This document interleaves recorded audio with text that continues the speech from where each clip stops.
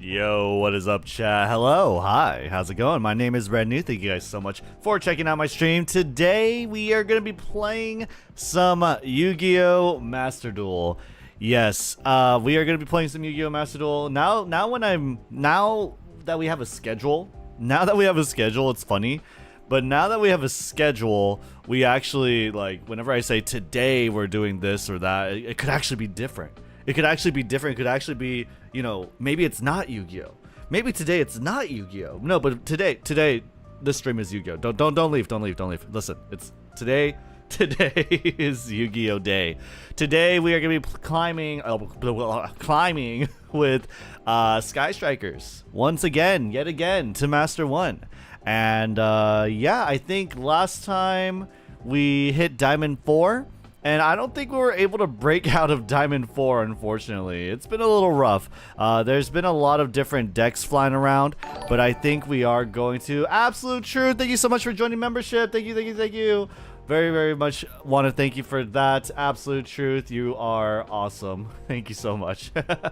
Howdy. Hey, what up, Absolute Truth? Who the man, me? Harry Prasad, Harry, right? I think you want me to call you Harry. But Adonis Plays, Monchimori, Exusai, what up, dope. Yes, enjoy the emotes, and also enjoy the other perks too. So, very cool that you joined membership, because we are actually doing a lot more things now with membership. We've had membership for a long time now in our channel, and we've had there was a point where we had a lot of members, and now not so much right now.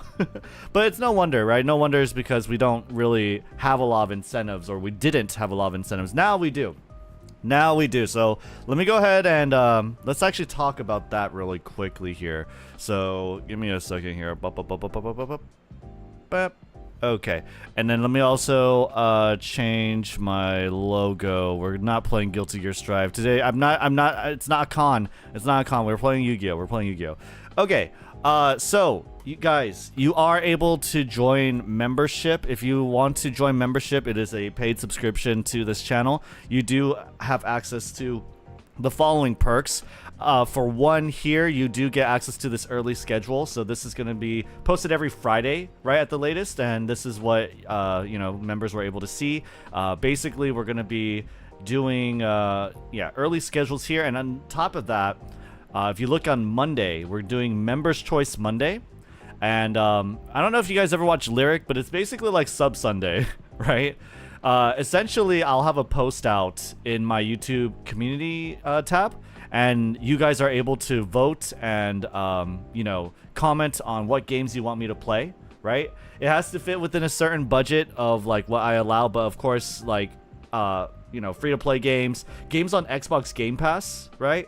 These are all available as suggestions, and we'll play it on Monday, right? I'll try and play, like, up to 4 games, right? I'll try to play them for at least an hour each, but, you know, no guarantees.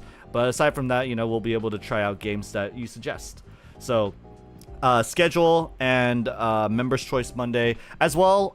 We are going to be, if you take a look at the schedule here, okay, let's review the schedule really quick. So Sunday, the timing is a little off, but we are going to have our first collab with Rednu. Rednu has popped his head in on the channel, not in any kind of like official well, okay, it's not our first collab with Rednu. Hold up, we had Goose Duck, and we had that other crab game. But this is just with me and him. Rednu is a friend of the channel. You see his head you see him pop in chat every now and then, right? And he's another VTuber, and he's also a very good Yu-Gi-Oh player. He you know, shares ideas with me often about Skystrikers. So we're going to be playing Skystrikers with him. I think we're going to try and climb with him and just like, kind of like almost tag duel, but not really, right? We'll probably play off one PC. We'll probably also fight each other too, right? Determine who's the better Skystriker player and all that, right? So there's that, right? That's going to be on Sunday, and it's going to be whenever he starts to stream. And if I'm not mistaken, it's going to be at 6 or 4 p.m. I think it's going to be 6 or 4 p.m. But either way, you guys are going to have a stream on Sunday no matter what for me, okay? So we'll continue on at 8 p.m. and go towards, like, you know, How would you say it? Towards our regular schedule time. Monday is going to be Members' Choice Monday, so that's when I'm going to be taking your guys' picks or members' picks of games to play on Monday. Tuesday, we continue the climb with Skystrikers. Wednesday, we'll be starting a new game. We'll be starting Starfield. I don't know if we're going to turn this into a series, but at least we're going to do like one stream of it. Just see how it is. See how fun it is, right? This is Bethesda's new IP, Starfield. Thursday, we are going to be doing Skystrikers to Master 1. Friday Night Fightin' is going to continue. We played Guilty Gear yesterday. Yesterday, we did play fighting games, and that's, you know, fitting on with the theme here that we're going to be setting for every Friday. And I think this upcoming Friday, we're going to be playing Street Fighter. I'm pretty sure, but I don't know.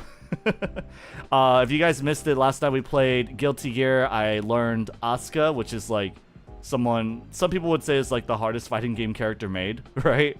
At least modern day fighting game character, right? And he was really fun. It was really fun to learn, and I had a lot of fun trying to learn him. So we might do that. And as well, viewer duels will be on Saturday. Yeah.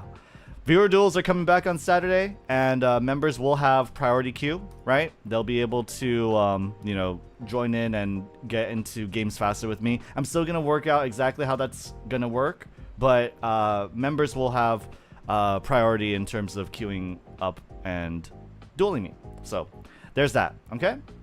So, yeah, that's the schedule for the week. What up, Japanese name? The end. Badonis plays. Hope you get to Master 1 today. That's gonna be an interesting. Like, we'll see. I don't know if we're gonna get to Master 1 today. What up, the end? What up, Japanese name? I just joined to hate Kashtira. It's a good time. Yeah, absolutely, it's a great time. What up, Moscow? I love Master Duel. I love Master Duel. Weekly schedule is seen for members yet? Yeah, actually, I did do the community post now for everyone, so everyone can see it right now. But this was posted earlier for members on Friday. Yeah. Hey, Red, sorry if this is a dumb question, but do you know if it's possible for me to change my name color in chat? Not a fan of green, TBH.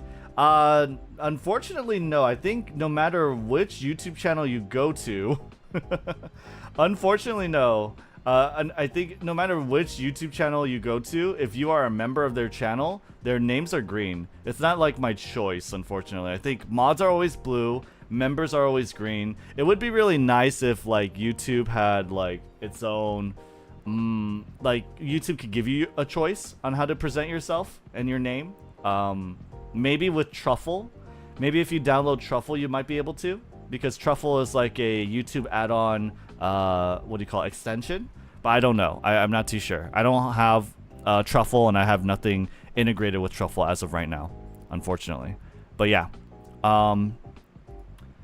Yeah, so that is what we're looking at in terms of incentives for membership, right? Early schedules again and Members' Choice Mondays. Hope to see you guys there. And we do have like a video to watch. Also, consider joining Discord, chat. If you guys join Discord and you guys are able to post a video under the channel Rednu Watch This, and maybe we could watch a video. I think I only have one video queued up today, so... aside from that, we are editing videos. We're going to be able to get you a video every day for like this next week, I think. So I'm excited about that. That's going to be really nice, right? And other than that, I think we're good to go as far as announcements go. Why don't we go ahead and hop into the game? I need mod just for that blue name. Yeah, we'll see. We'll see. For a starter deck, it's really powerful. Immortal Glory. I have no idea what Immortal Glory is. But either way, let's go ahead and hop into the game. Hop. All right. All right. Here we are. All right. Can you make an argument as to why Hamp is a good Skystriker card, or only you can't say anything negative? Hamp is a searchable kaiju. That's literally, it's only like positive points. And that's it. I would say like Hamp would be nice in a meta where I guess you typically see like your opponent give you cards. Like give you like an Ibli or monsters that you contribute. Other than that, no, not really. Yeah. Would you agree Immortal Glory is a little too overpowered for a starter deck? I have no idea what you mean by Immortal Glory. Is this, here? Is this a D's Nuts joke? I have no idea. No, I have no idea. Immortal Glory is a structure deck.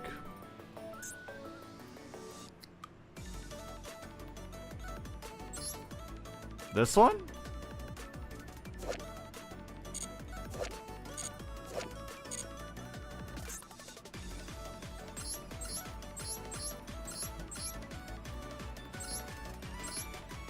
What's the UR you get?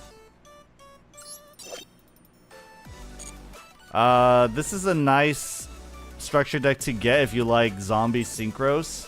Uni Zombie is useful for that, as well as Necro World Banshee. You do get Zombie World as well. That's another UR you would need.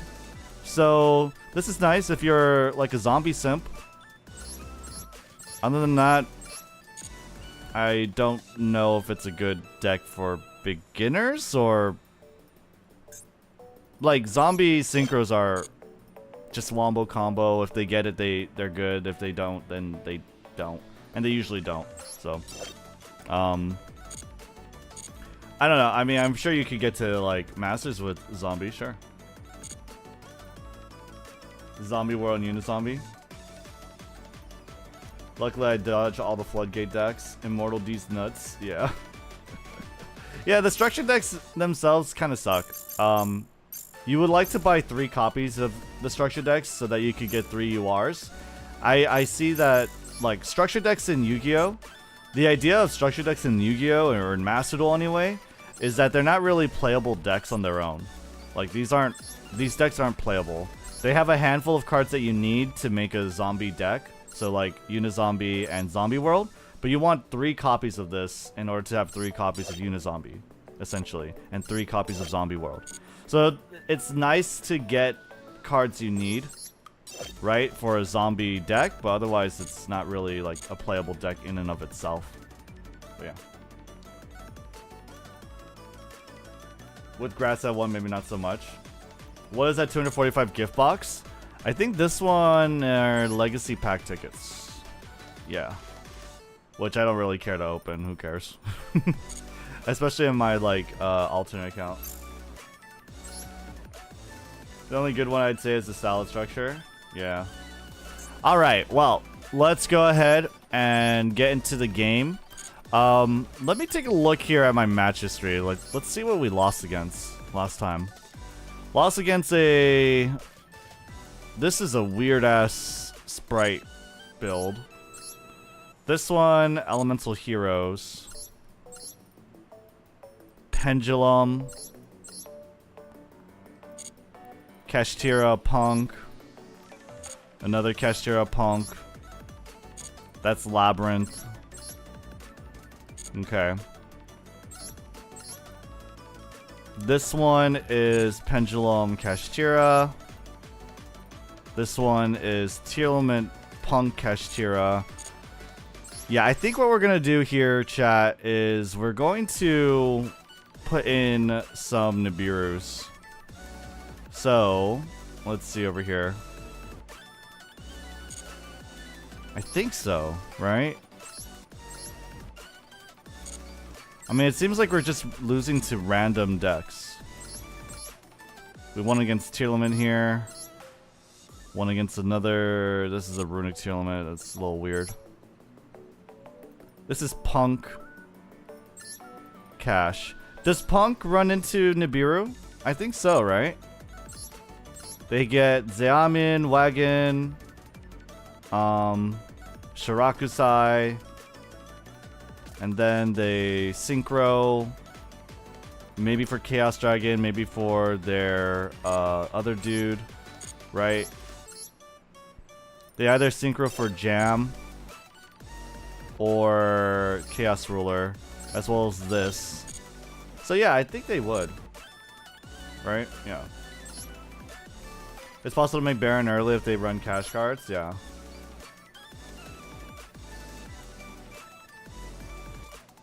Honestly, all the decks can run into it.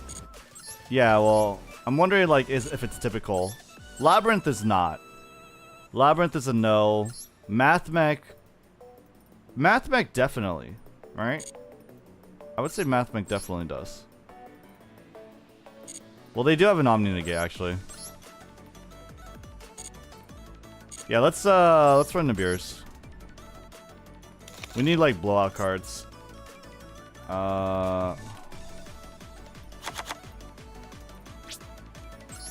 Could dismantle one because we earned a free one. Yeah, let's try that. We might take out the Ghost Ogres, who knows. So right now, how's the climb going? We just started the stream. Alright, let's go ahead and get started. Imperm hasn't been impactful for me this season. I took them all off for Kaijus. Yeah. Destroy Runic Floodgate, please. They're an abomination. Maybe.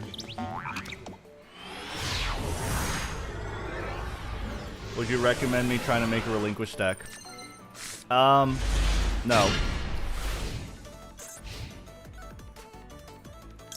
Ghost Ogre's super good against Rebirth. I mean, if you like relinquish, if you like whatever monster is in the deck, just make whatever you want. I mean, why? But there's no reason for me to recommend it.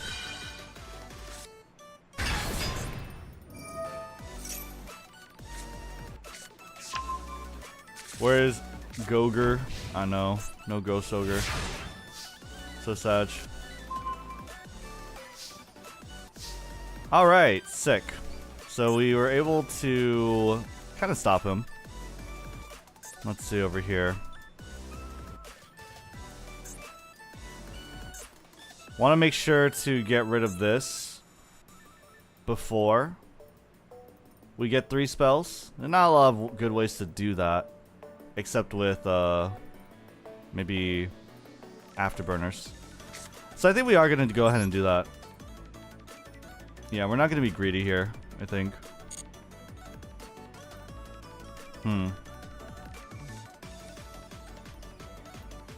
We could also try going with Area 0 first. Because I don't think it's going to be called by the grave. It's the trap, isn't it? Yeah, he searched the trap. Okay.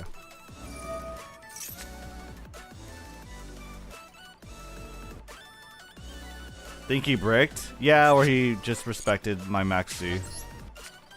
Which makes sense. Okay.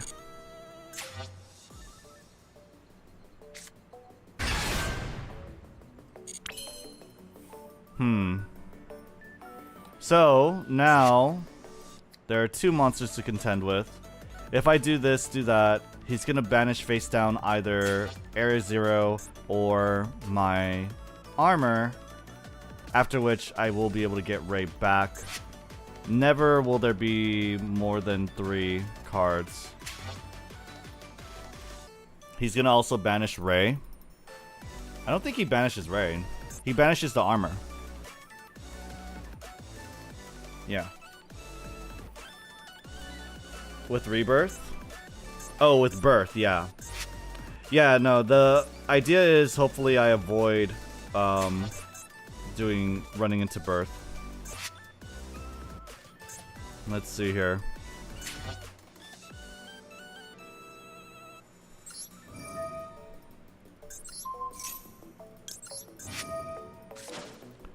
We'll go into Kaina.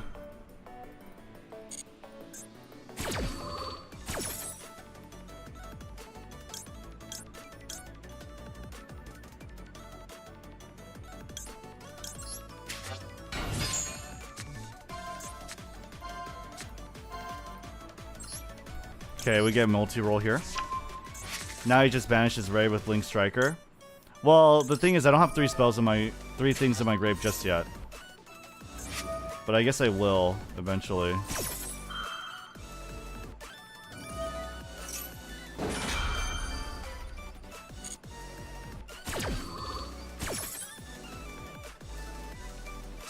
And even if he banishes Ray, that's not a huge deal.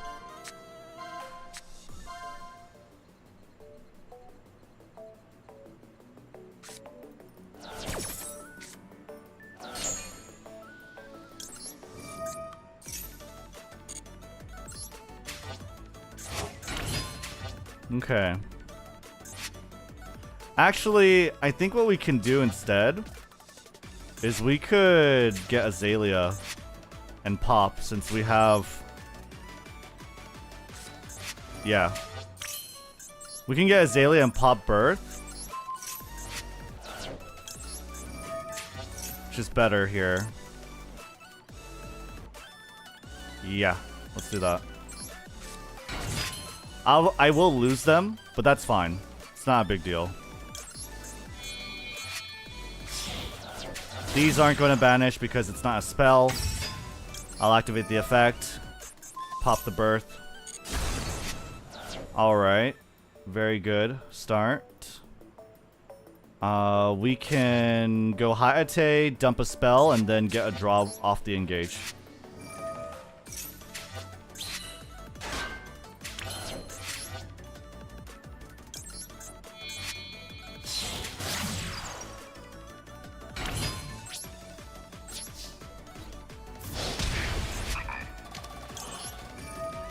Okay, let's go ahead and drop the multi-roll.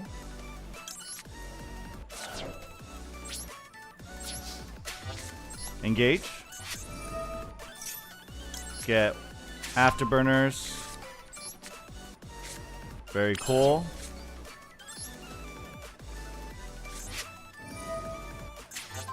Use that.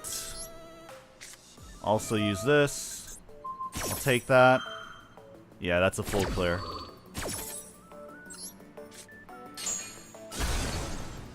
Destroy. Prep. Wrap it up. It's a Zeke now.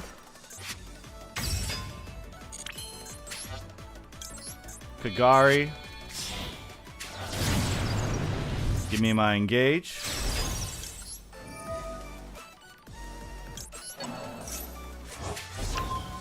And we should win.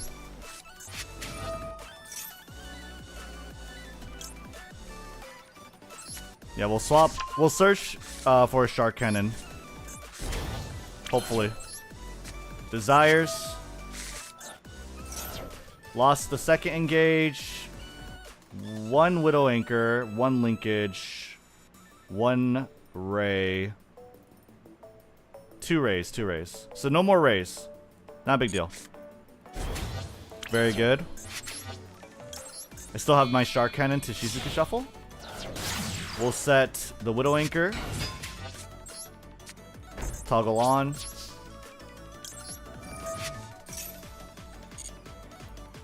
Give me that. Have two linkages in my deck to search. We'll banish Ogre. Because it's easier to summon from banish, I think, typically. We'll set the Widow Anchor.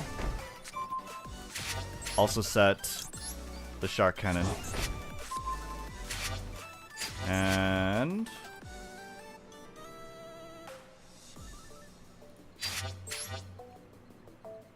set this one as well. Yeah. Alright. We should win. That was good. Yeah.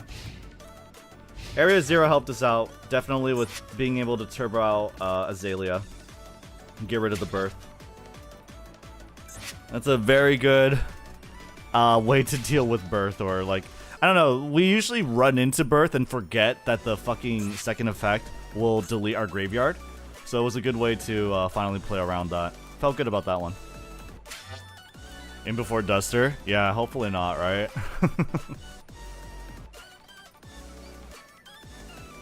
We do have Ghost Ogre now. Ghost Ogre to stop any Birth. Preparations is done. He has nothing, which very good for me. End phase, then we are going to use this one.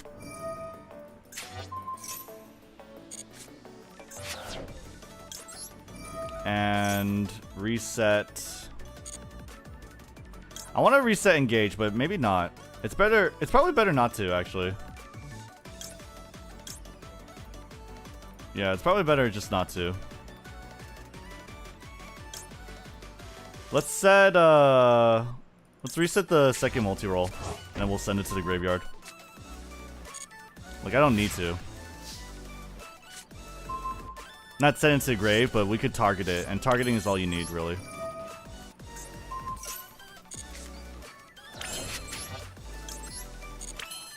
We do have... Yeah, I think we have game. 15, 25, 25, yeah. Yeah, that's enough. Alright, sick.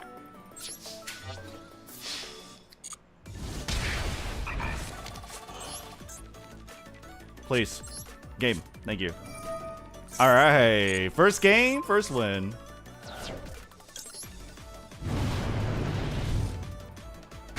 Let's go. Big. Look at that big ass Kagari. Can't talk. It was just that easy.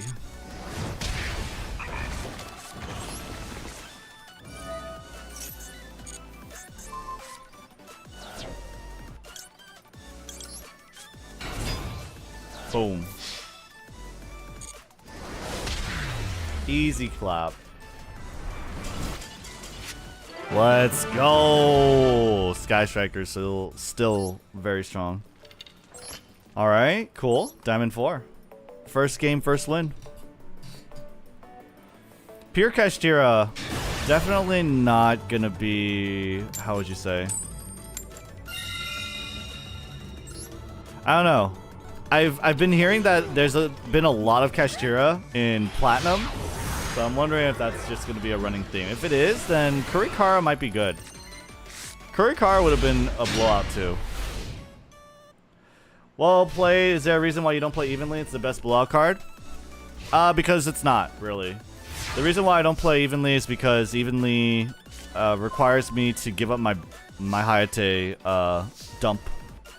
Right? So it's good if they commit a lot of resources to the board. But Kashtira doesn't really commit that much. They can keep Birth, and then they can keep doing whatever they want to do, right? Because they already searched Fenrir, and Fenrir is going to search, like, Rise Heart, right? They go into the rank 7s, right?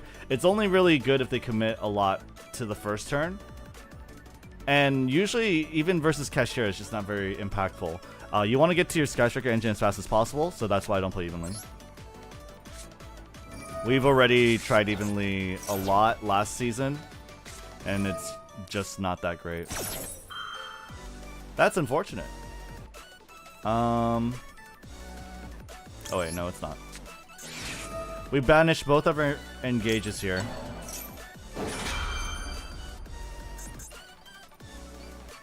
And then let me also use this one too.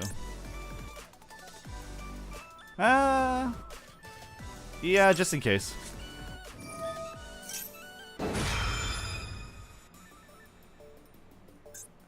That's 3 spells. Unfortunately, no engage.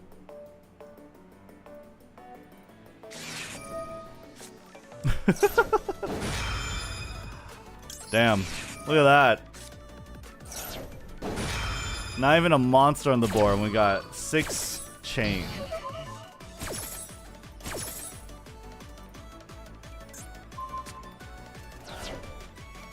Kinda crazy.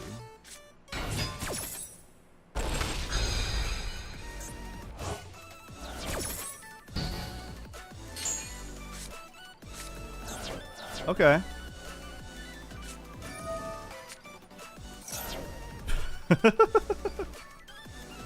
We could call by the grave this, but I don't know if we need to, because we're not gonna Kagari.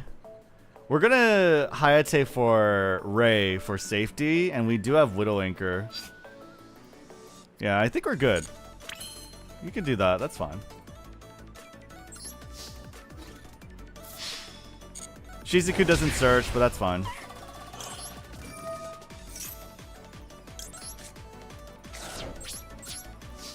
No problem. No point in wasting our Shizuku. We're fine. Yeah, we have 2 hand traps. We have Widow Anchor. We also have Call By, so Hey, Rednu, how's it climb? What up, Master Blaze? We're doing good. We're doing good. We're just chilling. Kashtira trap from deck to hand. We could negate and take, but that would make it so that he has a board that he can play Kashtira monsters, but I'm guessing he stopped. I'm guessing he didn't play anything because he didn't have anything. I want to save my Ghost Ogre for trap, for preparation for birth. So I'm not too worried about the trap. But at the same time, I would rather him not swing and like tamper with my draws. Right?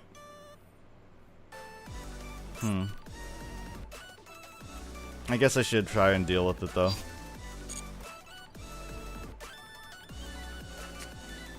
Troll doesn't allow search at main phase, but you'd search at the end phase? Oh, okay, my bad.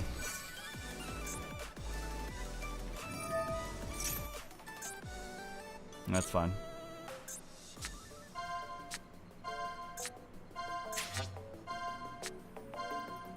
Is that our... It's our one multi-roll. But we have two multi-rolls.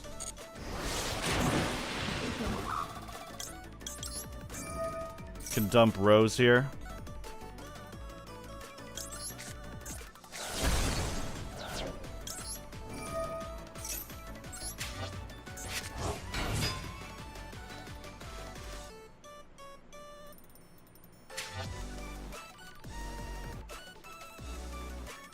You know what was also the reason why you summoned your monsters in defense mode? What's the name?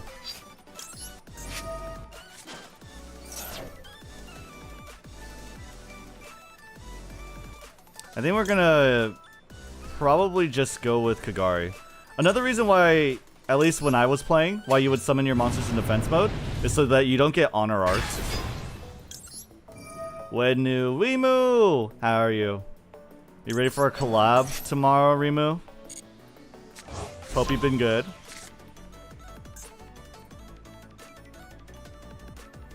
Steal, you must steal. I'm okay. We could negate him on my turn. Or we could just negate him right now.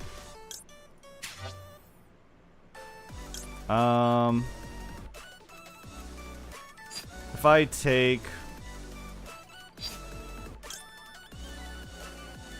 Let's do this, actually. Yes, we need a plan. Yeah, we can plan tomorrow. We can plan tomorrow. I'll be free. I got ahead of a lot of work that I need to do, so I think we'll be good. Yeah, Ogre then Chain Window. You definitely don't search an end phase under Droll. Droll applies for the entire turn after it resolves.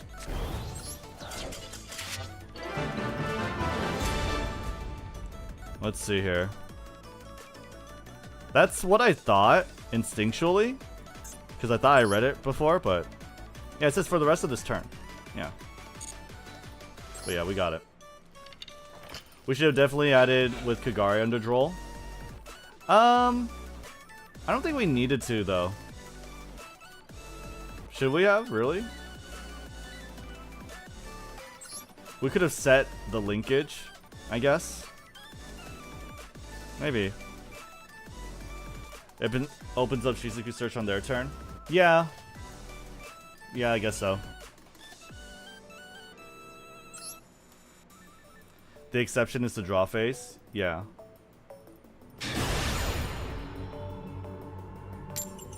That's a bear on the floor. That's a bar on the floor. And that's a dub. Let's go.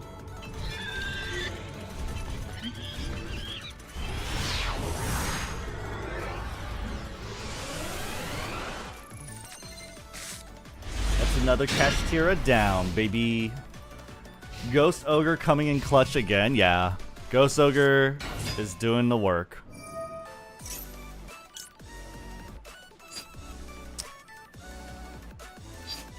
We just Ash Blossom it. Then he can't normal summon.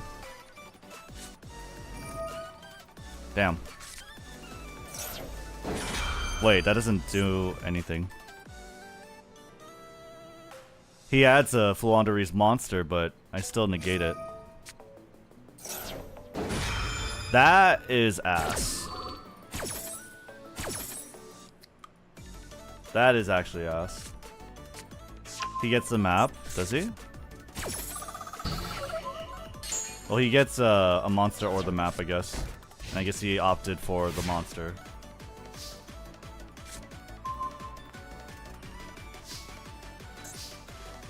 So it's on his turn and my turn, and that's it. So we're covered for his turn. We have the Ash Blossom for it. We could double swing with Ray and Rose, but that probably isn't that great. I would like to just keep Rose. So we'll do a normal. I'm sorry, not Rose, Ray. Swing, and then we'll Shark Cannon.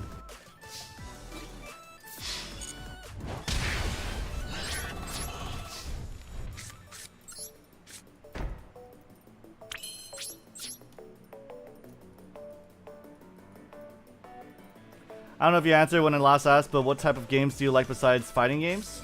Trying to think of a game for member's choice. I like gaming. I like a lot of different types of games. You probably have a better idea of asking like what games I don't like. I don't like games where you like jigsaw puzzle games, I guess. Like making a jigsaw puzzle. I don't like that.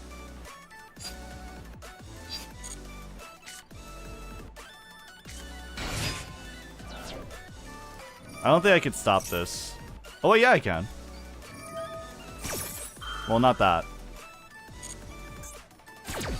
Yeah, he gets a chain block.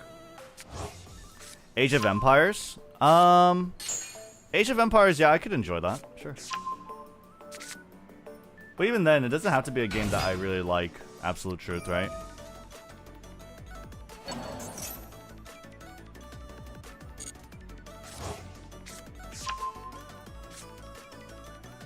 Anytime I face Flu, I feel like they didn't get hit hard enough. Alright, we Ash Blossom again.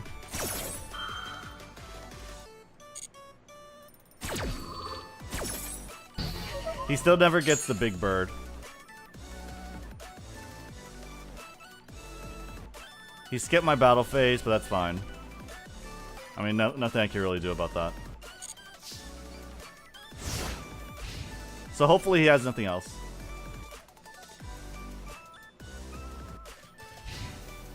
This isn't even really relevant, but I just want someone else to play Ask Libra Revision. Actually, my game of the year. Wait, Ask Libra? I have played Ask Libra. My friend asked me to play Ask Libra. One of my friends did, like, while I was on break. And so I have played it. It is really fun. It is a really fun game. It'd be an interesting game to stream. But yeah, no, he has now a M-Pen. That hurts. Where's the deck list? I don't know, do I have a mod?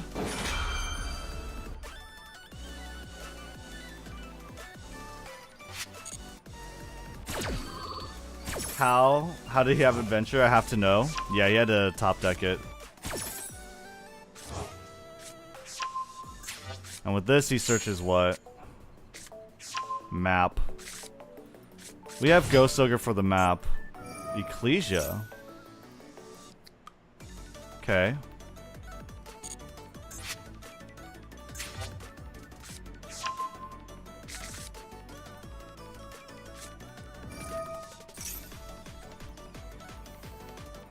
Can I activate the effects of special summon monsters that control an attack position?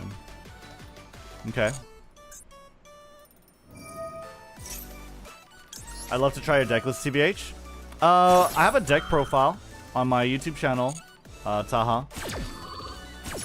I have a deck profile on my YouTube channel, and it's not that different. It's not that different. The only difference is I changed my imperms for Nibiru's. Okay, so this one is an activation, which is fine.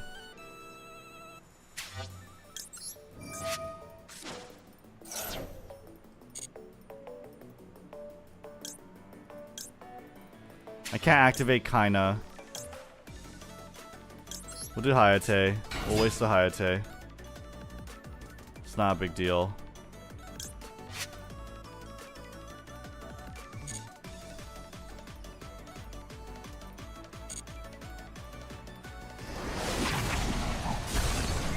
Ray was normal summoned? Yeah, Ray was normal summoned. I shouldn't be able to die here.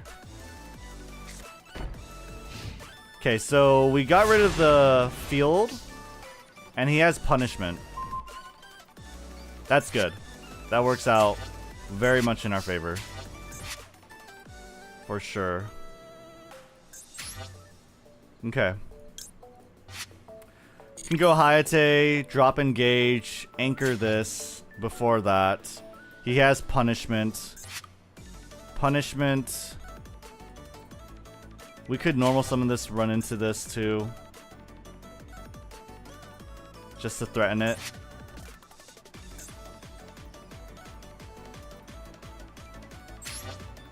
Let's try and go to Hayate first.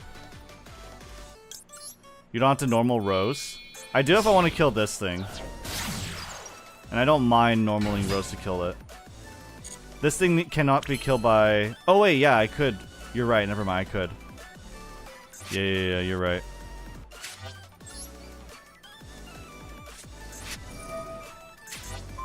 It's fine.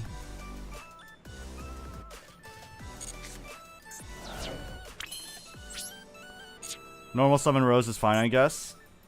I don't want him to punish me. So... Or use punishment on me. But then again, Shark Cannon's not really something I need either. Yeah, let's just normal summon it. Who cares? It's probably fine enough. Okay, he kills Rose. No, he kills Hayate. Sure.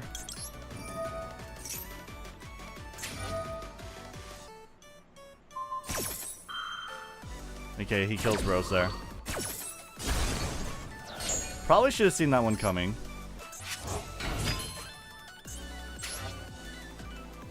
Let's see here.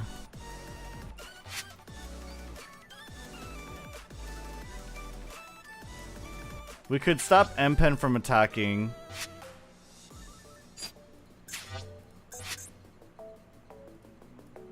Shark Cannon will allow me to kill that. No, I don't have 3 spells. I could Kagari to get the Widow Anchor and live for next turn. Okay. Yeah, let's Kagari. So there's no point in trying to, like, kill.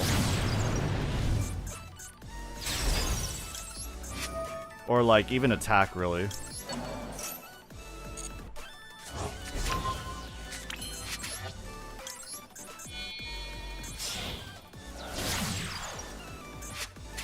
But we stop his play for next turn.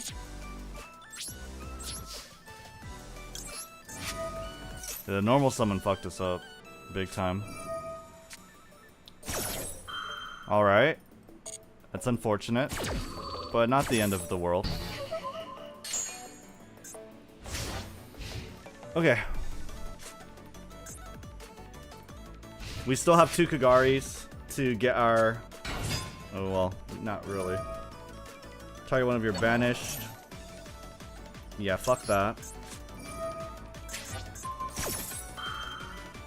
I think he should have saved that one.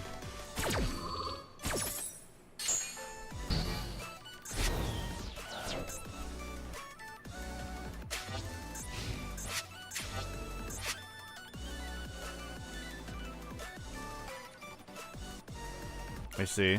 Okay, he wants to banish this.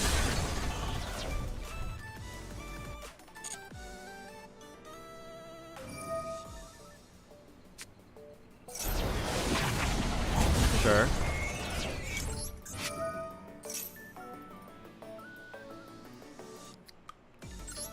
Defense mode, so I'm not stopped by this. And this time we go for Shizuku. instead so that we could get engaged. Or not. Fuck! Yeah, it's because of that. Yeah, we actually can't do it. That. I totally forgot. Yeah, M-Pen.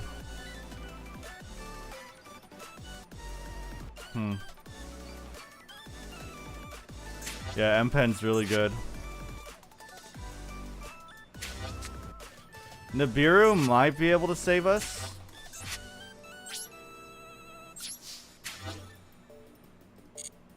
Get our 100. I don't know. If he goes absolutely ham, Nibiru might be able to save us, right?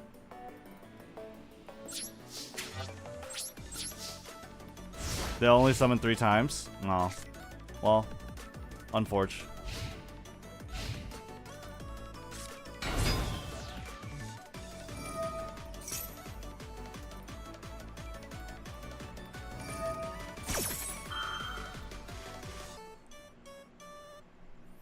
I think he's gonna try and pop off, yeah. He's got Avian. Yeah, he does get Avian, doesn't he?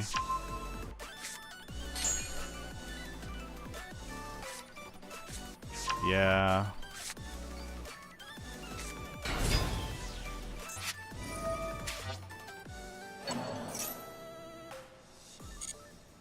Two.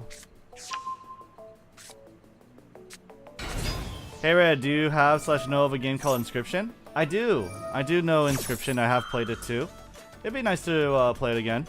Maybe we could play the mod as well. Casey's mod. I think that's what it's called. Yeah, if he gets the big bird here, we pretty much just lose. Inscription is dope. Yeah.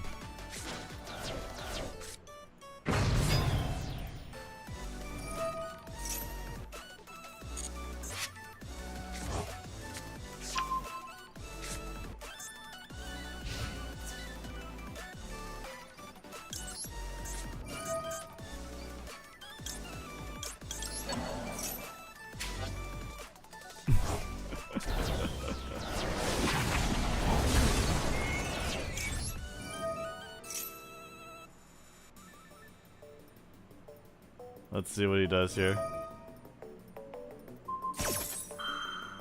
And that's game. He doesn't summon here, right? Yeah. GG. I think we could have played that better. Special summon might have been better to do. We really needed Hayate to go off. Yeah, we really needed Hayate to go off. But oh well. You win some, you lose some. I'll put that down as my game. Okay. Sounds good, absolute truth. We should have started with Kaina. Yeah, but even if we did start with Kaina, there's no guarantee he would have, like, actually kill it. Striker struggles in this meta. Flanders isn't really this meta, right? Flanders is just a rogue deck at this point. That guy literally opened Dreaming Town and Eglin. And he was somehow able to get Robina. I'm not too sure how exactly. Oh, he had Advent, which is not that bad. Yeah, he drew 2 Advents. He drew 2 Advents, a Dreaming Town, opened Eglin, right? So that's pretty good for him.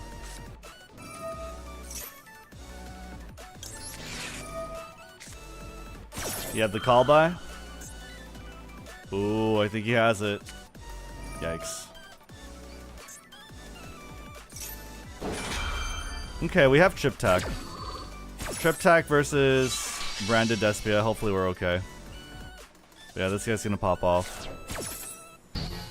Well, he doesn't have Granguinol, and he doesn't seem to have Lubellion, at least for now, so...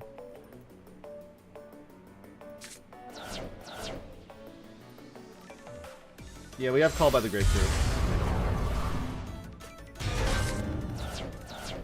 Yeah, we probably have like one of the best hands versus Branded Despia.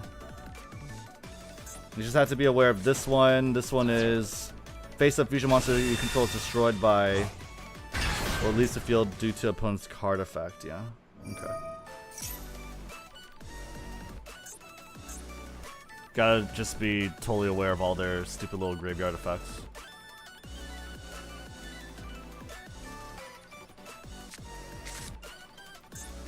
Beast. Okay.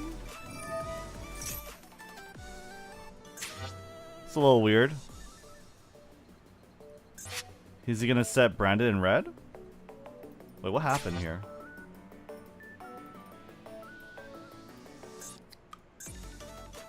Really? Okay.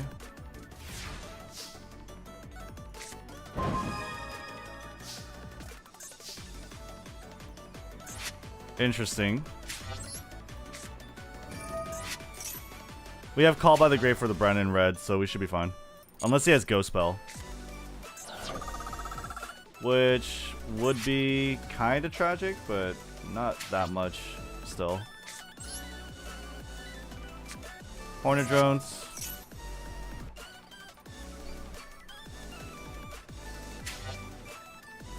I want the 2-pop with Afterburners for sure. So hopefully we can get this off. That's fine. It's not a big deal. Alright. We could go for Engage. Call by is only for the Brandon red. Let's go for Engage. Shit. That would suck if he Ash Blossoms us, but we have triple attack. Yeah, we're fine. Alright. We could go for Ray here. Linkage. No, we'll just go for Ray.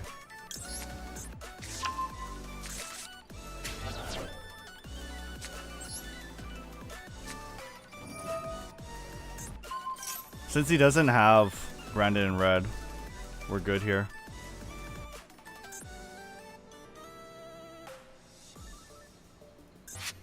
Three spells. We can pop. Hopefully he just activates this. We show him the Call by the Grave.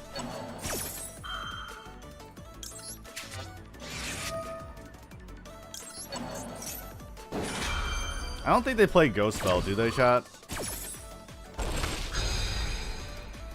Yeah. Wonder why he didn't go for Mirror Jade. Yeah, that's a huge swing. Alright. Sick. Swap it out for Hayate Dump Rose. I can pick up Engage. Yeah. Get a dump.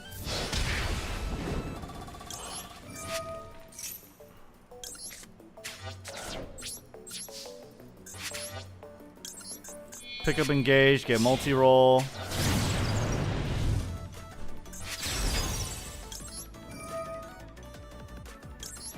And then we have Widow Anchor to sit on.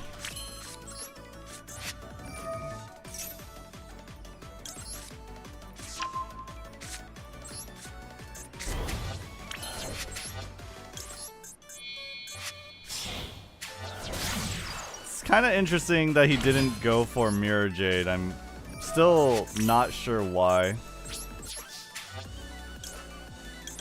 He wanted Branded Beast more than he wanted Mirror Jade? Weird.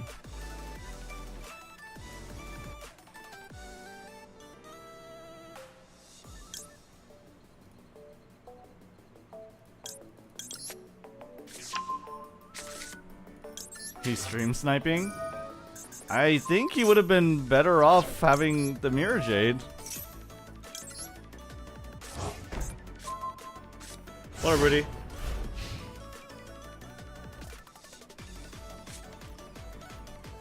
He wanted Branded Expulsion, but he can't have it.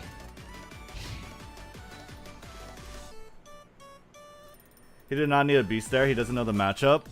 Well, I mean, to be fair, we let him go first, so makes sense, right?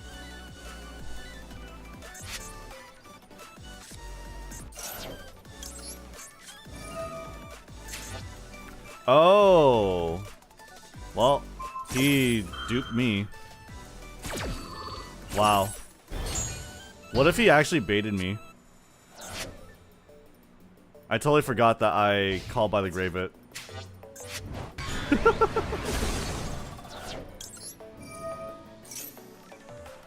Alright. What else you got? You got something else? Nah, you don't. Figured he didn't. But that was still funny.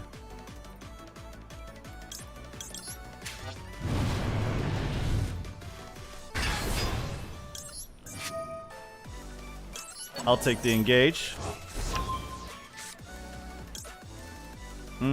Sure, I'll reset the afterburners.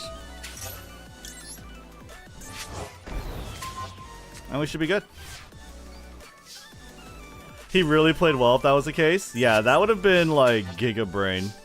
Bait out the negate. That would have been like a pretty solid bait. That would have been so good, dude. What the fuck?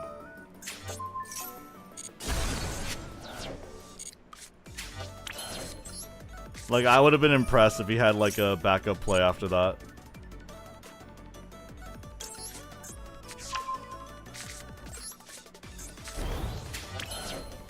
Okay. I don't think we win. Right? It's just 25. Well, it's 19, 25. I guess I could Kagari again. Right? Because this was last turn. Oh yeah, I do. No, I'm fine.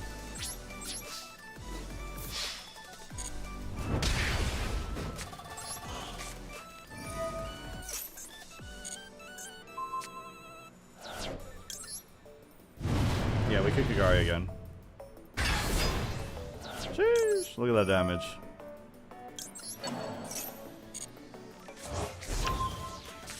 Darn, you both forgot. Yeah. I totally forgot that.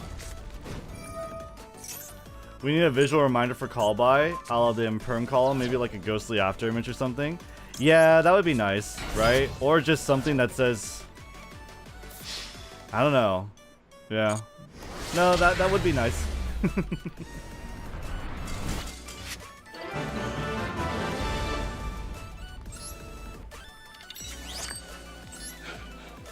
Alright, let's go.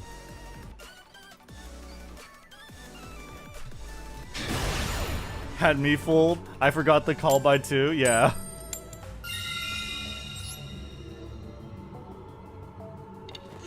Dude, that would have been so sick if he like did Albaz, discard Albaz, and then he branded Fusion off of that. After I waste my fucking Widow Anchor, that would have been really sick.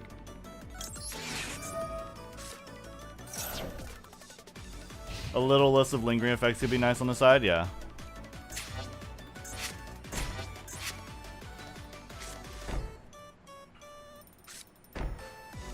Ew. Is it Labyrinth? Or is it Tearlaments? I'm kind of scared to be trying an OTK against 3 back row.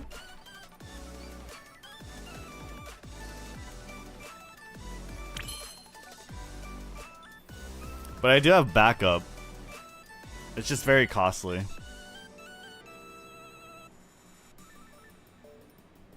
What do we have to lose? The game.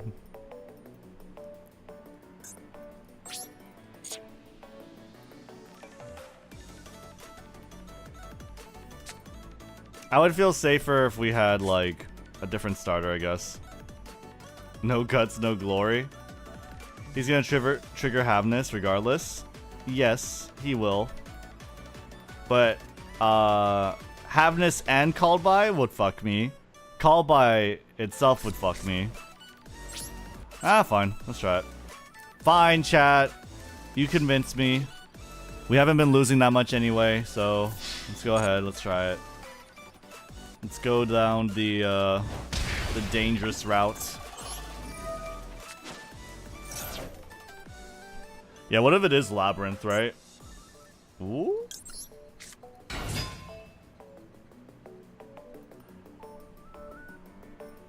He'll activate it versus a Kagari. I don't think he can activate it versus Hayate. He has something here. I think he might have Imperm.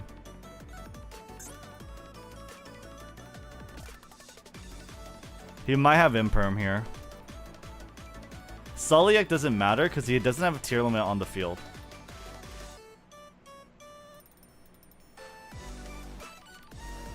Neither Sulliek nor Crime matter at the moment. Okay, he lets us go.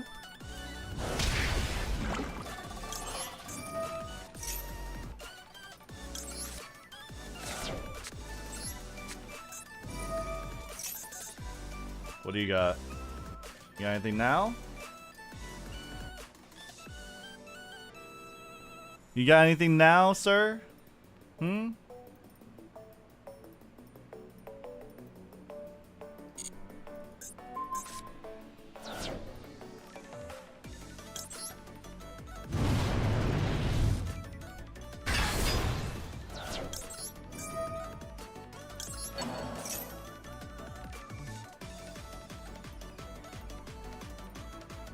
I mean, we have Widow Anchor linkage.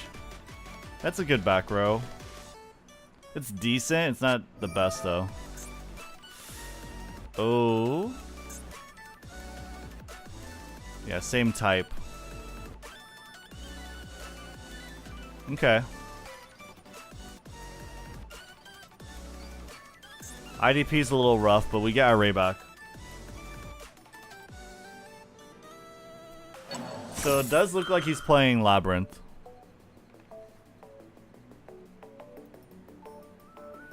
Yep. Actually, I think we still win, possibly. Wait, no, we can't quick effect. Wait, what? Well, that's not what you wanted.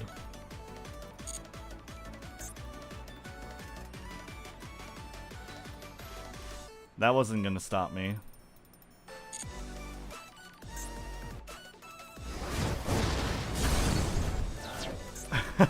Do we try?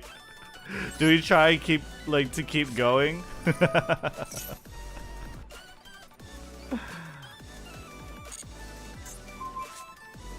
All right, let's see. Do you have it? Do you have something else other than that? Do you have another IDP?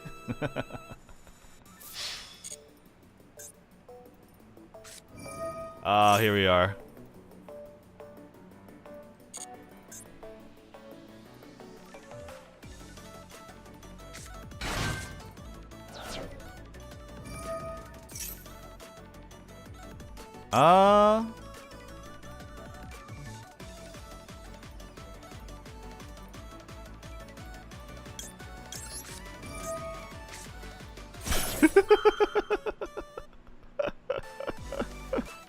We're going like all out here. Also, we could Widow Anchor her. Do you Widow Anchor her right now? Yeah. Oh no. Okay. Alright, that's good. Fuck. Oh my god, dude. So greedy. Wow, he saved this? Even when you're gonna be Ghost Ogre? I guess so. You just want the effect to go off. We're done zone now? Yeah. We went way too hard. We went way too hard.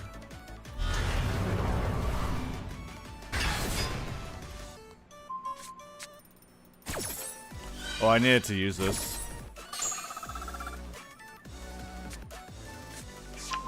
That's a good play for them, so patient. I don't know if like he knew I had the Widow Anchor, but yeah, that definitely did fuck us up quite a bit. Ooh, I think we lose. Please get rid of the card in my hand. Okay. That's better, but it's not that much better.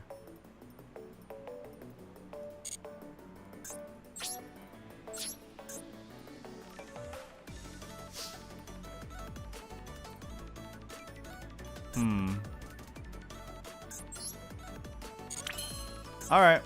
I think we lost. There's not much else you could do to come back from that.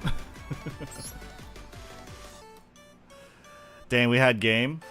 Yeah, we definitely had game. The OTK play would not have left us with a lot of resources, though. That's the thing. Like, because the OTK play doesn't let us get engaged into multi-roll. He did still have 2 summons, which are pretty tough, you know? That guy was a little bit of a trickster. He had like water, mat, and tear element sleeves. Oh, laser beams.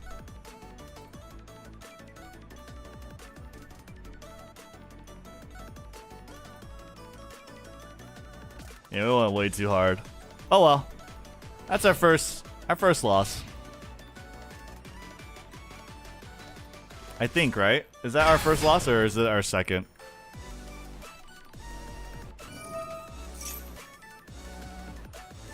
That's fine.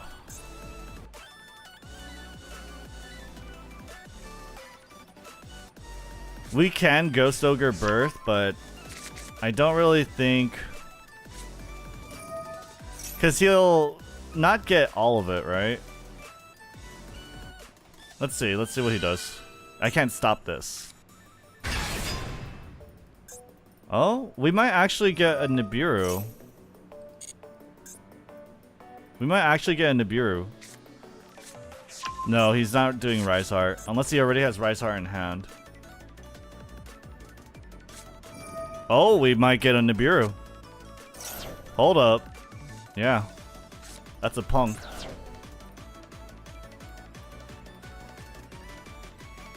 That's a punk right there. Unfortunately, we can't... Well, we can with Ghost Ogre. Nibiru, go into Azalea. Pretty good. 3rd summon. 4th. He might go into Baron on the 5th. Baron de Fleur.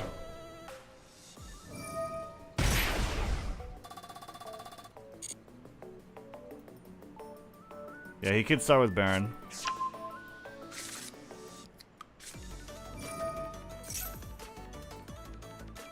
Now he adds with Xiaomin.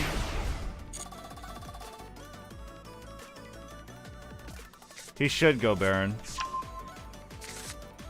Shirakusai. Draw a card, that's fine. I only care about Birth.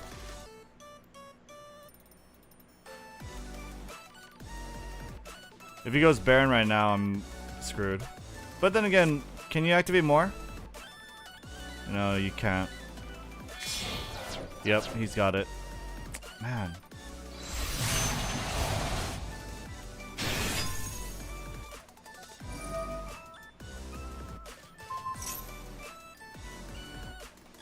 Yeah, we could bait Baron, yeah. Because he is going to try and revive it.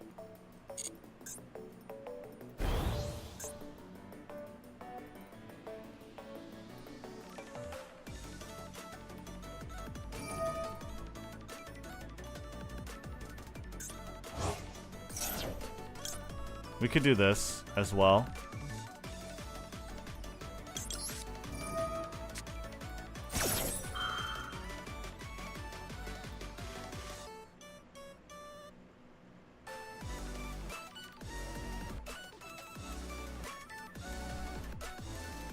Whether it's Punk Jam or Kashtira Birth, I think he wants... Ooh, wow. Well, nothing to bait there then.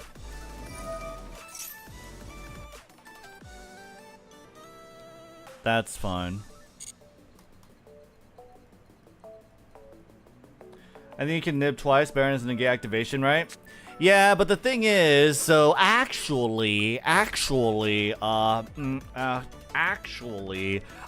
it says over here, you see, it says over here that you can only use this effect of Nibiru, the primal being, once per turn, and use is not the same as activation. So if I try and use Nibiru and he negates it, I actually can't use another Nibiru. So yeah.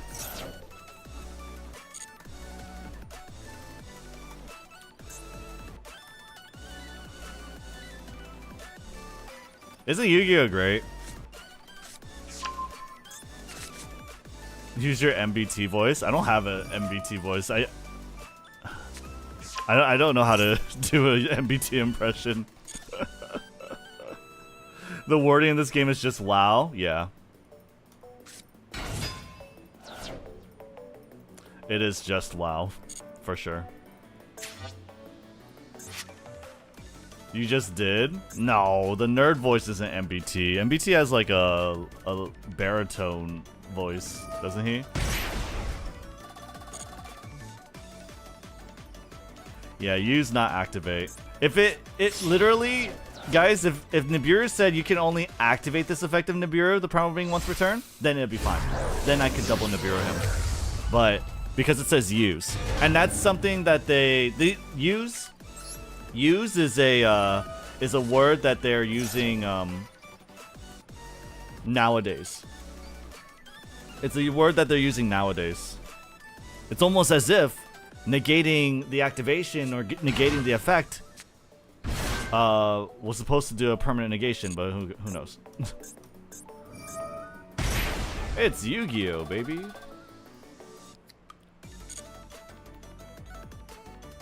Yeah, no, we are gonna nib eventually. We're gonna nib his end board and try and force the negate. Honestly, I'm more surprised they made cards that let you activate twice. Well, they don't let you activate twice because you negate the activation, so you only activate once if the first activation is negated. It's just fucking weird, dude.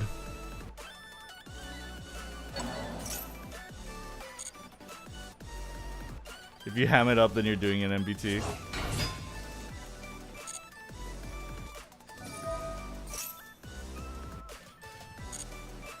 Dude, this guy is pogging out of his mind.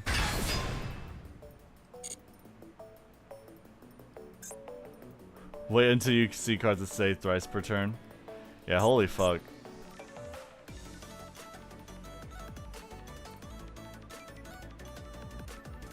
Try and force as if Baron, Negate, and Field Wipe are equal choices. Yeah, no, it is a force.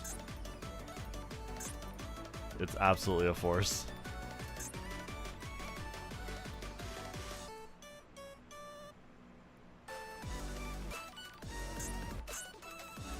Bruh, please. Please, sir. I think he's done. I think you're done, dude. What, you want to make, like, Shangri-La? Do it, then.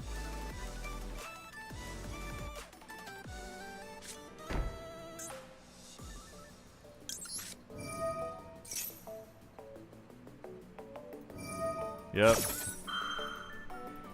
And he's got another one.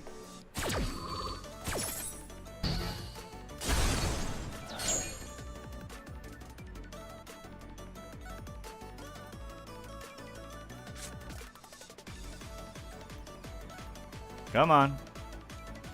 Yeah, man. Please, sir.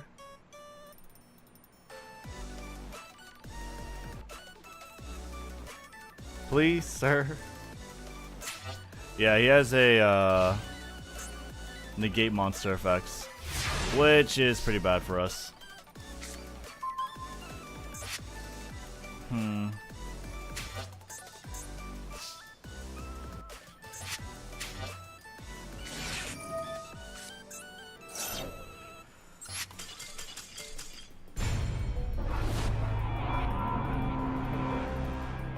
This game is fucking trash, dude. I literally sat here. Just show me that you have the max C. Just show me that you have the max C. If we were sitting at a table, this guy could literally, before he does all his shit, or maybe when he's halfway done with his shit, right? Maybe after he negates his Nibiru, he could just show me the max C and I could just scoop up, pick up my playmat, pick up my deck, and just walk out. You know, it's like, yeah, I'm done. It's good. Yep, you got it. You know, if we were just playing on like paper, right? He's like, listen, I hate to break it to you, but I have full combo and I have max C. I'll be like, yep, you got it. Psh, bye. You know, but this fucking shit, like he gets full combo. I sit here for 15 fucking minutes on a game that was never winnable from the start. Never fucking winnable. It's fucking dumb. It's the most retarded thing. I'm sorry. This is like... God.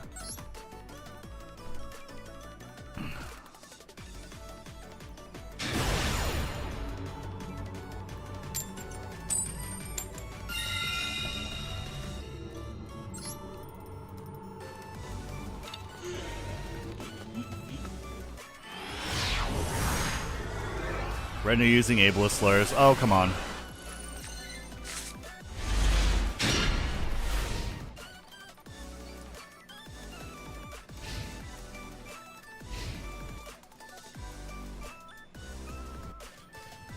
It's stupid, okay? We all know what I mean to say.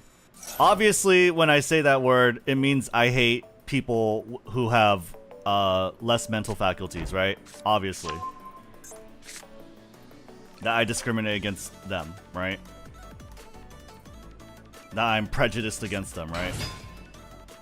I don't think it means that.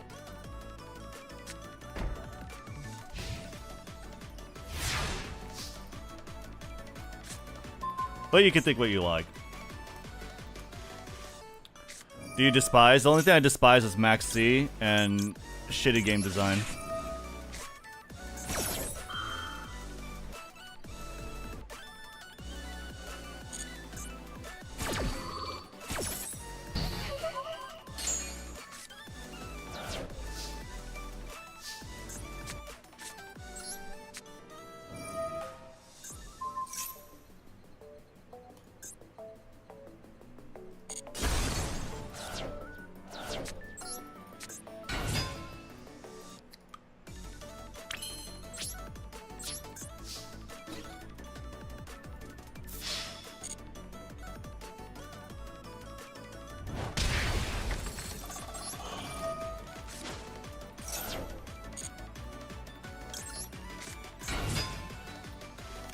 Max enters in the top 5 most broken and ridiculous cards ever printed. That's why I prefer TCG over Master Duel or OCG. Yeah. It is what it is.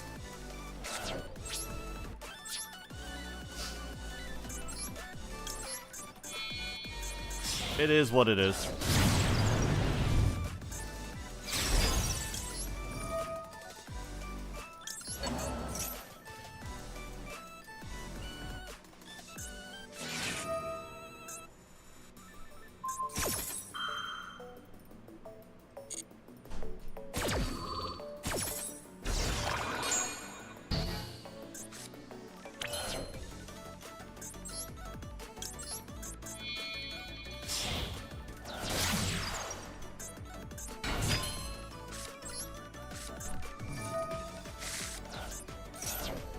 Lost Ray and Gage. He has absolutely nothing else. He has absolutely nothing else. We're calling it. Give me my 2 cards.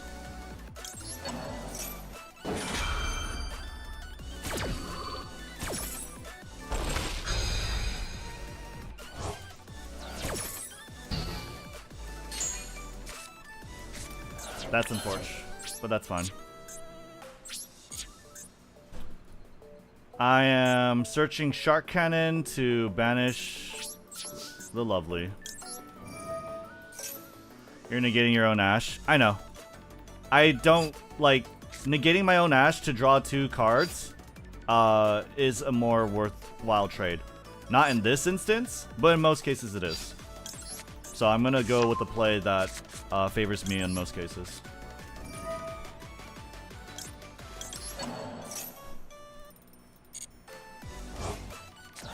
Why Skystrikers again this season, Red? Why not? I like Skystrikers. I don't agree. Call by and Ash is 2 cards. You're trading 2 good traps for 2 unknown. Guy, I drew the second Ash Blossom. I drew the second Ash Blossom.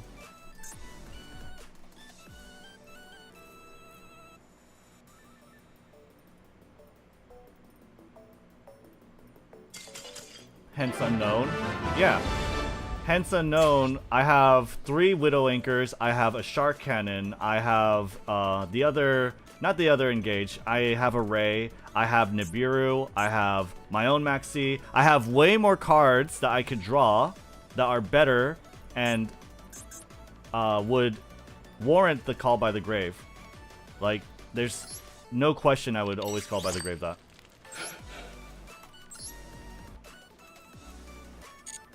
You want to see the deck list.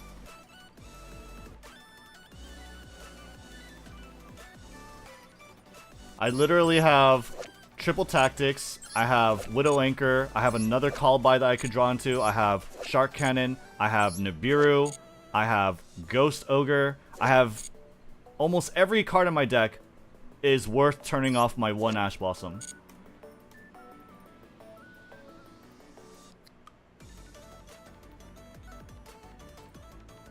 Especially when he's top decking. He only has 1 card. My Ash Blossom would have been live on my turn versus Labyrinth.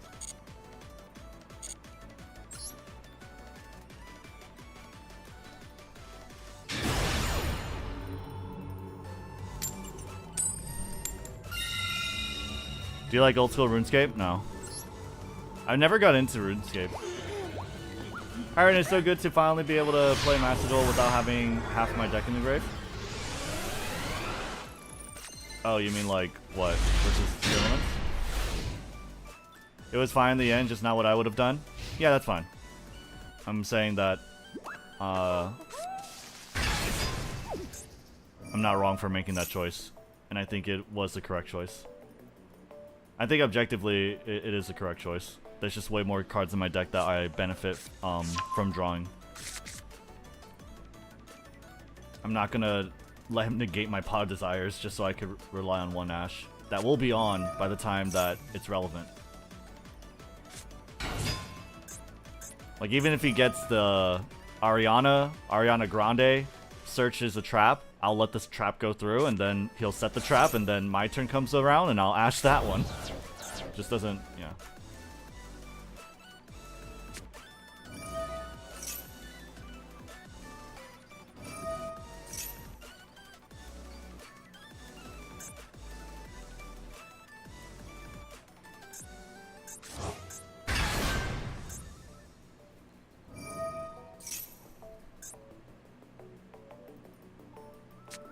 Nib? I guess we'll see. If he makes, if he wants to make Diablosis and he'll make, Shangri-Ira, then yeah. But see, usually he just makes Shangri-Ira. But we'll see.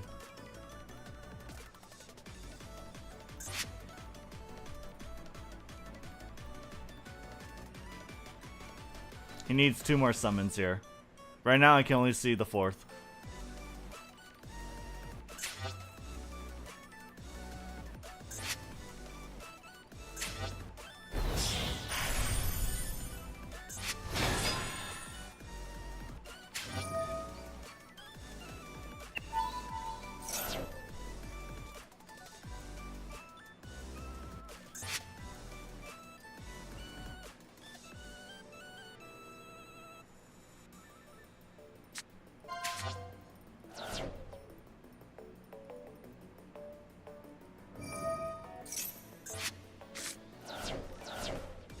Not a big deal. I lost my 1 of Area 0 and that's it. Yep, 4th summons. Pure Cash only have 4 summons. And then Cash Punk, they get Baron to floor on the 5th. So these cards are dead weight. They haven't been doing very well.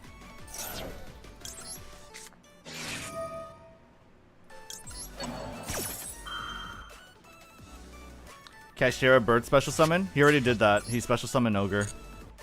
That he banished off of Rise Heart.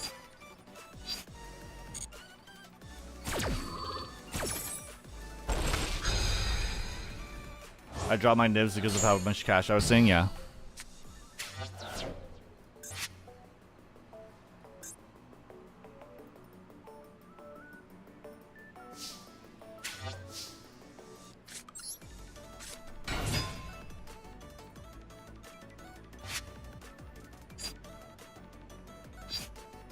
I can go Azalea, pop this by battle.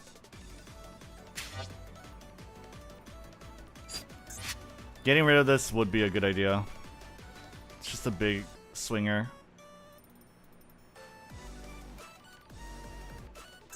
But I could also get rid of it with Ray Place. The only thing is, Birth. No, we're fine.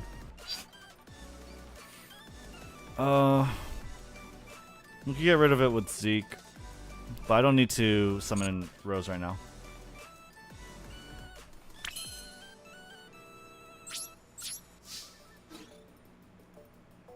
What do you mind hack? My Kagari.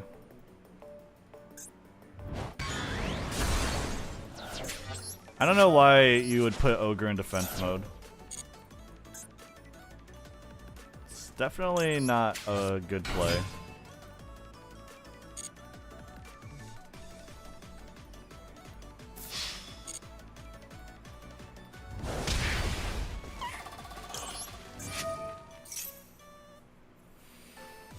Okay. Engage.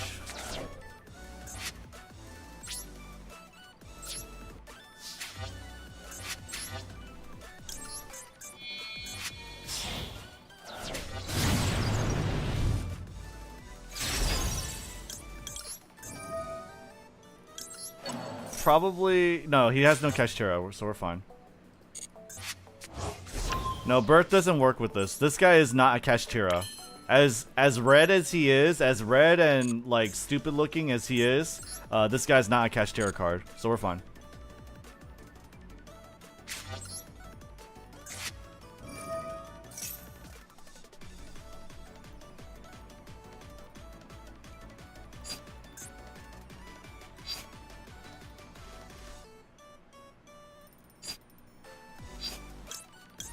Yeah, we have to use linkage anyway.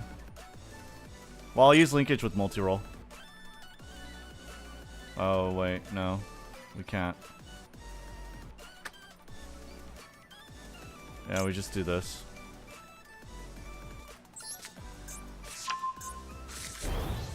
No, it sucks. But it's better than nothing, I guess. Third spell, Shizuku. We're good on that. Shizuku, Shark Cannon, Defender.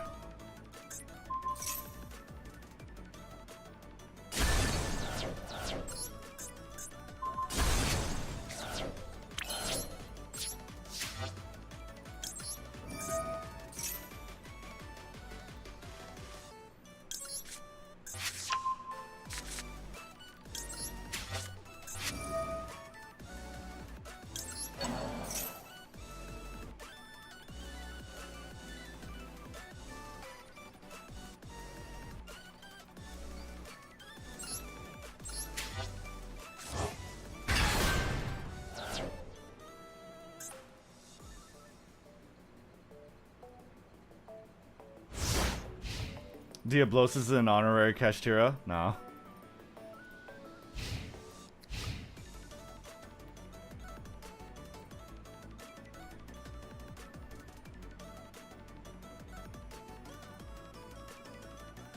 Right now, how about trying Book of Eclipse and Moon as a tech card? Some people in TCG use that to flip cash cards face down to be able to do your thing. We could try it, but, yeah.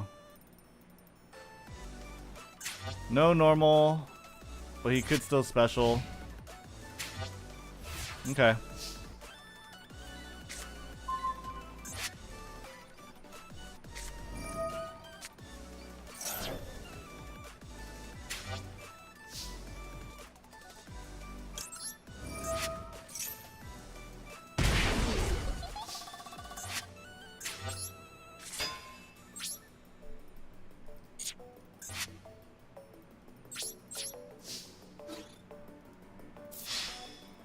I probably could have OTK'd him, but I don't know.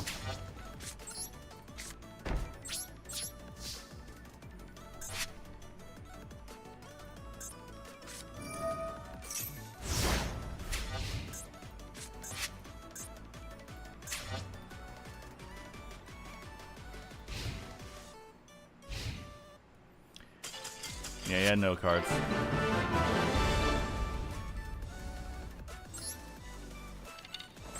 Let me look at his deck.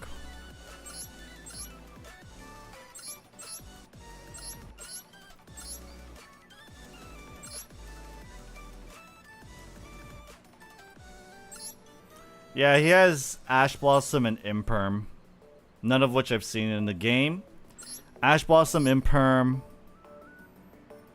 These are things that would screw me. I would Rose into Kagari, get Engage. Then I would have to convert Seek. So that's 2 cards he draws. If he doesn't already have an Imperm. I would rather not go for OTK. Because he didn't have a play. Like, if he had a play, he would have done it on the turn he Lava Golemed. So, I'd rather just let him depend on one.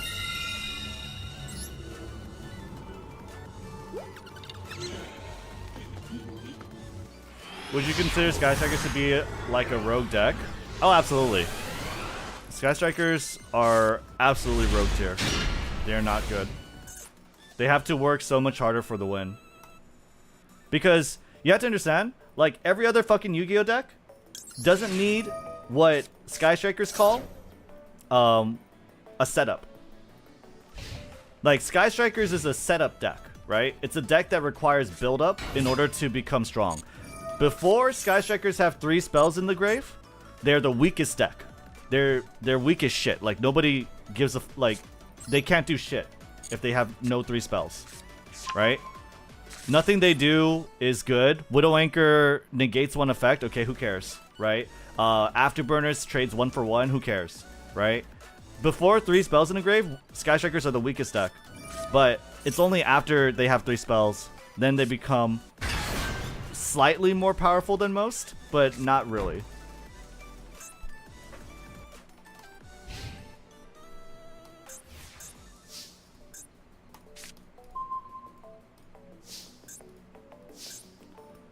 And other decks don't really need, like, setup. At least Kashtira doesn't, right? Good decks don't need setup. Good decks have one card combos. Very reliable.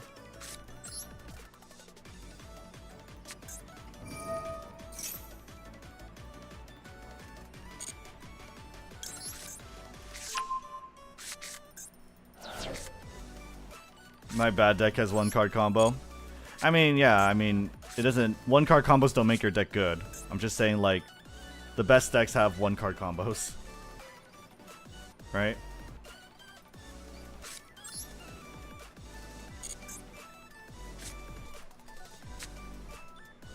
Yeah, we just do this.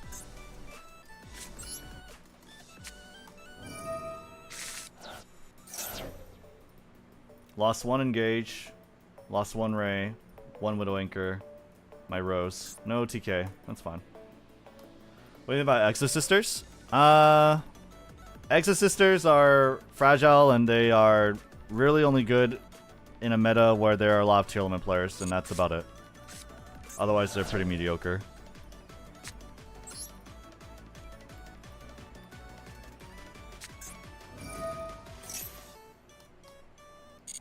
They have very little recovery.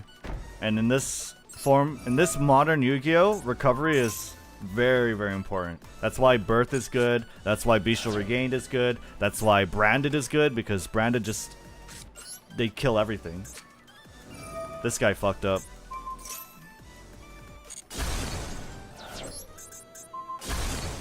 Yep. You don't get big welcome, dude. That is unfortunate. It's not OTK, because I can't get rid of Lady during battle. He can big welcome in graveyard. Yeah, he could have bounced my multi-roll, but that doesn't really matter that much, right? Now he can bounce only his cards.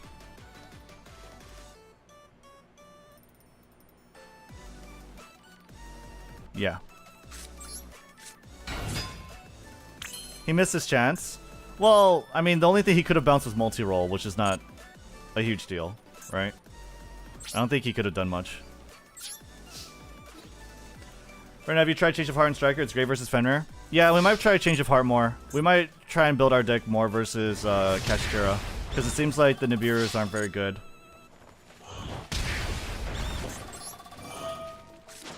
We might go Board Breaker, Sky Striker.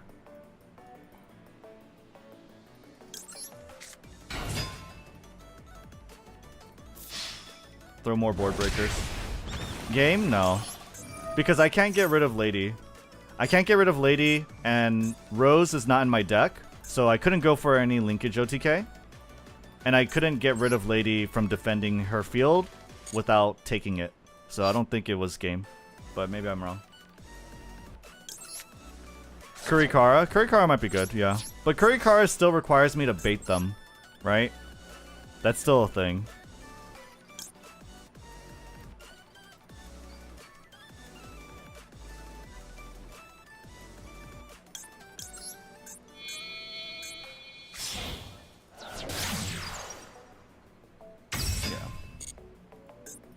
See, the thing about Sky Strikers is not only do they have or require setup, Sky Strikers need or have restrictions.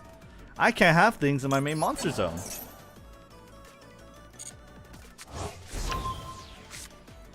Yeah, Lightning Storm, Change of Heart would be good. And then also putting in a Zeus would be good.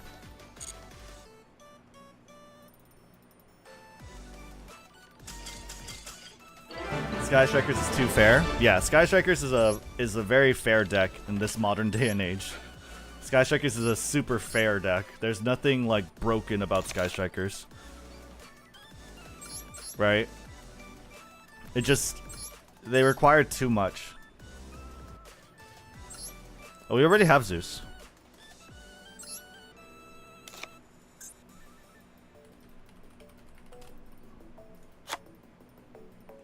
Engage is the only broken card. It's not even broken by today's standards, right? Like, fucking Regained.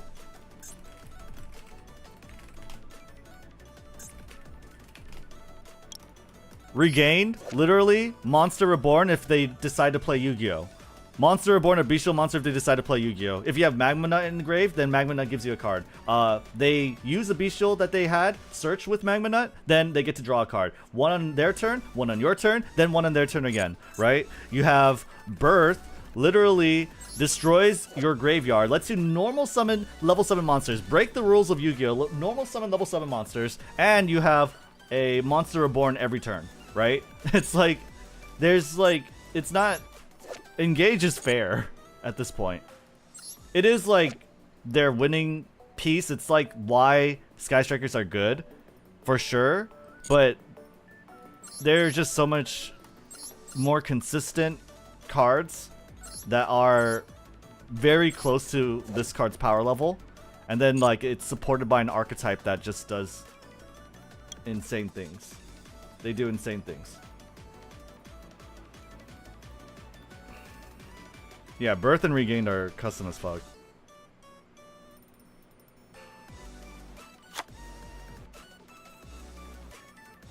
Engage is fair, every Sky Striker player. Engage into Engage still broken today? Yeah, Engage into Engage is good. But we're not talking about Engage into Engage. We're talking about Engage, right? How many games are you going to engage into Engage? Not that many. Spoiler alert.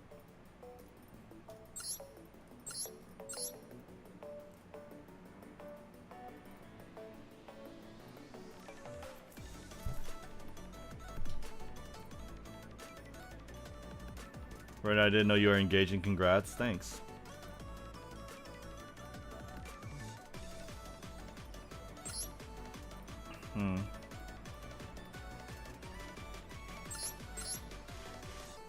We could try Kurikara again. Yeah, let's try Kurikara again. And if Kurikara doesn't work, then we'll put like Lightning Storms instead. Change of Heart's not banned in OCG. This is Master Duel. Master Duel has their own format. It's at 2. In OCG, I think it's at 1? I don't know. Book of Moon equals insta-win? You think so? We'll see.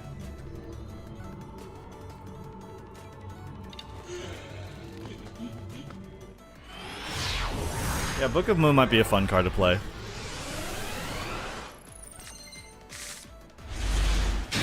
Why not Dark Ruler? Do I need it?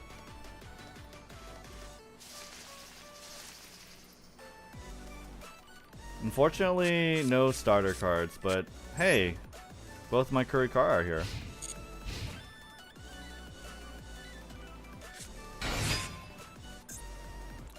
One time, just one time, the one time I take Ningirsu out, it's sprites. It's great.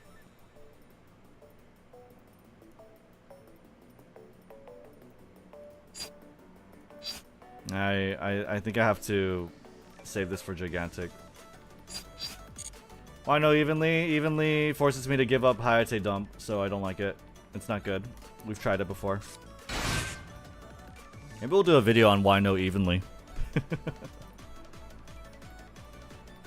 Hello, Angelo.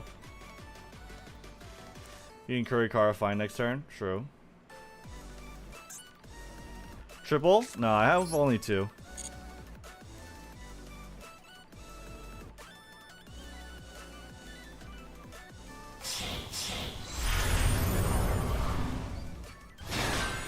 Okay, looking good. We're looking good.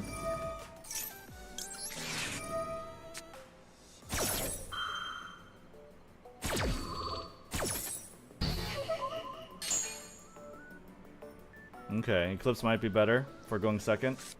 We'll try it. Well, Kurikara does not pop off here, but that's okay. We have 2 Widow Anchors. We have this as well. He's on top deck mode, I'm on top deck mode. Let's go. Let's see who could top deck better. Sprites? That got nerfed? Or Skystrikers?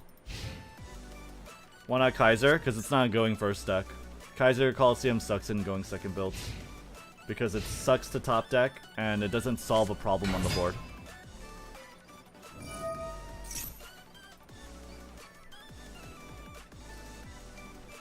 That's fine.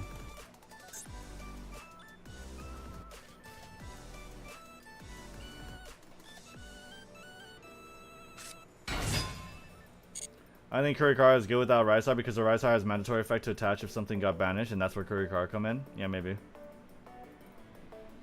And we haven't really played against any Shangri-Era.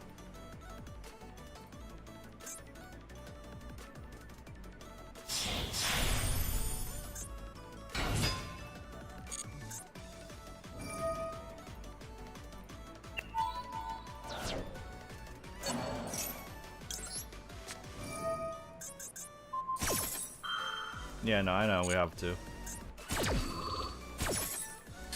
If you were asked to design an archetype, what would it be or do?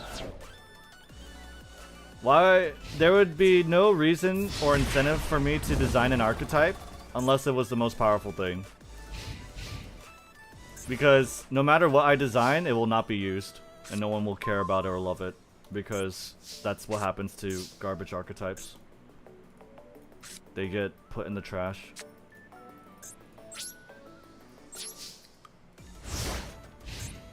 I don't have 3 spells, chat.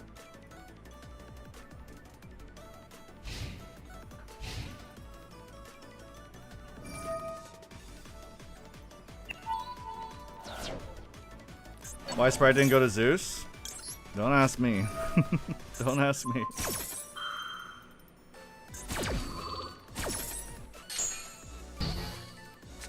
What rank are we? I think we're Diamond 3. I don't know, chat. What are we?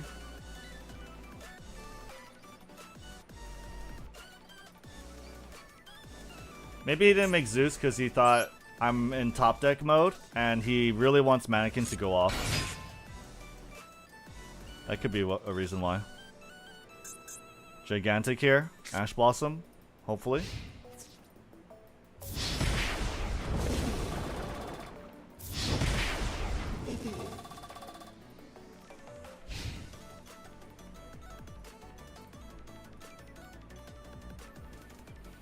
Tira's a rogue deck now, so basically dead. No, guys, no. Kashtira is totally. I mean, like tier elements are totally alive. Tier elements, everyone's playing tier elements. Guys, no. Everyone's playing tier elements. What do you mean? What do you mean? Surely you're joking. Surely you're joking. Everyone's playing tier elements. What do you mean?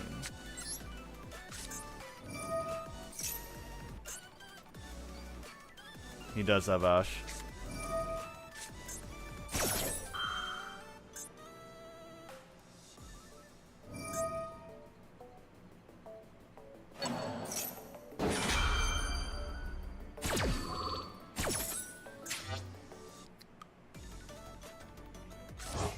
Look at OCG results.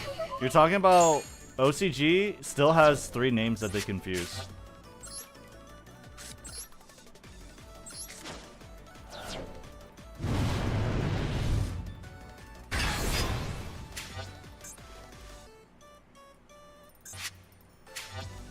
But only 3 in the deck? That doesn't matter. They still have both Millers. They still have 3 names. They can go into Chaos Ruler with Teal'c and Kashtira. It doesn't matter. You still limit their power ceiling by killing off Merly. You limit their access to Elf and Sprint for recovery and consistency. It's not good right now. It's a totally different game. You're talking about a totally different game.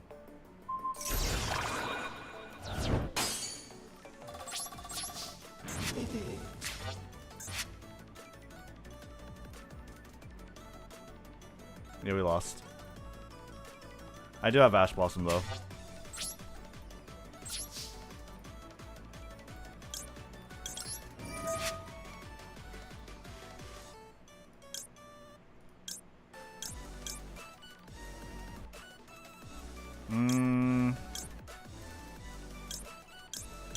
I don't really know. Like, what? Is there anything here that would be good?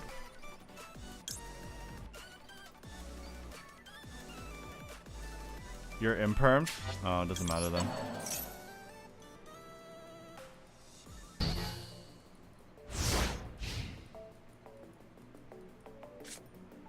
They probably roll back the Merly ban in a few months.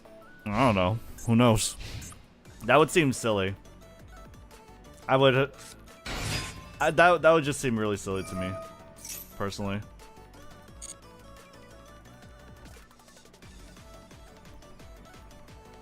Yeah, he just makes gigantic with these 2. Oh wells.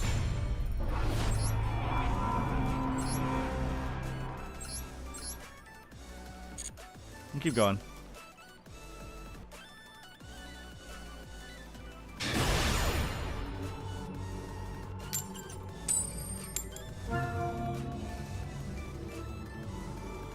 By the way, chat, is Elf banned in OCG?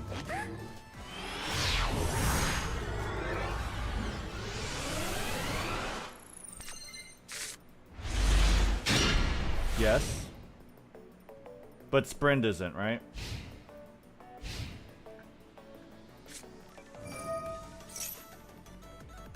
Is Sprint banned or no?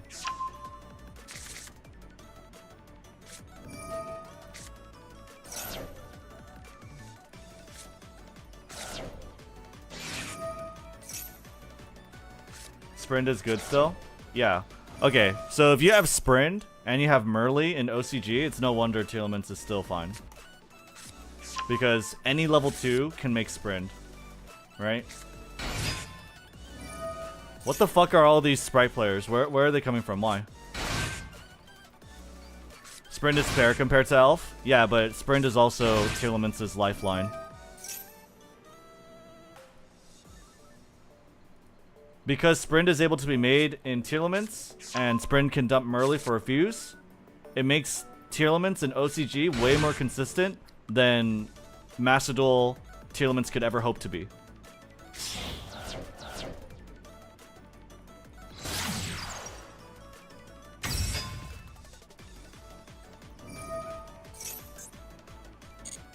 We do have Kurikara.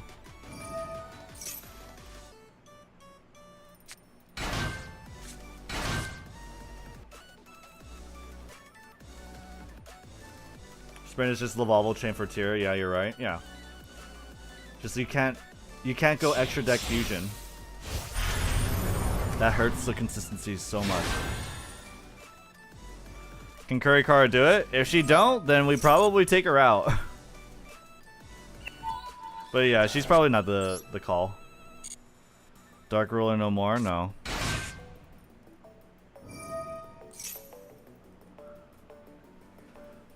Dark Ruler no more might have been good, but couldn't he negate me with Dark Ruler no more anyway? Or can he not activate monster effects in response? Nib is better. Change of Heart's better. Nib is better specifically versus Sprite. Yeah. I already have Change of Heart.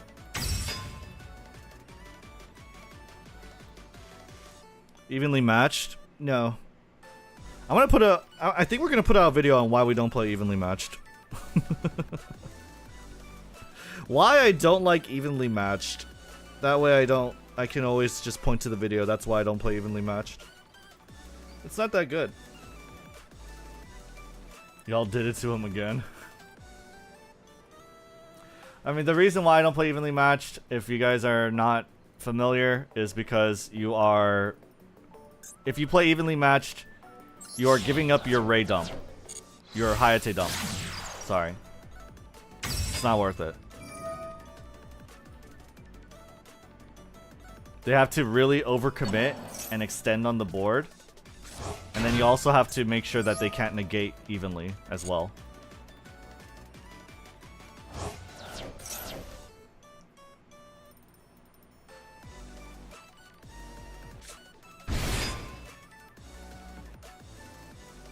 The unfortunate fact about Skystrikers is that until we have Camellia, we cannot simply rely on our main phases to do our thing. With Camellia, we can, because Camellia lets us dump cards from our deck in the main phase, right? It basically is so much more useful than Hayate, right? But that's just not something we can do.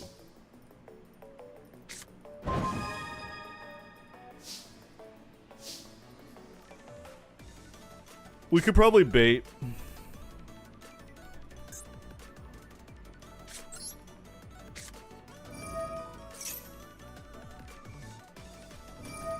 Yep.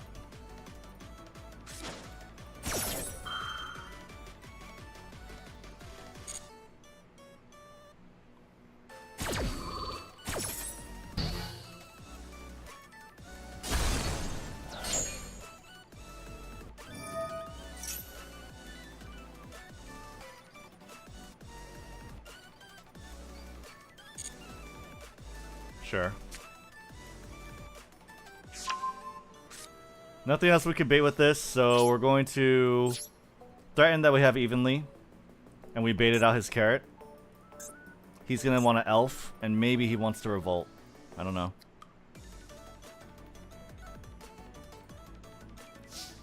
Fucker. He doesn't even activate elf? Are you kidding me? I baited out your carrot, dude. Wait, what does he have? Did he search an Omni Negate? Double cross? So? The bait never works for me? It does for me, but either way, wow. That's insane. Wasn't toggle on? You don't need toggle to be on though.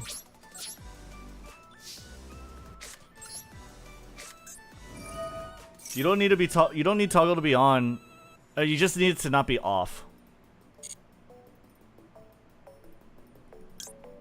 Yeah, he did not flinch whatsoever.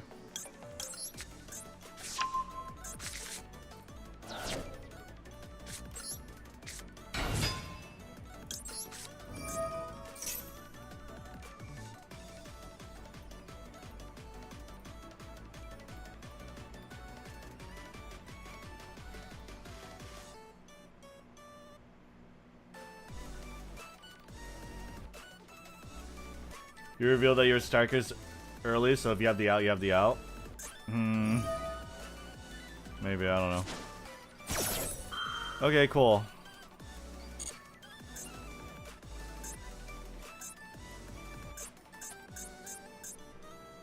Plot twist, opponent doesn't know evenly matched exists. Yeah.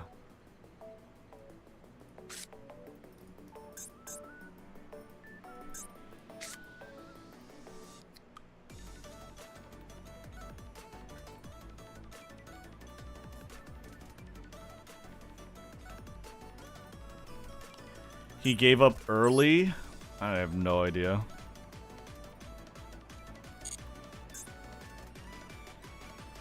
It doesn't point towards Elf, yeah.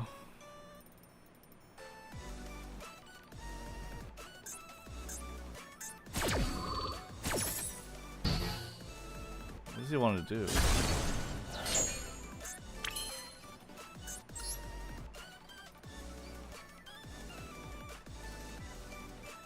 Okay.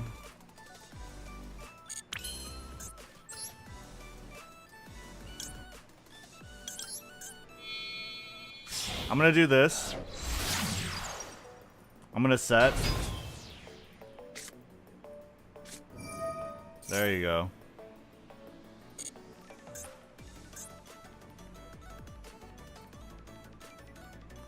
Here is the revolt.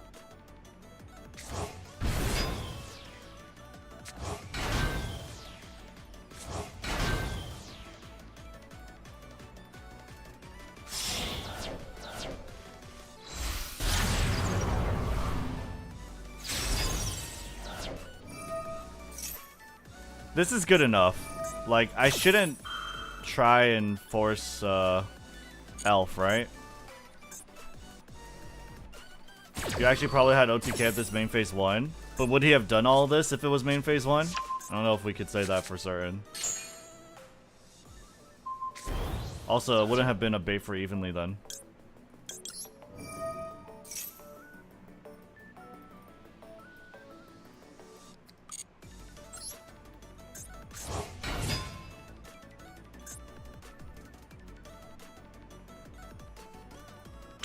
I want my multi-roll. See if he does anything else here.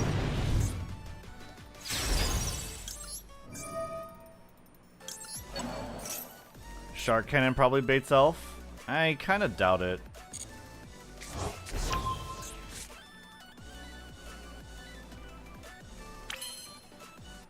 Yeah, okay, I don't think...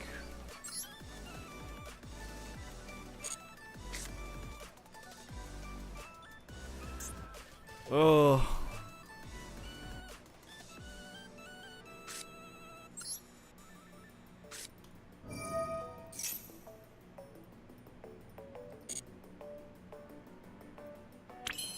Can you Zeke? I could.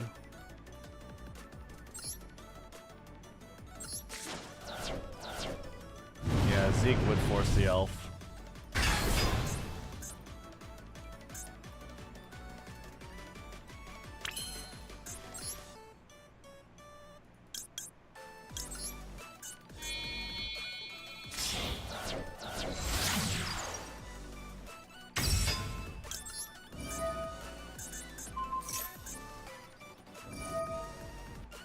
Finally, he uses Elf. Jesus.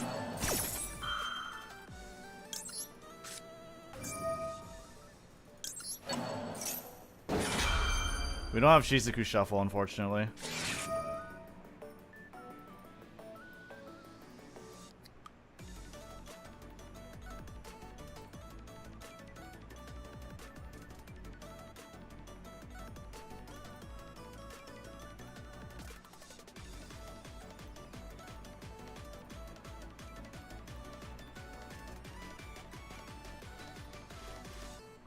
Yeah, we knew he had double cross, but okay.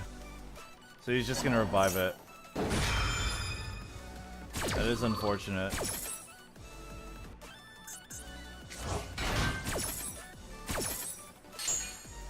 I don't know if there's anything we could have done to stop that.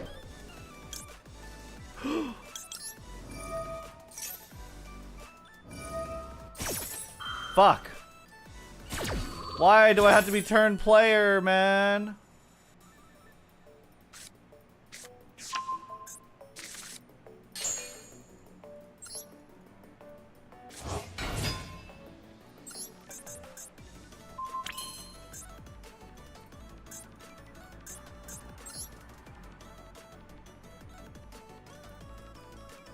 I have access code talker. I have access code talker. I could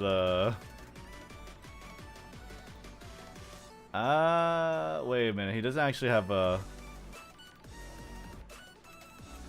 link to dark. I mean, it doesn't really matter to kill tanky. Like, that doesn't matter too much.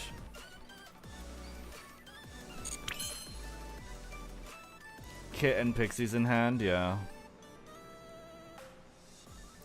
It's unfortunate, we don't recover much. Is the Omen dark? I mean, even if he is dark, he's Link 4. And Link 4s can't really easily make Link 4s. Because you can't... He needs to... He only counts as one material.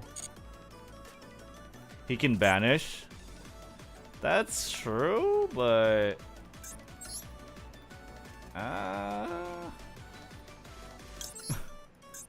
You want me to banish blue?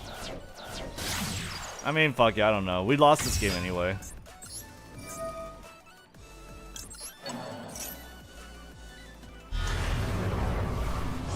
Do we have 3 spells engraved? No.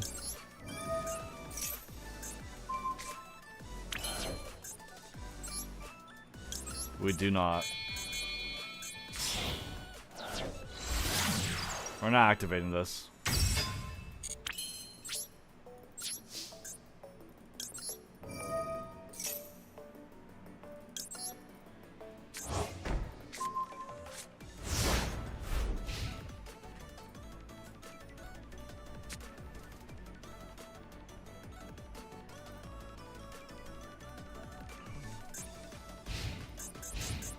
Azalea, Shark Cannon, and a Dream. Oh.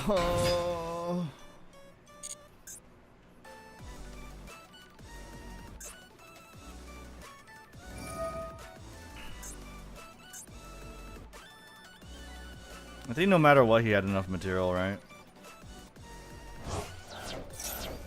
Oh, should I have Shark Cannon to Omen? No, I don't have summon. I don't have summon. I don't have 3 spells.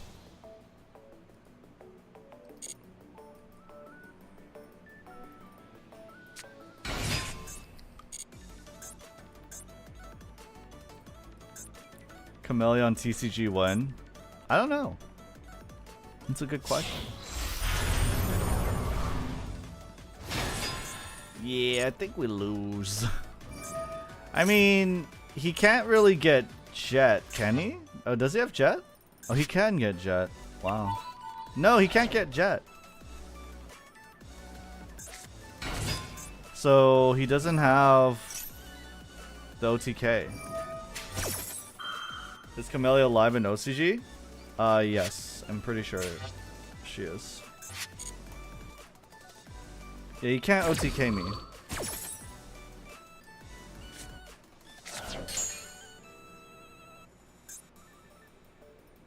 And maybe he runs someone into Azalea on accident, you know?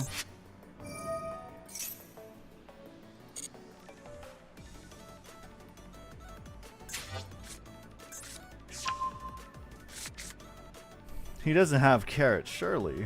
Well, he got Carrot, actually.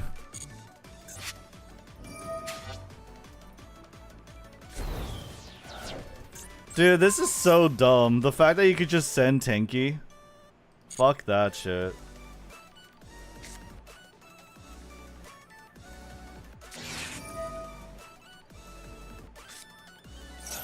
And all these little dudes.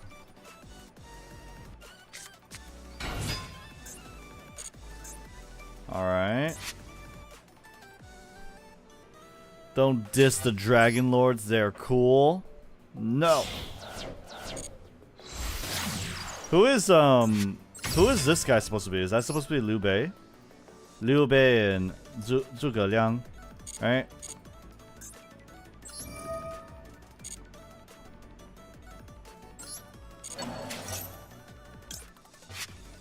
Nah, fuck that. It's Nobunaga. No. GG. Yeah, he has enough damage.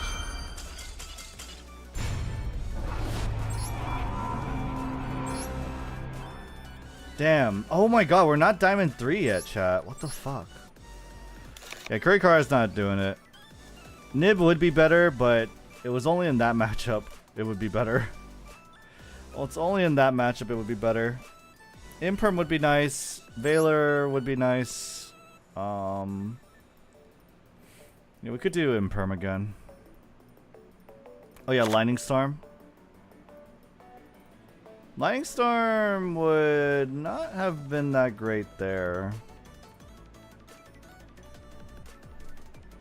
Because most of his stuff was in defense. But it would have forced something. It would have been better than Kurikara, probably. I could have played with my main face one more. Especially had, like, back row and, like, a full board.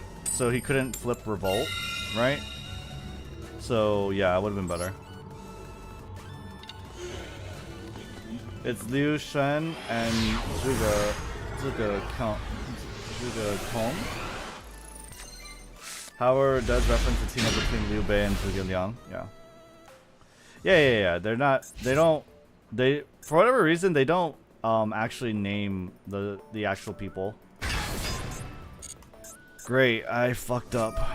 Nice, very cool. I'm mashing this. It's better than dealing with Birth. You can take my Kagari.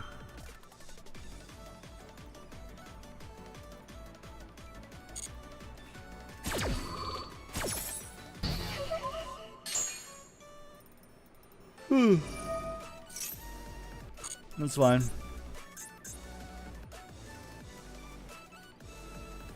Do we dust off the linkage DPE Strikers build? I guess DPE would be somewhat decent now.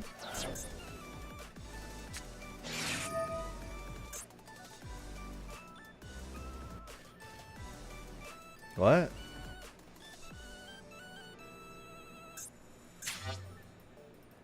What?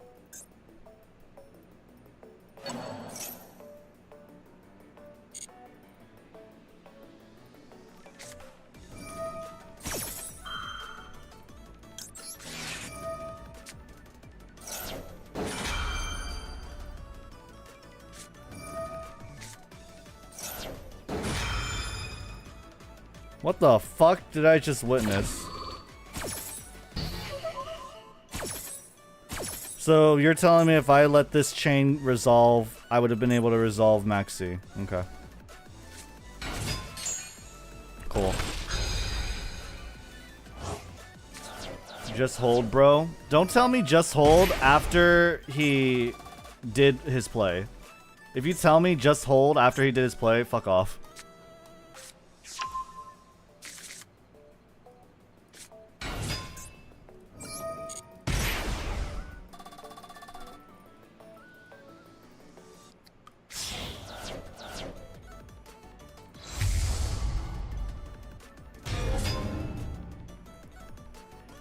I see.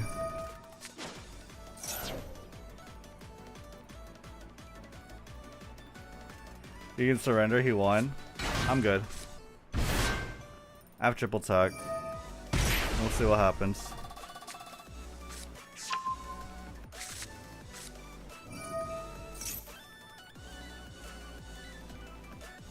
Do you think that calling Ashe early will not trigger Unicorn?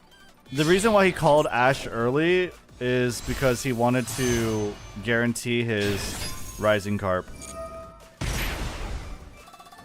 But it doesn't matter, because you can only use Ash Blossom once. I don't fucking know.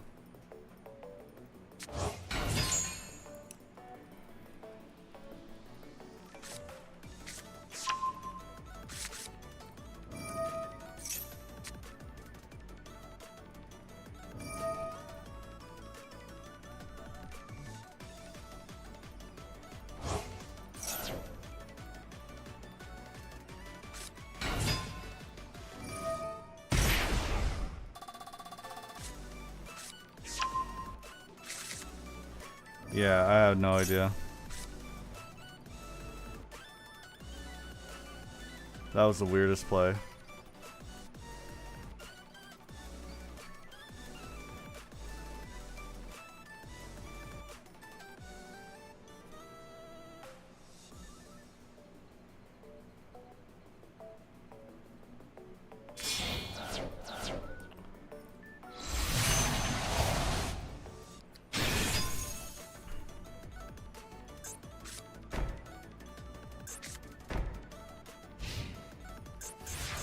Okay, let's go.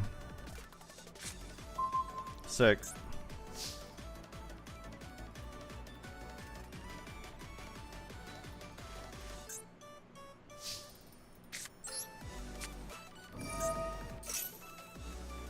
Ash Blossom's negated.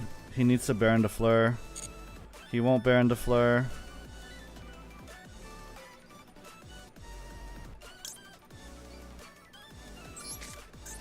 Afterburners that.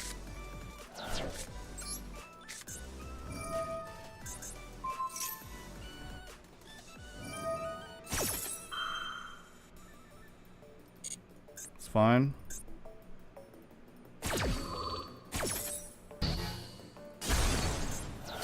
Chat, if I steal his Baron de Fleur, do I still get to negate? No. Okay.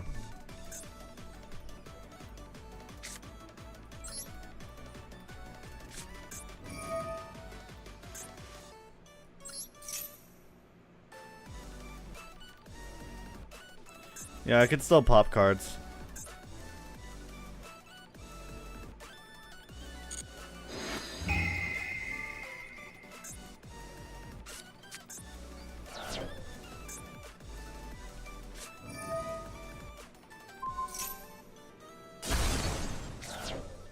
Okay.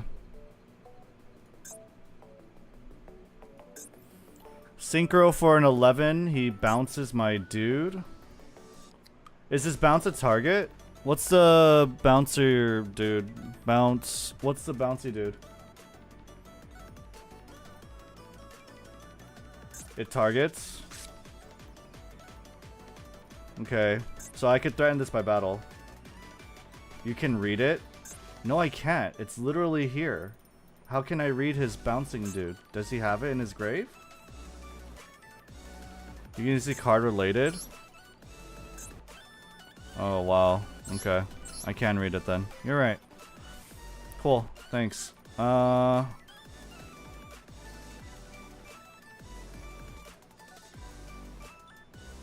Okay. Cool. Reborn Baron.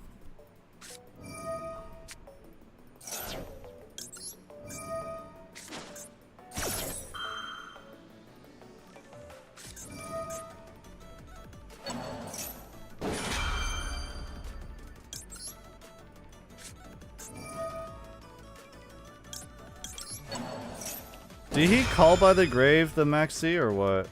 No, right?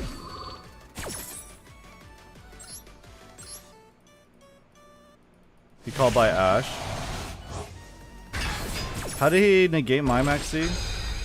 Again?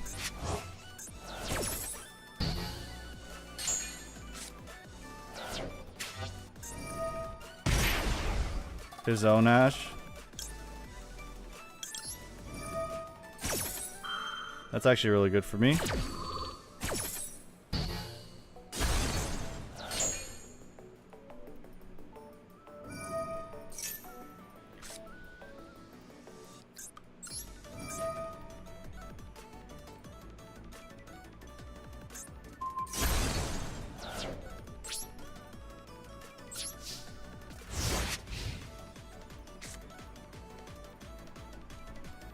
I guess I leave it on my board.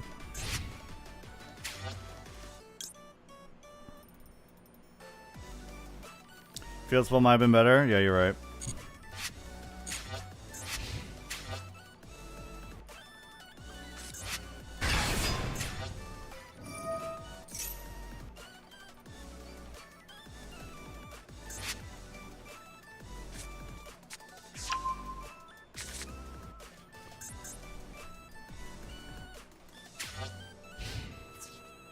Baron can summon Ray. No, Ray was called by.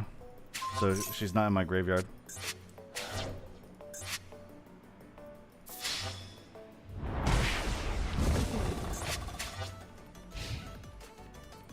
I mean, all things considered, that's not too bad. Let's see. Nice. I'm so skilled at this game.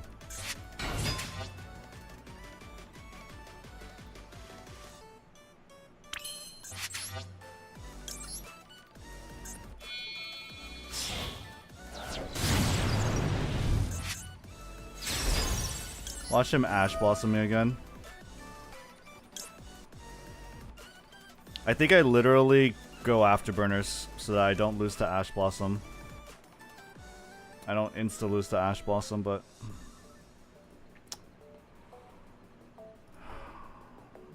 yeah, I'm gonna go Afterburners and Shizuku Shark Cannon take this. No, I don't have Shizuku Shark Cannon. He does have second Fenrir.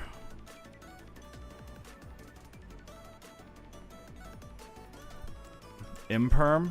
I mean, yeah, if it's a set, then it's a set. We can just get Shark now. But I can't kill this if I get Shark.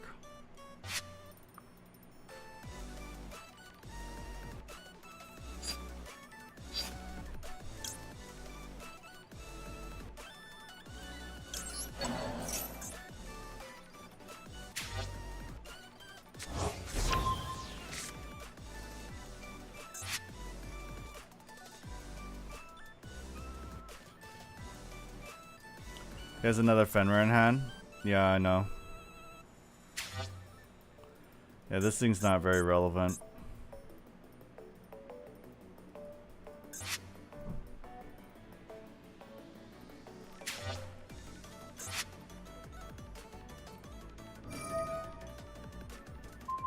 Okay.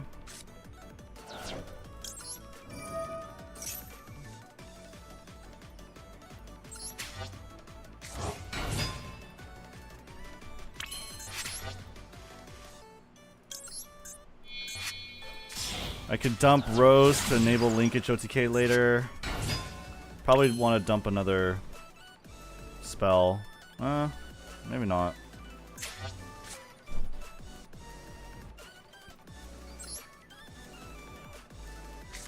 Let's see what that back row is.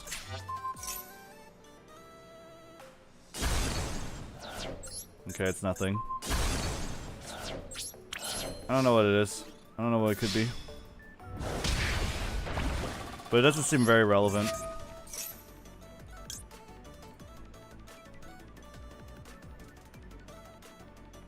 No, we just dump Rose.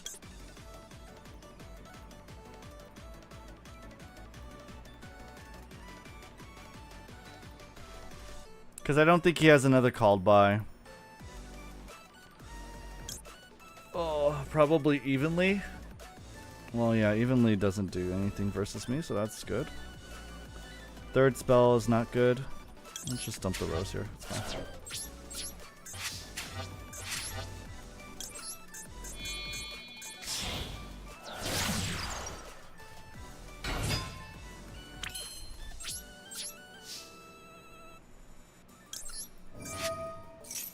Okay.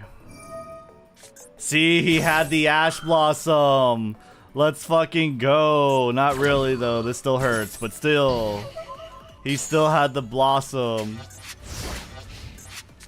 Yup. If I picked this up, I would have been dead. Absolutely dead. That's fine.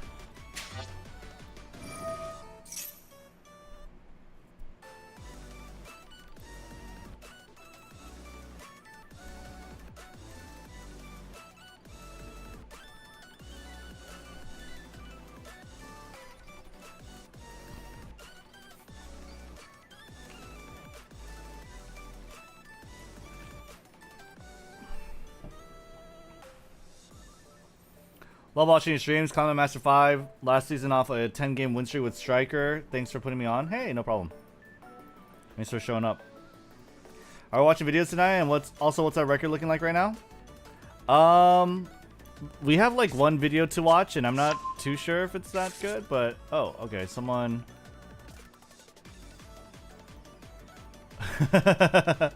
Okay, Moscow got us a good thing to read.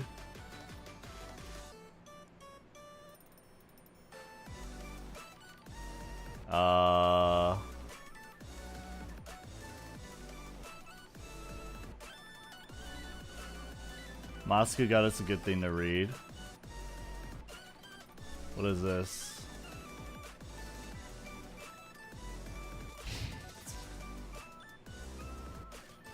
Team APS tweet. Okay, cool. Yu-Gi-Oh is a... Yeah, we probably have a few things to look at.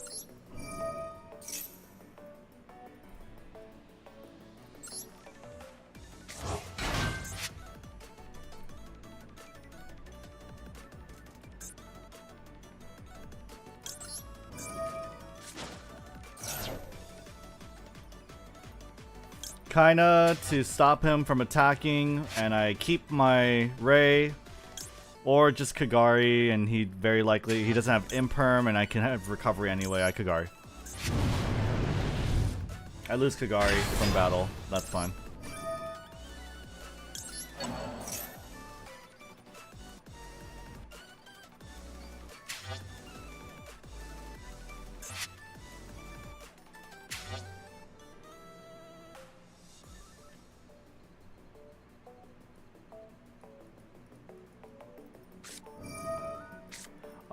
As far as that record goes, I'm not too sure.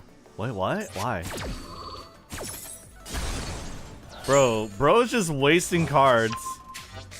You were just gonna run it over by battle. You really need this, like, extra, what, 2k damage? The fuck? That, okay. That was so weird. Alright.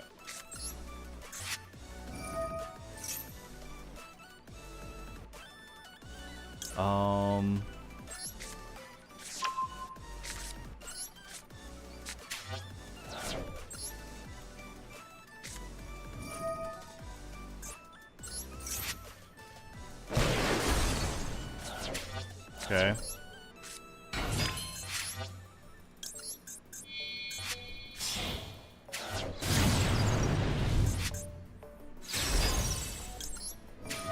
We win.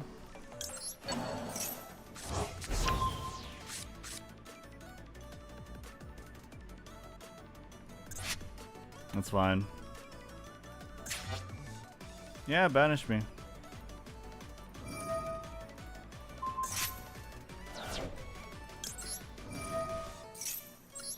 That's 3 summons. This is the 4th.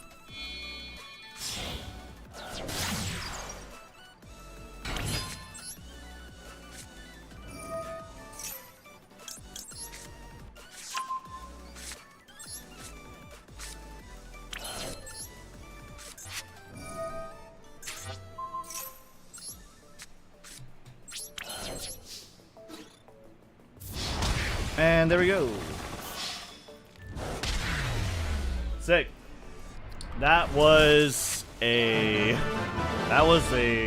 game. That was a hard game, but we actually pulled it off. We actually pulled it off. Nice. Alright, what is our record today, chat? What is our record today? We are 3 wins, 3 losses, 3 more wins, 2 more losses, and 4 wins. So we're +2. We're positive by 2. Out of 5. Wait, hold on. 5, 10, 12 games. Striker really shines in grindy games. See, yeah, but then you have like also branded Despia, and you also have Kashtira, right? But we were able to clean the board, so.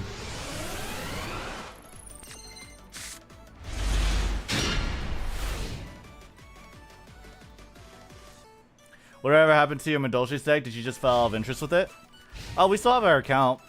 It's just that it was just to play and make streams of while we, like, after we got Master 1 with Skystrikers, you know? It wasn't really like anything else after that. Maybe after we hit Master 1 with Skystrikers in this season, we'll go back to Medolce.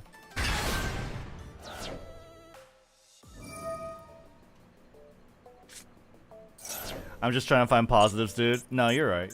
You're valid. Damn, surprised you haven't beaten me to Diamond 3. You've been grinding way harder than I have. I know, right?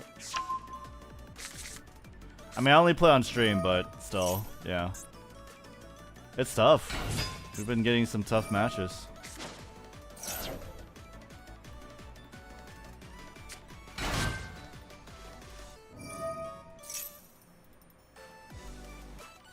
Oh man, we lost. I'm sorry. Yeah. Still waiting for my runic climb streamer. That's not happening. Neither's trap tricks either. I don't know. We might do trap tricks. What rank is your account, Kets? What the fuck?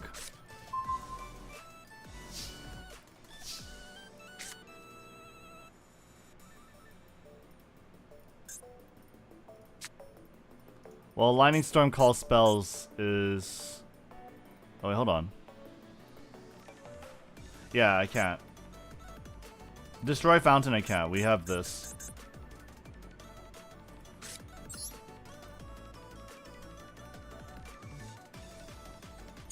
Forget about her? Wait, why? Yeah, I'm gonna get my pot. Lost 1 Ray, 1 Engage, Hornet Drones, Area 0, and Rose. Sure thing. Okay.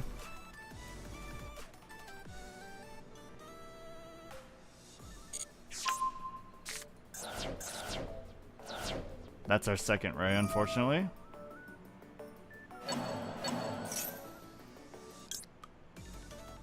It would have been nice to break it.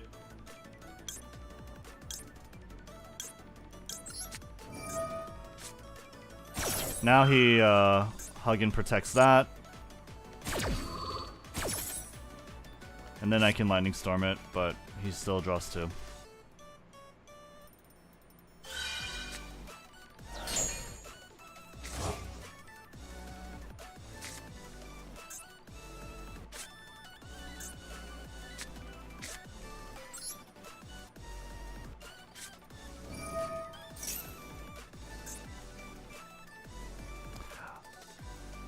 I should have.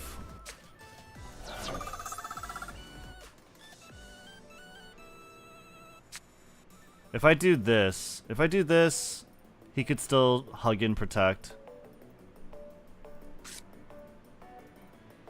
Yeah, like, they both hurt me. How do you get a body on field with this?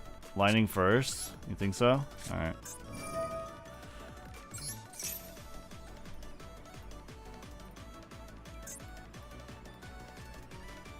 Oh, wow. Okay. I'm gonna send my other pot instead of this. Not that it really matters. No, it doesn't really matter. What is this? If your opponent normal or special summons a monster. And this one says... If your opponent special summons a monster from the extra deck. While this card is in your graveyard.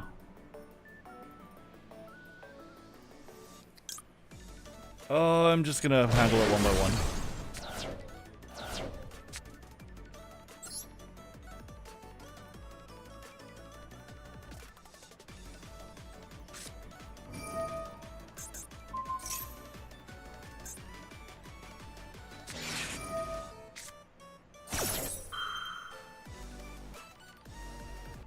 Okay.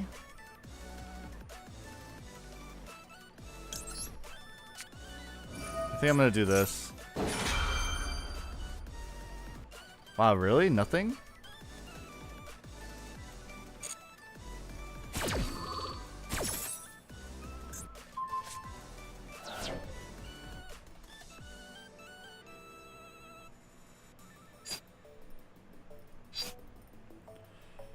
Oh.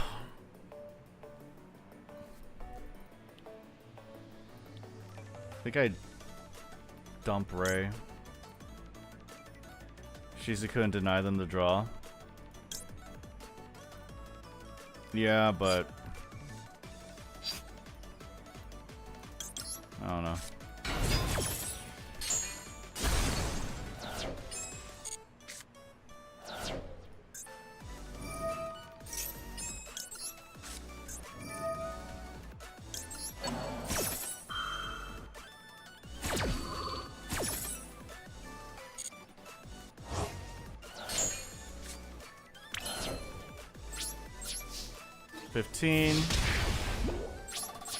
Hopefully he has nothing else. I'll set the desires because I'm never going to use that desires. And I get the engage. Hopefully in Prey he just can't beat me.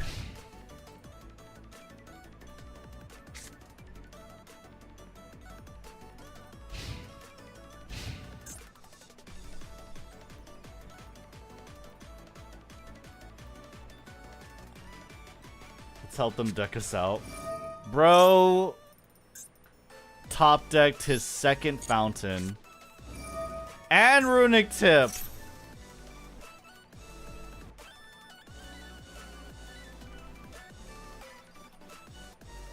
He didn't even runic tip in the fountain, he fucking had it.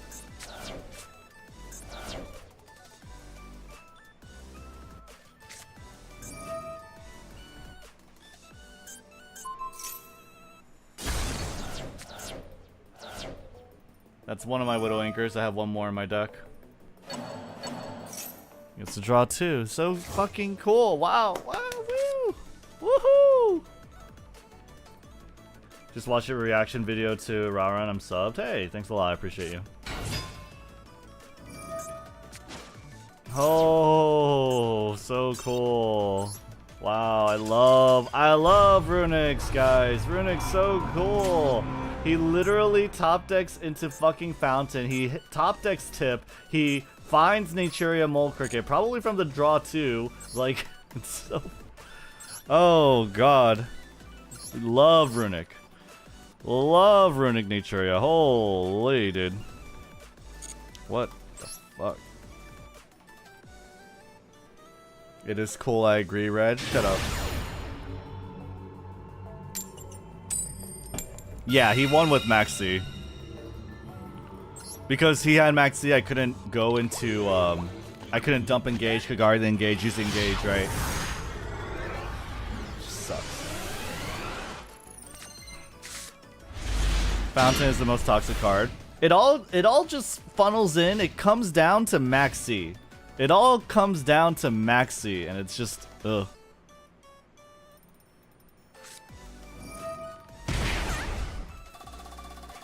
What?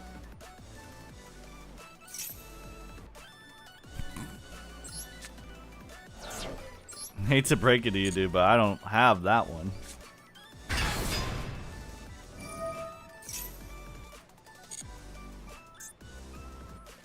I'm not like other Yu-Gi-Oh players. I play no Fenrir. People play this card now. People do play this card now.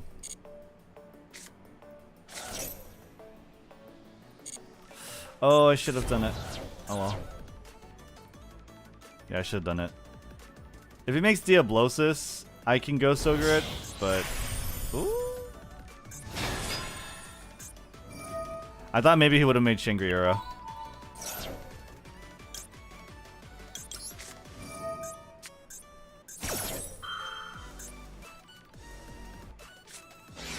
Alright, call by. Sick.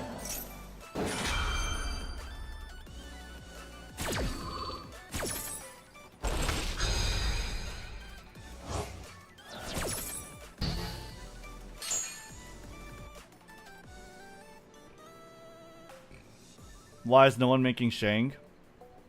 I don't know. He really wants to hit 5 cards in my deck, I guess. Hey Rednu, what deck do you usually play when it is in Skystrikers? I played Tier Elements before. Like when they were Tier 0. I really liked Tier Elements. Other than that, I could play Labyrinth, Madolche. We play a lot of decks.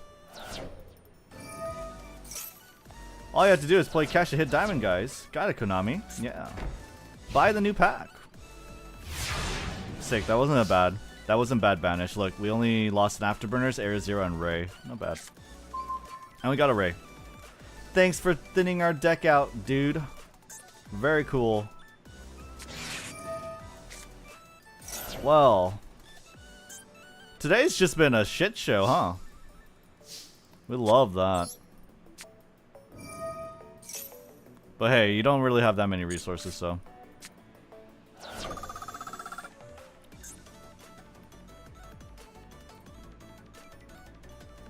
We have call by, we have linkage. Unfortunately, we don't have a way to stop this bitch. That's the sad thing.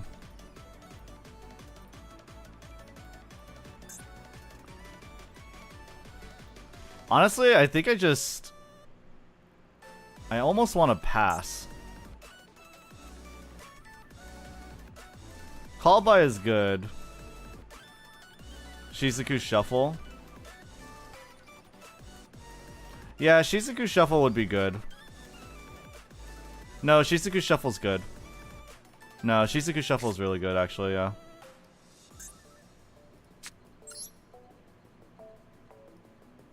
I'll give him one card.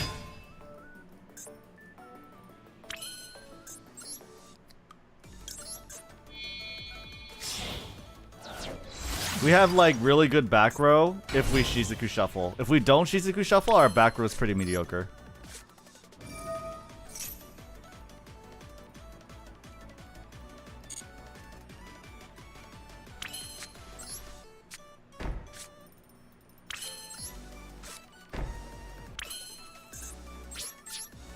Is it imperm? I don't know. Maybe. If it is, then that's just one back row. It's that thing.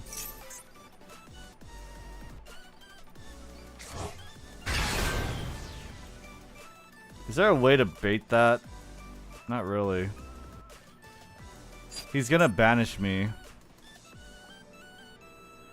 And I'm just not gonna get Ray. Yeah, I'm just not gonna get Ray.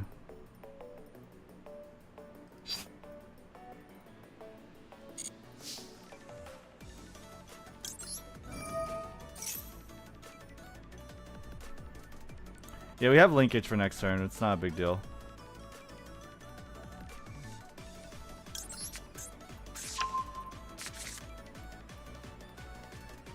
Yeah, no way to bait without giving him cards. He's gonna take out... No. It's not how that works, buddy.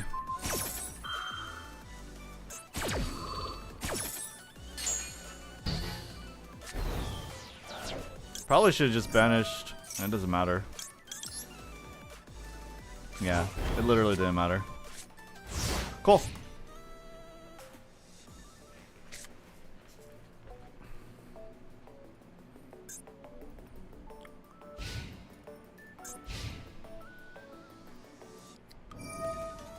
Go ahead.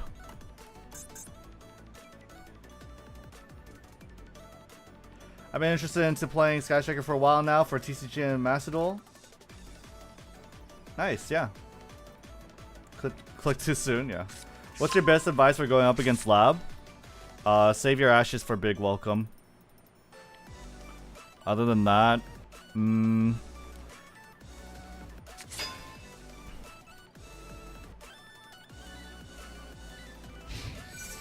it just depends on what they have. You can shark cannon their furniture. You can probably want to banish their ladies and lovelies, right? There's a lot.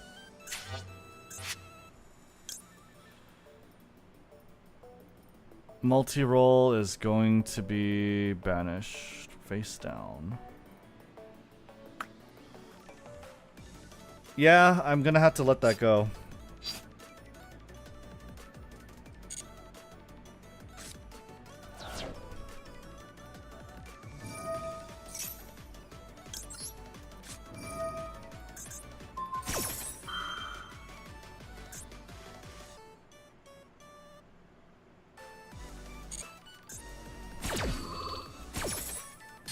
Kinda can negate. Kinda can stop an attack. Kinda cannot negate. Watching you for the past couple of weeks. Definitely plan on doing it. Nice.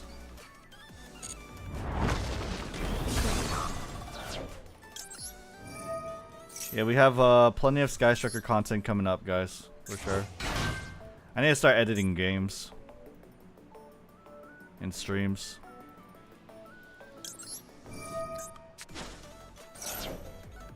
We don't have anything to Kagari. So we are going to kind of attempt to save. We could Hayate also to dump a spell, but then we're going to kind of attempt to save our Link.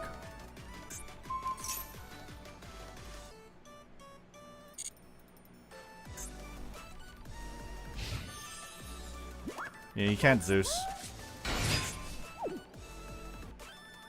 Shit. Okay.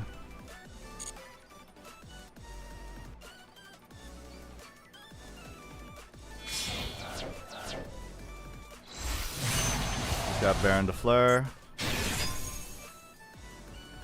Baron de Fleur can run into triple tactics, so that's good. Sure.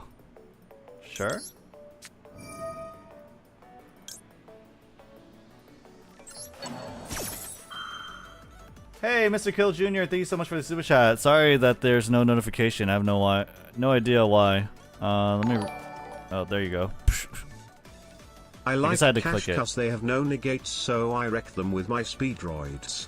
But once they get a risey half, I'm cooked cause I need my graveyard. Yeah, that's gonna suck. Thank you so much for the super chat, Mr. Kill Jr. Appreciate you.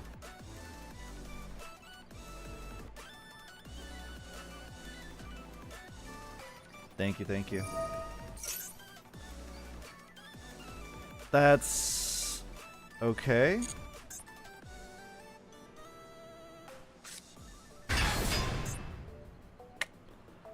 That's gonna fucking suck. Did I know he searched Unicorn? Probably did. Doesn't matter, I wouldn't have wasted my anchor for that. I had to use anchor on this.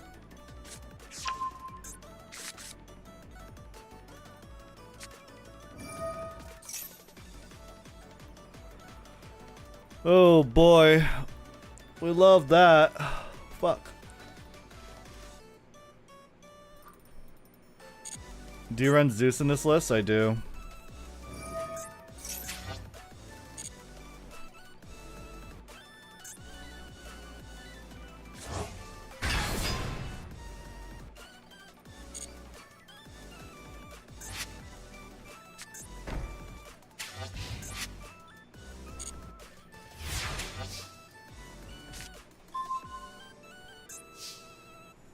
Ash Blossom.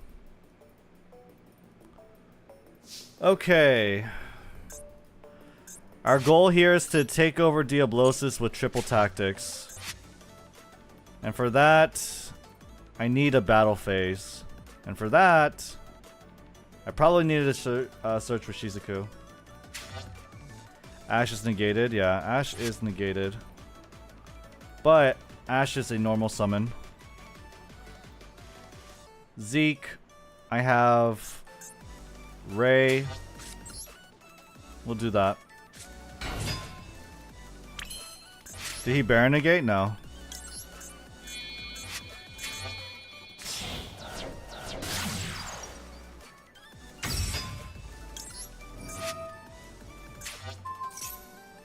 He has to. He could banish your Zeus 2 with Unicorn? Yeah, he can. If he knows to.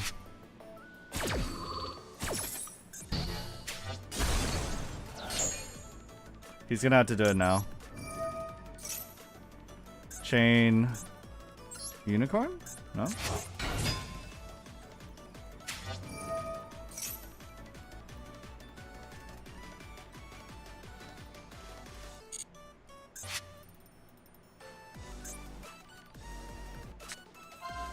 Nice. Never mind. Does he detach? No, he doesn't.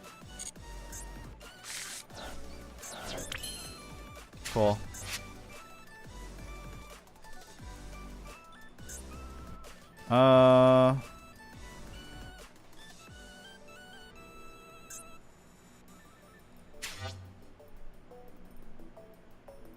Yeah.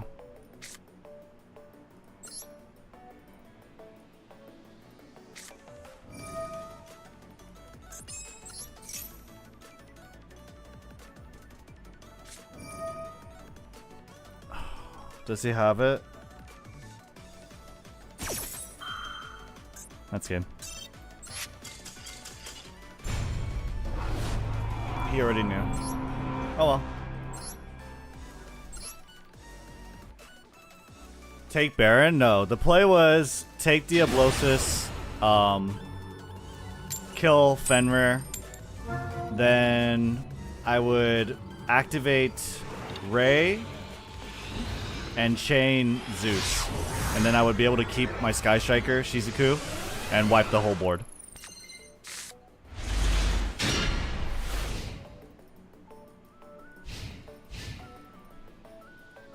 Yeah, no, he just sacked me. It is what it is.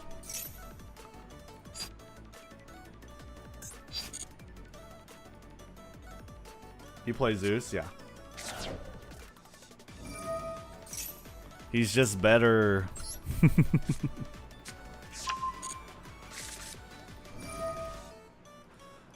Why does he play triple tactics and why did he draw that, right? Unfortunate.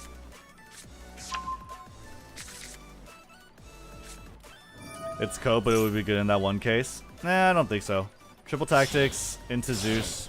Widow Anchor into Zeus. It's helped me out quite a bit.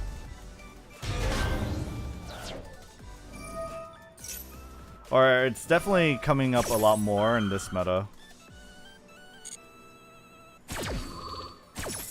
Yes, heroes, let's go. Yeah, I heard Vision Hero Increase is like the best Ghost Ogre target.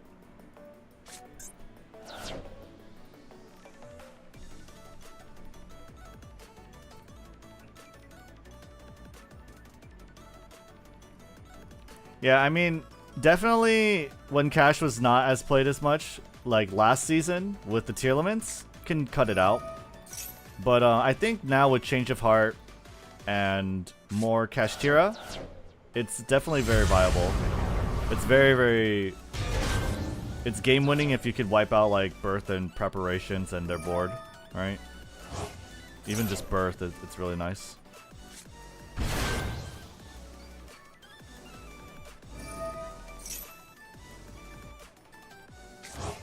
Ogre at the first Vine effect was good too. Well, wish I knew that, but whatever. We probably lost. This guy opened the nuts.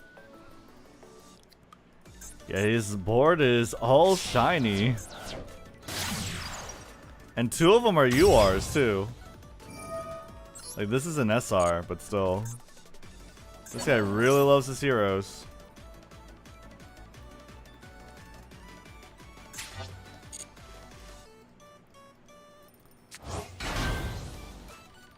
You ogre that? Guys, which one do I not ogre? Fuck. Everyone says the only good ogre is like Vision Hero Increase. Then they tell me, oh, well, you probably should have ogred Vion. Oh, well, you probably should have ogred this one.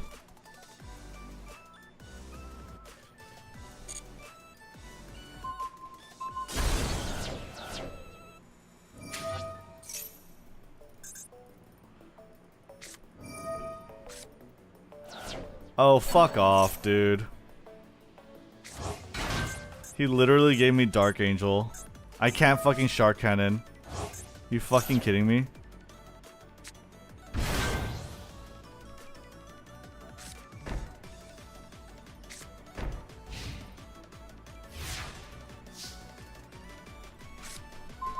I have Azalea with it, but fuck, I can't use Shark Cannon now.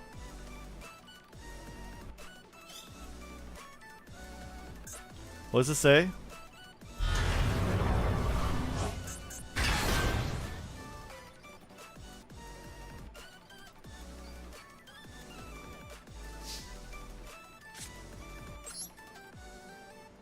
Negates all my spells. Okay. Can I link it off?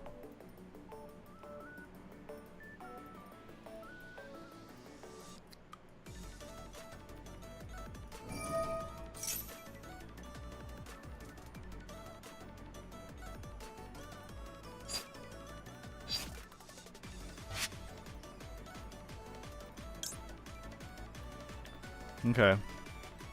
Should I ogre this? That way he'll have to destroy something else. No? Okay.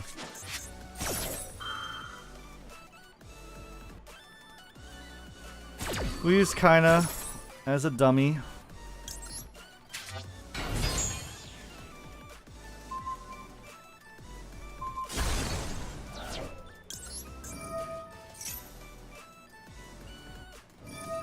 It's fine. Trip Tack is alive. That fucking sucks.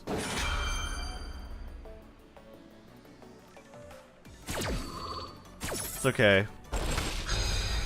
No, it's not okay. Are you fucking kidding me? This guy literally opened everything. He opened the, not only did he open the nuts, he opened Dark Angel, and he opened the called by for it. Spell card or effect deactivated resolves, then get that effect, and if you do, or if it did not have an effect, destroy that card. What the fuck?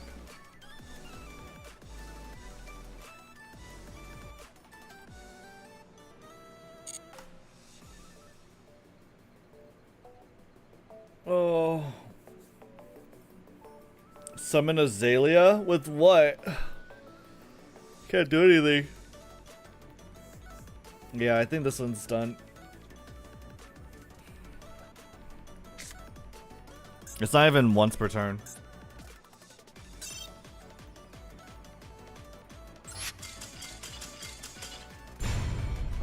Should have ogred the link. Yeah, I know. I got that. Thanks.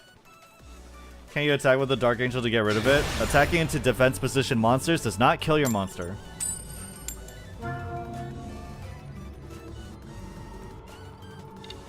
That's why he put everything in defense position.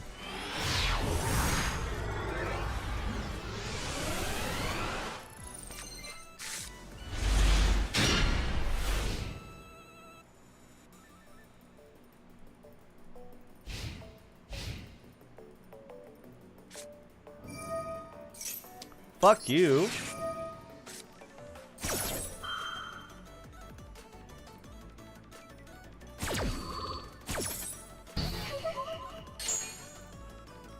Time to put in Link Karibo to out Dark Angel.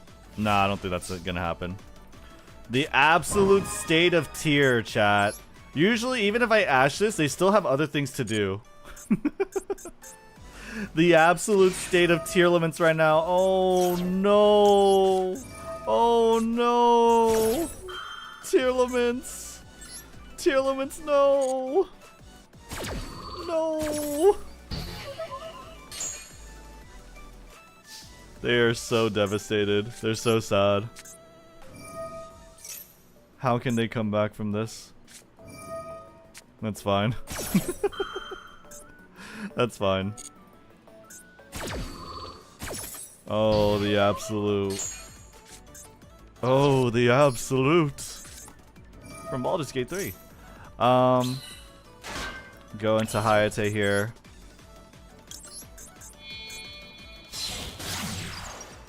Tier dead archetype. So sad.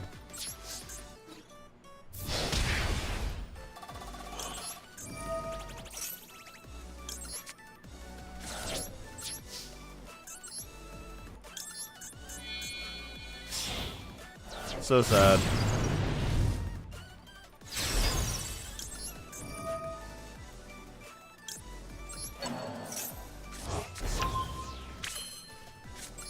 Alright. Let it rip.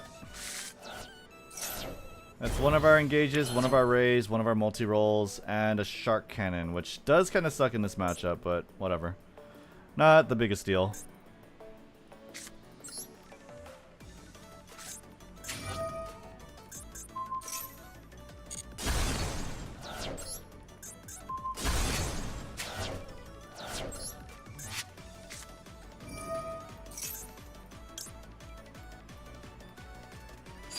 No error, 0.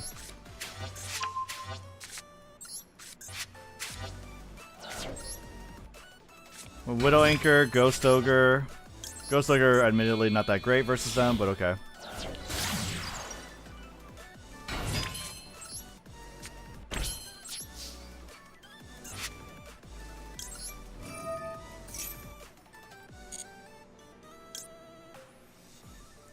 Take linkage.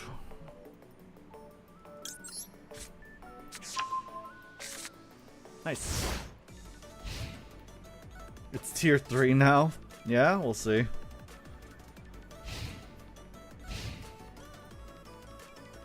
We shall see. We shall see.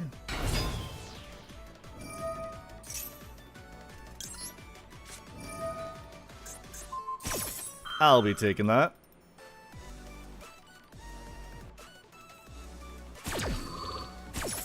That's mine now. Thank you.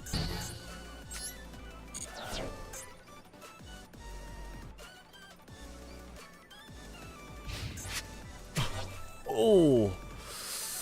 Oh. Oh. Ah. Ooh. Ah. I actually drew Rose.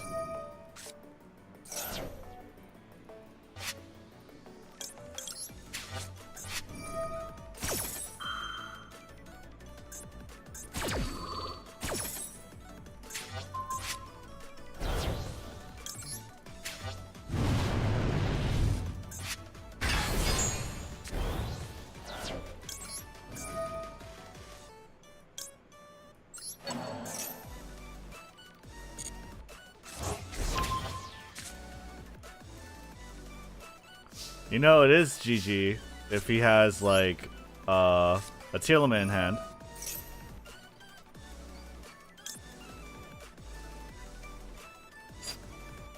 Right? And I kill this.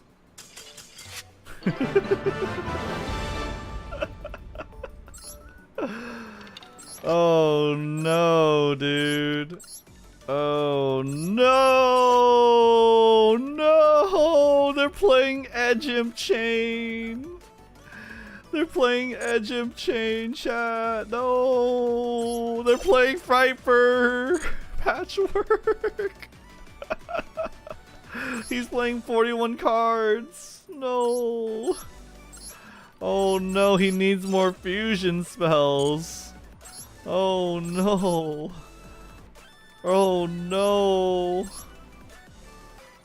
This is the state of tier limits. The absolute state of tier limits in 2023. Season 21. That's so sad.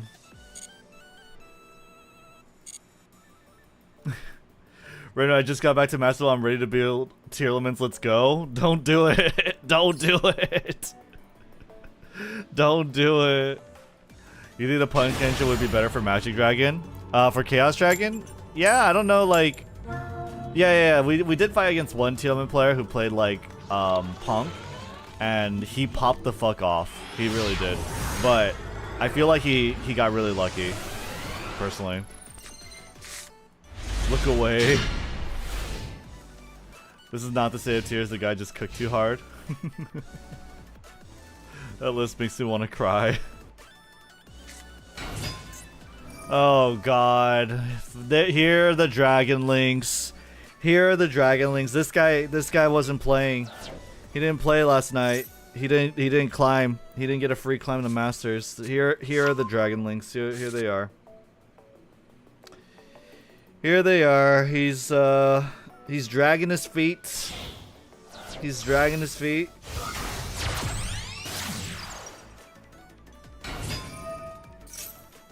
This is the best deck in Master Duel, yep. They lose to Nib. Well, tell that to the Nib I took out my deck. I don't have Nib.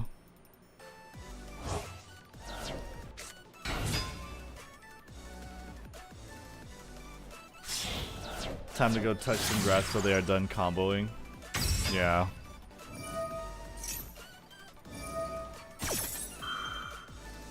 so sad.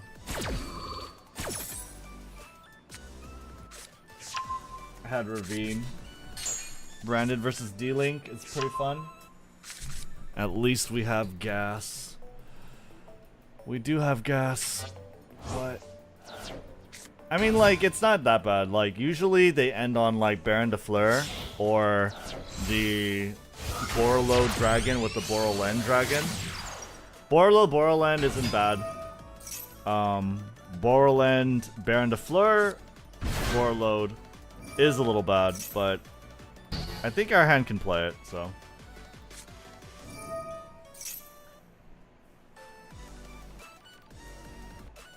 Why was this magma nut negated? This? Let's watch shorts.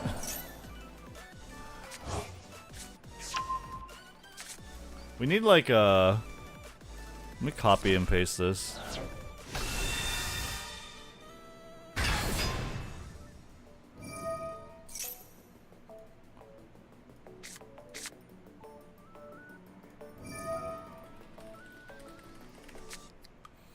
Okay.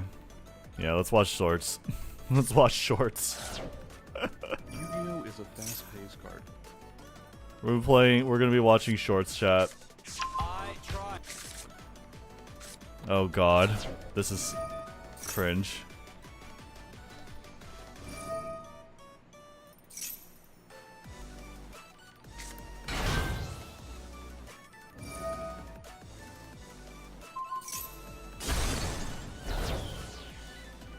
Wait, what?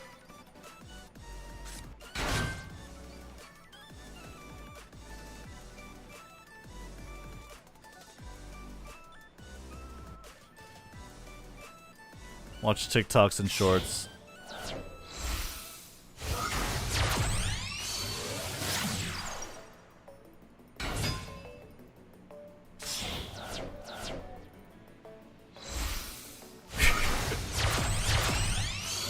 Alright. We gotta fix the algorithm with this. Dating Yandere catching? No, thank you. What's the best video game of all time? Uncharted 4. Super Mario Brothers 3. 3? What's the best video game of all time? Red Dead Redemption 2. I'm good. Show you magic? I want Genshin, no. Nope. Fuck no. Nope. Yes. Yes, I would knock him down the stairs for $4 million. Just imagine what I could do with $4 million, chat. I could buy him new legs. I could buy him new legs. I could revive him with $4 million. And then I'll probably still have money on, like, for myself too. Well, Absolutely. Retirement at 26, he ain't never thought I wasn't gonna do it to him. Oh yeah, there you go. Yeah, absolutely. On a scale of 1 to 10, what's your Pokemon knowledge at? No. Boys, would you say the N-word to save a black person? No. Zanya's, No. then No. No. My son so dumb, IQ 21. He tried to make friends, but they call him Ching Chong. He eat the wonton, but he felt like Kim Jong. He's so ugly when he smiles, he look like the King Kong. My son useless, can't play ping pong. He tried to get a date with the girl Soo Young, but she said hell no, cause he's not the handsome. And my son so broke. Wait, it's so good. Yeah, yeah. My son so dumb, Wait, that was actually pretty good. 21. He tried to. Please, spare our people and accept our peace offering. No! I only take meat. Burn their village. Wait, we have meat. We do? Yes, this thing. Let me prepare it. Well, hurry up. That's not meat. What is that? I don't know, but we'll crush whatever's inside and mix it with some cow fat so it gets meat. That's too much. How many? What the fuck? What is this song? What is this song? Why? What is this? What is this supposed to be? The original of this trend. This is the original? Okay, what is it? try to get the waiter's attention by blinking in Morse code. I've got something in my eye. Nah, that's already cringe. Under 3 slaps, please knock his ass out. What do we? Oh, is it finally my turn? I watched 3 daily dose of internet videos, all for me to just... Wait, that was actually really relevant. Alright. It's my turn now? Cool. Oh, nice. Thanks. Thanks for coming in clutch there, Max C. Very cool. Yep. Very cool, Maxi. Yeah, that was pretty good. Pretty good. Use it now. Now use it. Now use the Maxi. Oh boy. Use Maxi now since you can't respond. Wait, what? I can't respond to what? What do you mean? What? Borrow land?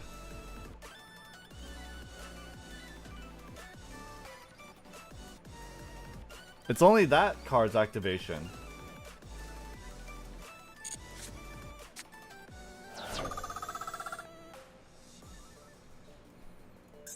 He's gonna chain IP Masquerena. I can respond to IP. What?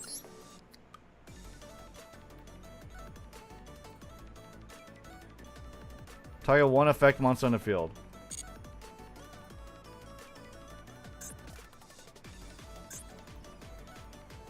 Borland has to summon to negate.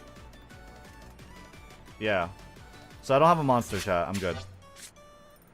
Anyway. He only negates monsters, right? Not cards. This one negates cards, though.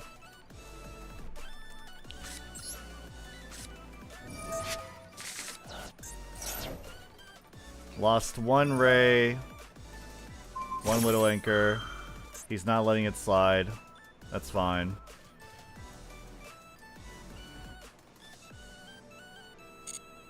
We engage with linkage.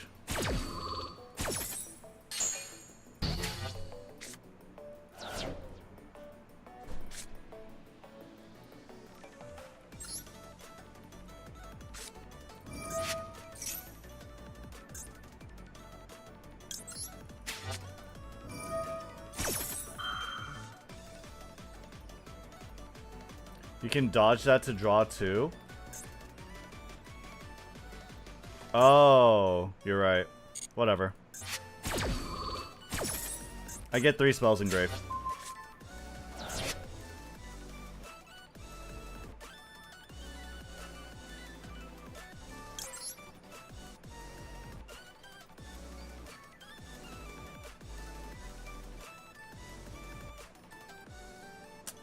Shit.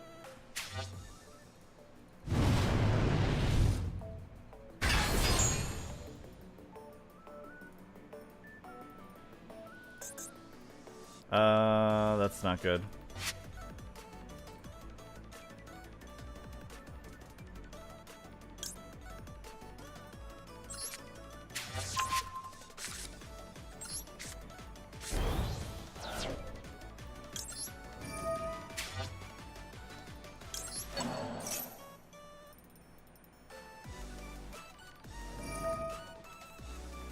Okay, that's good.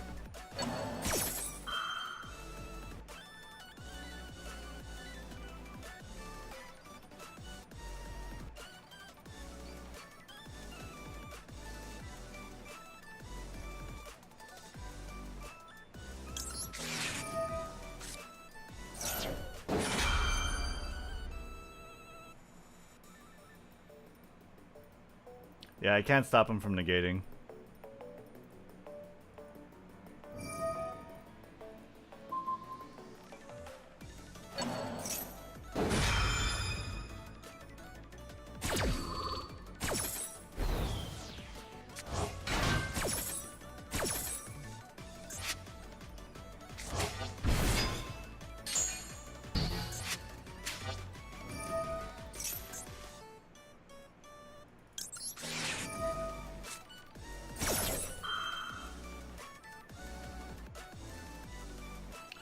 If he had Shark Cannon? I don't think so, because I can't respond to his effect anyway.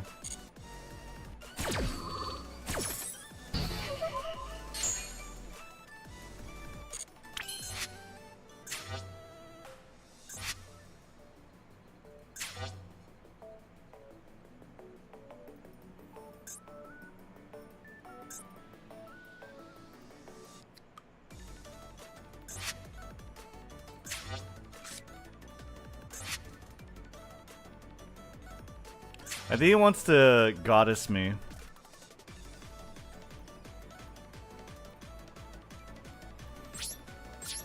Either way. I should have went to Hayate. But okay.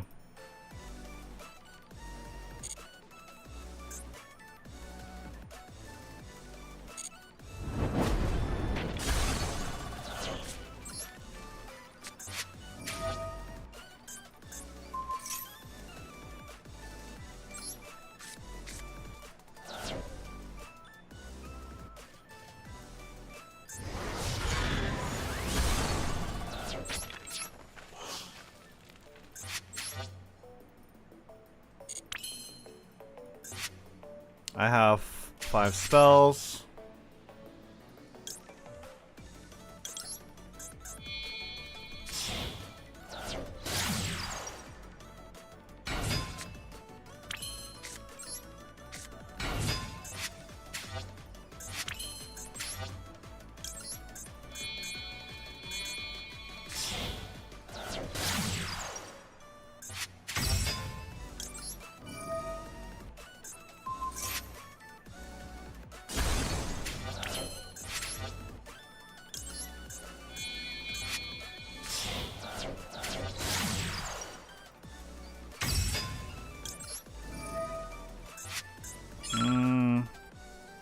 Sure.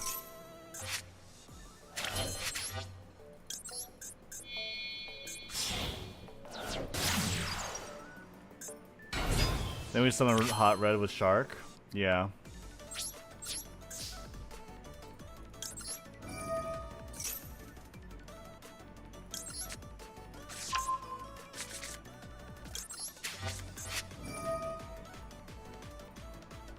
Yep.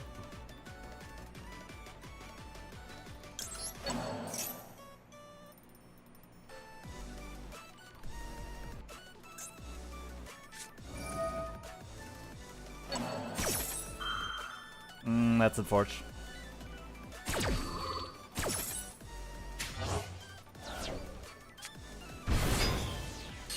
But I draw a card.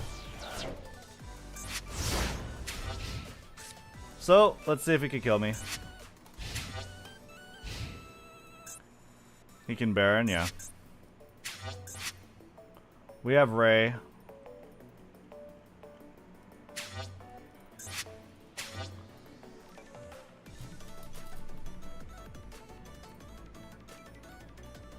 Yeah, I could have. Oh, I could have saved pot. But whatever.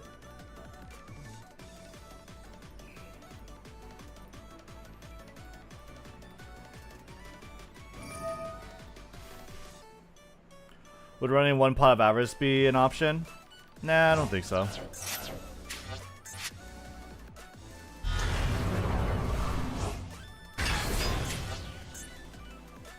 Can you activate the effect? No, right? Okay.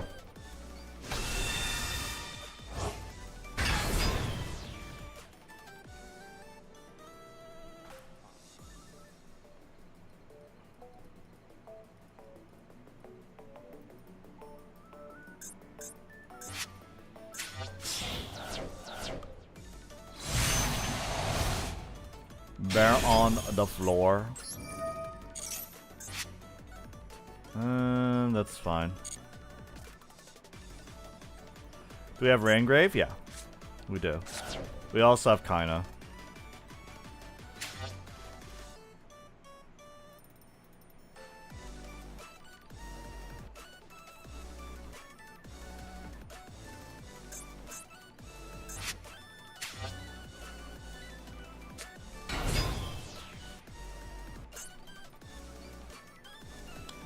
It is actually pronounced Fleur.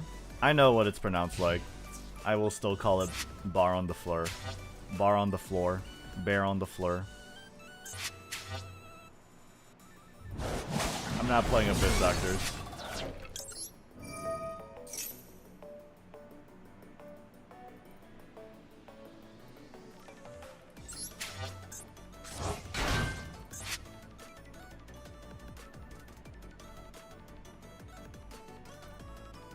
Yeah.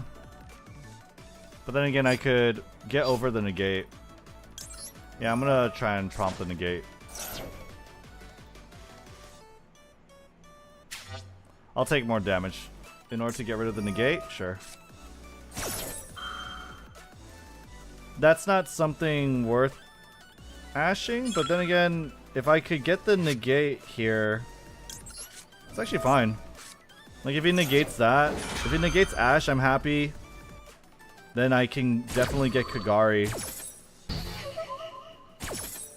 Okay. He said no, which is fine.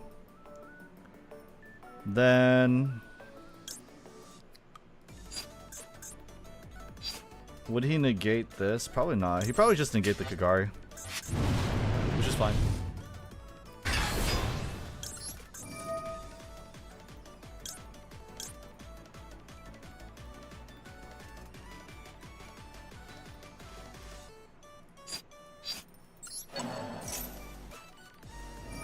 Yep.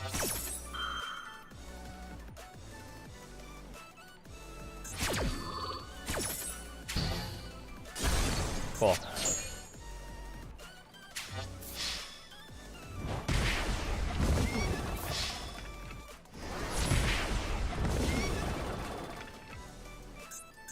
Does he not have branded beasts in his deck?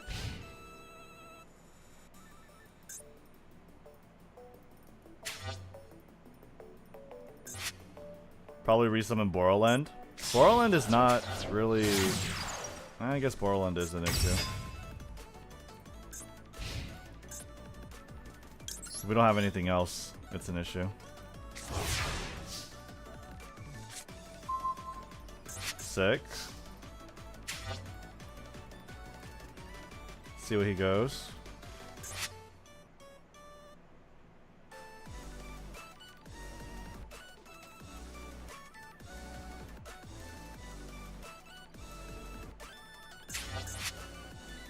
Borrowland can still negate.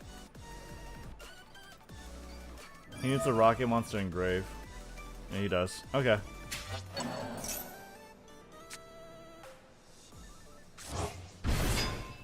Baldy?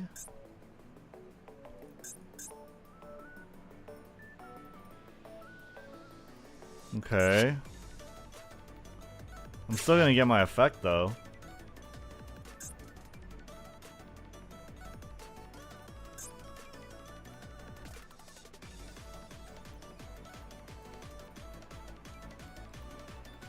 I don't think he fucks me up no matter what.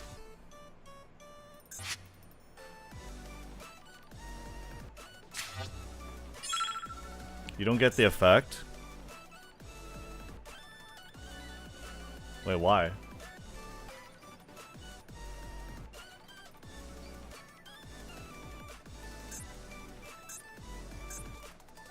I know Seals is non-target.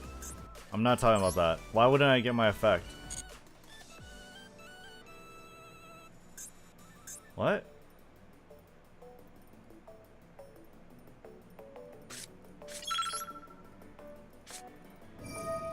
Baldrake doesn't negate.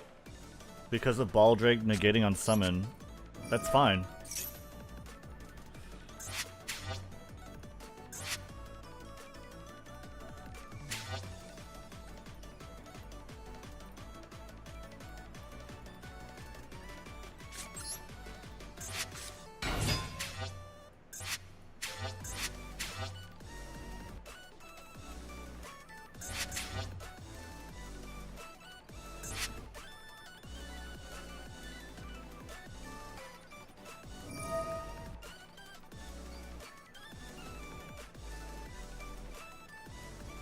Okay.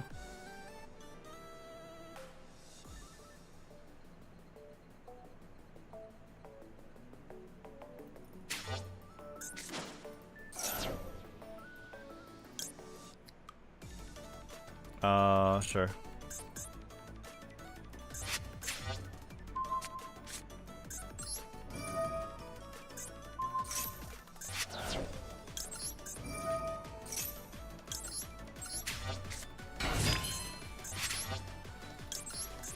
Cool. Why didn't he tribute the seals?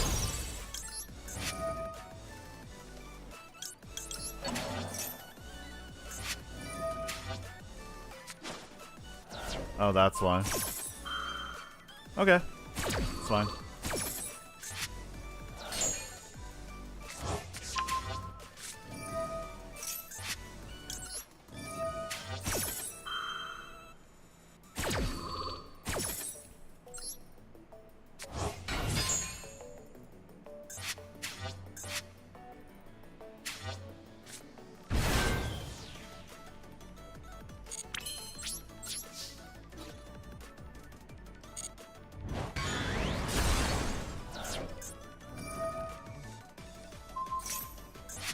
I fucked up.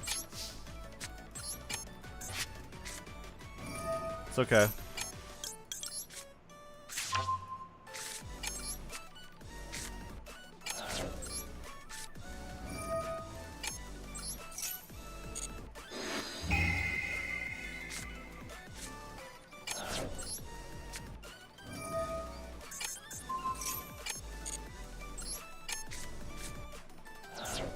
That's fucked up. Okay, that's fine.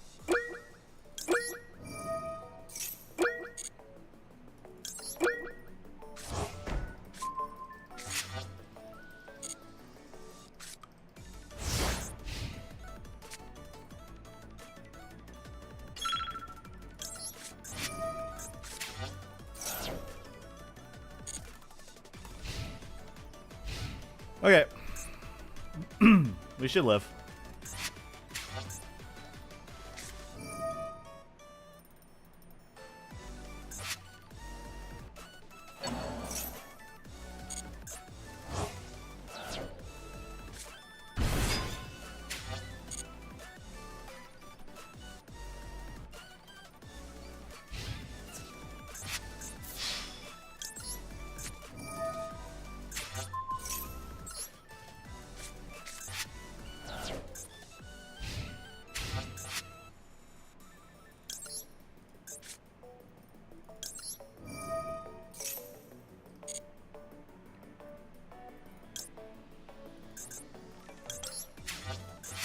Oh no, that doesn't matter. Whatever.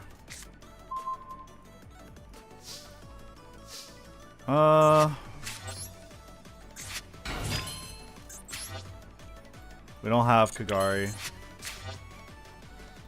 Fuck.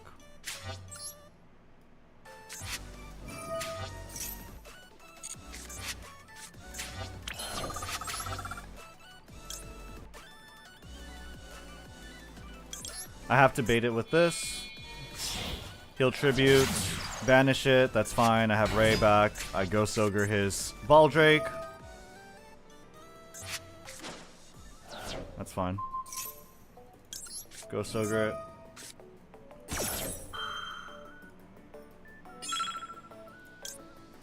Also, yeah. Cool.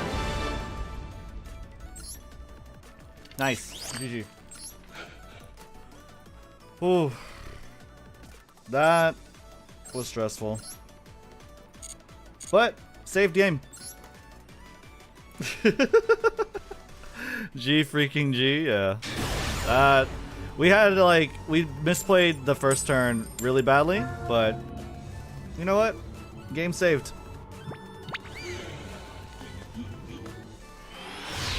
Because we definitely could have put up 9k damage. Well, we out advantage him.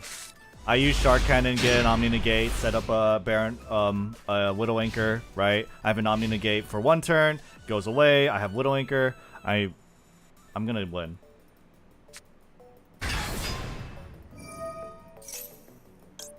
I don't like Burst. How many cards we have left in our deck? I don't know. 10, 19, I don't know. I'm mashing this because I don't like Birth. Birth kills my deck. I don't care.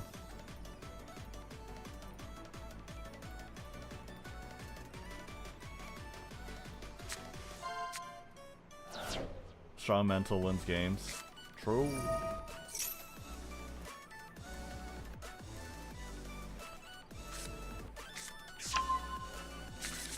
Sure. Diablosis. Didn't lose anything important. I'm dead. We'll see. I forget what kind of board they end on. Is it FTK? What? Normal summon get negated. Activate it.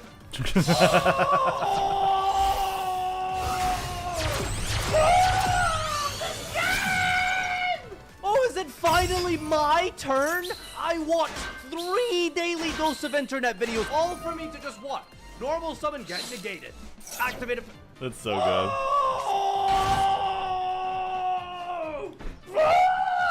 This game! Oh, is it fun? Do me a favor and watch this video. So I got Hi, How much did your... How many? I guess we'll see what he's playing after this. Lovely. As long as we don't hit a tier, we'll be okay, right, Shirley? Lovely. Smack a card out the hand here. Okay. I guess we're calling traps. We're watching shorts, guys. I'm not watching this fucking combo. The trap, and then like we wait for like the end phase or something. Okay. That was really bad, by the way. I should have been toggled on there. Should you do that scream too, Red? Yeah. Alright, we call them obviously. trap cards. How many do you have? Oh, that was I guess sick. we'll see what he's playing after this. Lovely. As long as we don't hit a... What's the best video game of all time? What's the best video? What exactly? we took. What exactly? We took. why can't I? Dude, why are my shorts so trash?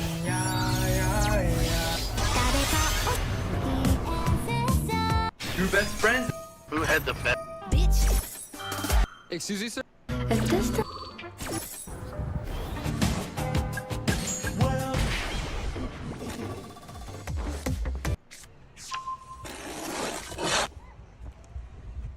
Okay. Are most shorts trash? Nah, this account is like my throwaway account. So the shorts on this one are especially trash. On my actual account, my shorts are pretty good.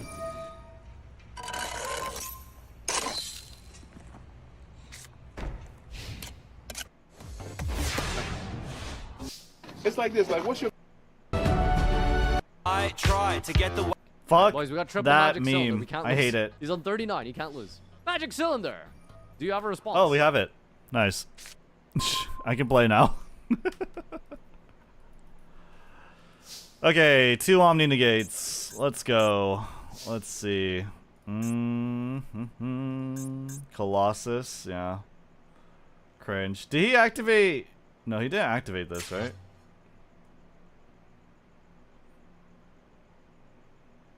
Send Jet Synchron. Okay.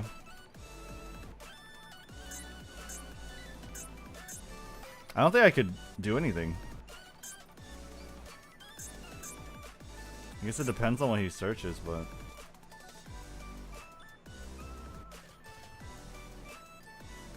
I can't take anything.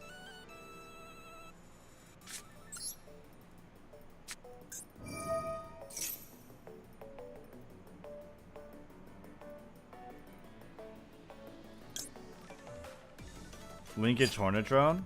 I don't think so. And he has Imperm?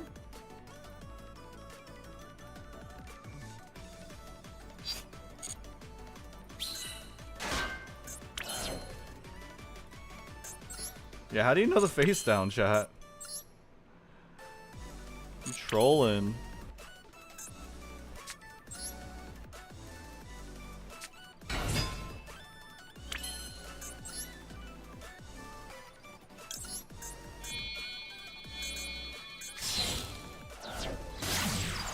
Does he have a link to Engrave?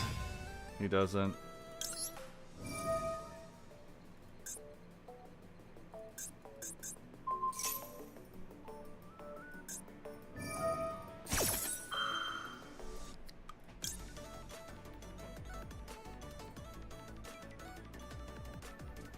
No rain, grave, Sag.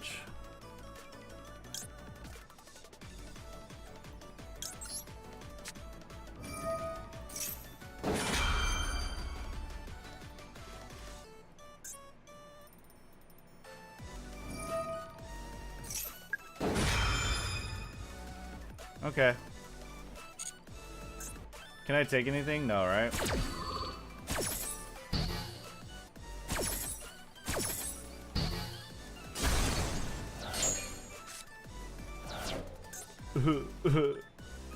Only unicorn. Oh, whales. That sucks. Next one. Can we see his deck?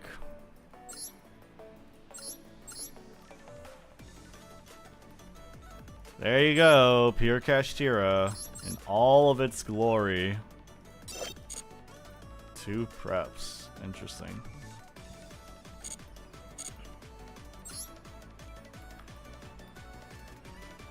It's a Rorogon salad.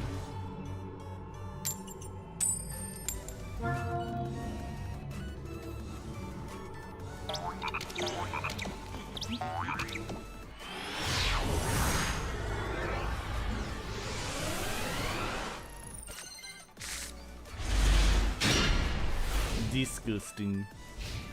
Magic cookie. What do you got, Magic Cookie? Oh my god. 60 card Andes in season 21. 60 card Andes in season 21. You gotta be fucking shitting me, dude.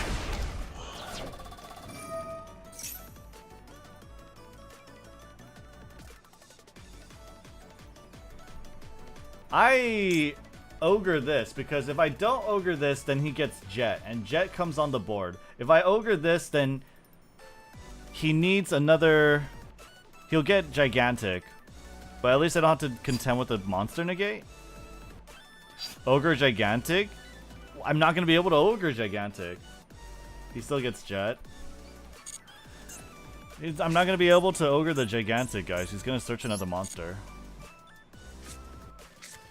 Yeah, he still gets Jet. I know he still gets Jet. I'm saying that I still destroyed this. Then he special summons Jet. Jet can't get starter. He has to use red in order to make Gigantic. That was the idea.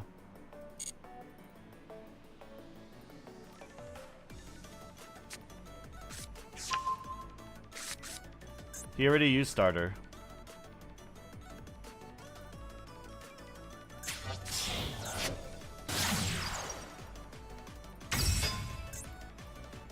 Unless he makes sprint first, it doesn't matter though, because he could still negate this, send it.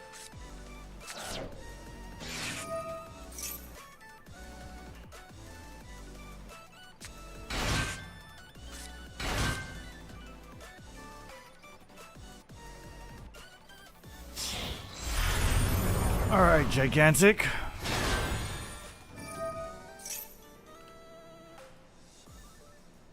I do this, he tributes his beaver.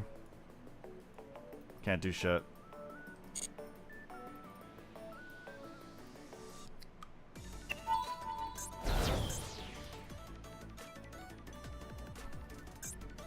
How's the meta looking after the ban list? It's okay. It's not bad. What the fuck?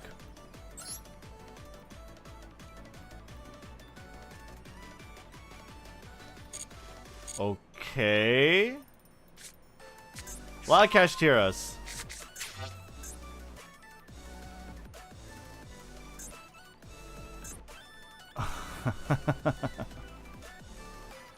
Alright. It's a Vampire Omni Negate. Very cool. And it works so long as he contains or controls Retainer.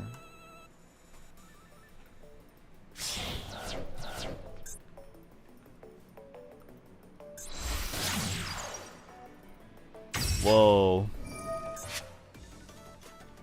Hold up, he just got rid of red.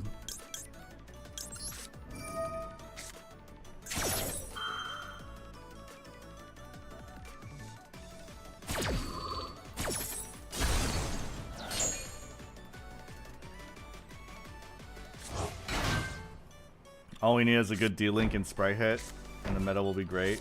TBH. No IP Masquerena. 4 sets. That is insane. That's absolutely nutty.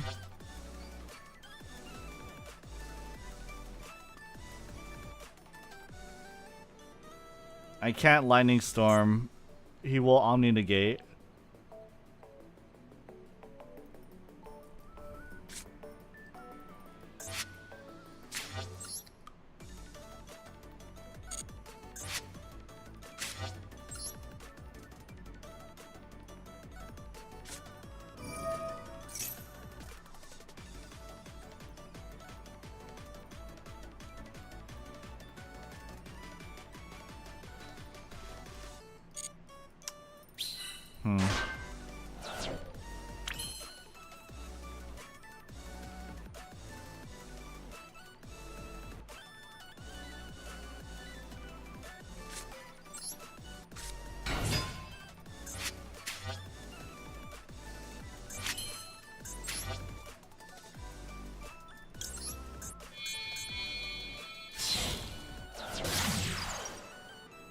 I think he has 2, basically.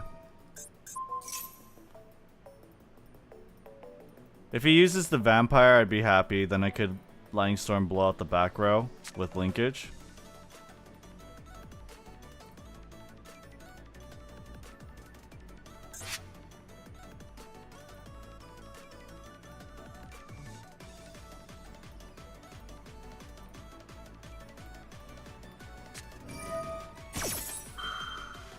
Okay.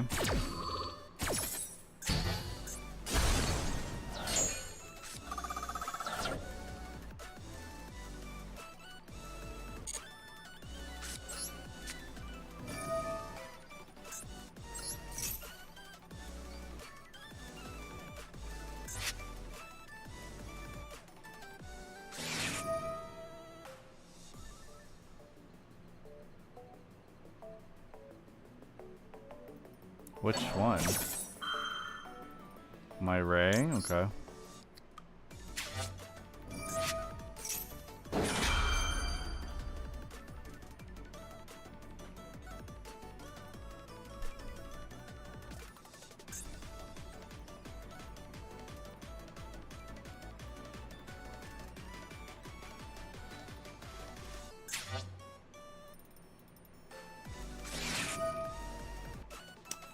Fuck.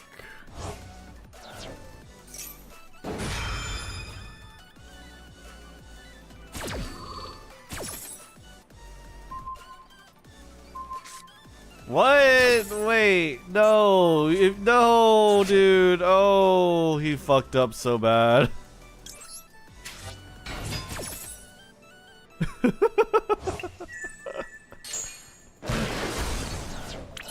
I don't know if I can win this still, but he fucked up super hard. Yeah.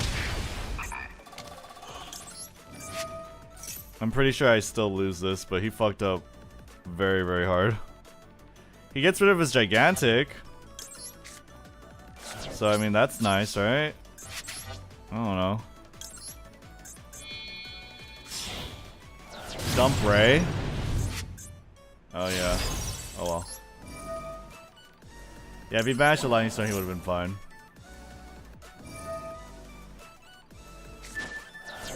Oh yeah, we do get Ray back, you're right.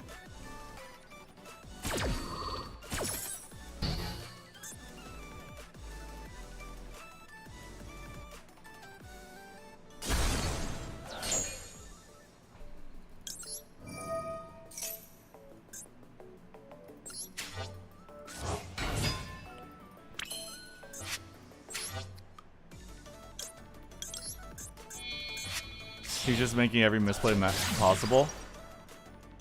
Well, no, if he let me get engaged, then he would have lost his thing either way. But yeah, it's I guess he could have tributed himself. No, he can't. The misplay was negating Azalea with the counter trap. If he negated Azalea with red instead, it wouldn't be that bad, actually. I would get Ray back. I would swipe against the... No, it would be bad. Because I would have to battle the vampire, and I wouldn't have Lightning Storm available to me. So it would have been bad. He could have just not yoinked Ray. Yeah, he could have just not yoinked Ray.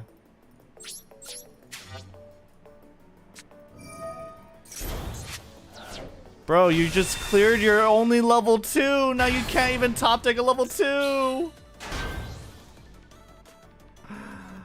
What?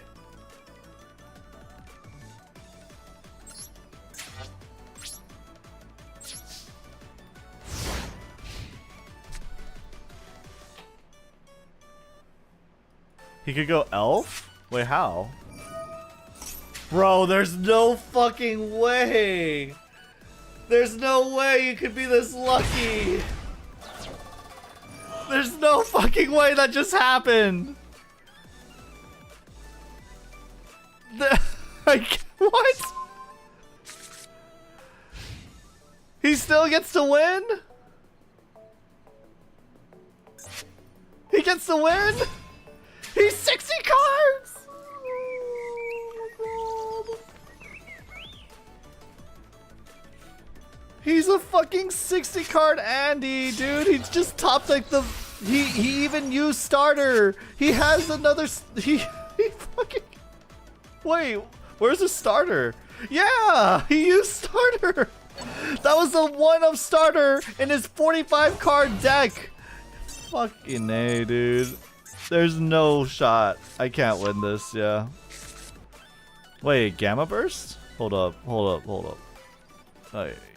No, he makes gigantic. I don't think he kills me, though.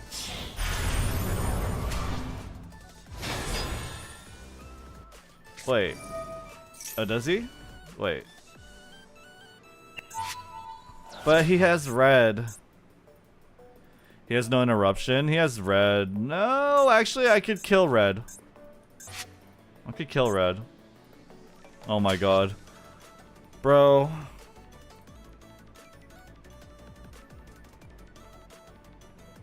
Gamma doesn't last until the end of your opponent's turn. No, it's until the end of your opponent's turn.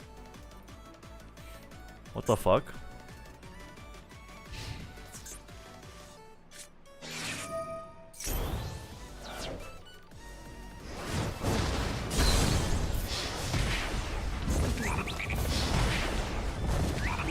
This is until the end of your opponent's turn, chat. So I need to find like Widow Anchor or something to kill red.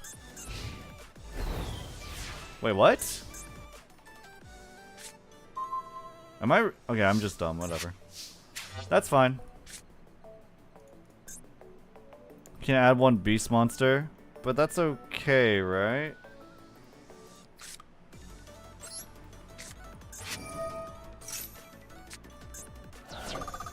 Well, it is what it is.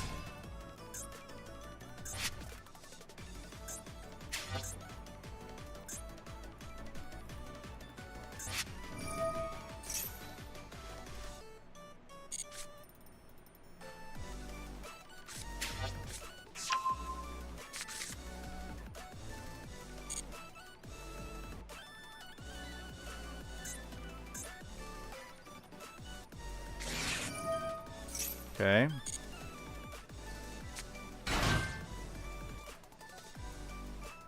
What's he gonna synchro with? He has to synchro with red. Oh no, never mind. Is this a target?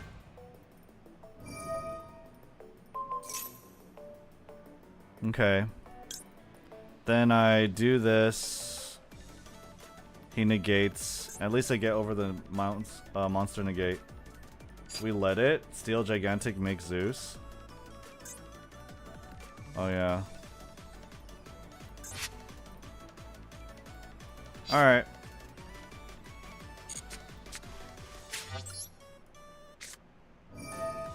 That's a good plan.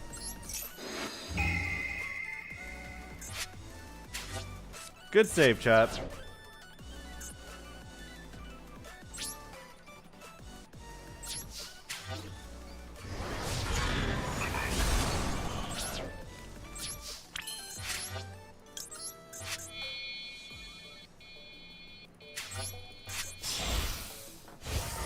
Put it on the extra monster zone. Whatever.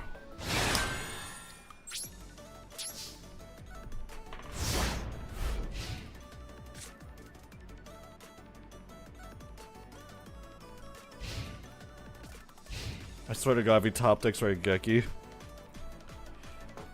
I wouldn't put it past him. This guy is a fucking god. Jesus, dude.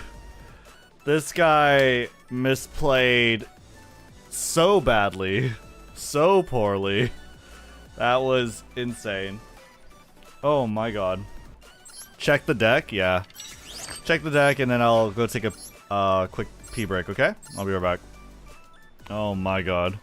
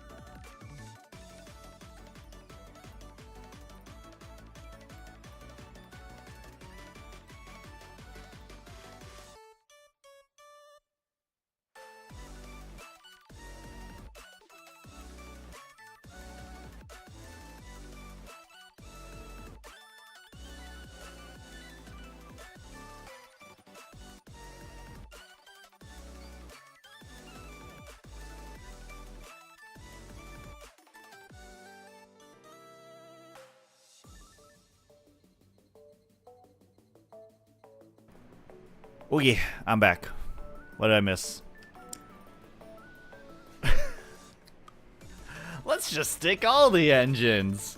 Let's stick all the engines. And yeah, let's just throw in Vampire Domination. Isn't it so sick? It's a level 2. You can special summon it. We could get the Domination. Damn. Level 2, 1200 attack. Certainly no one can, like, force this by any other way, right? Yeah. For sure, for sure. And we got Adventurer, Illegal Knight.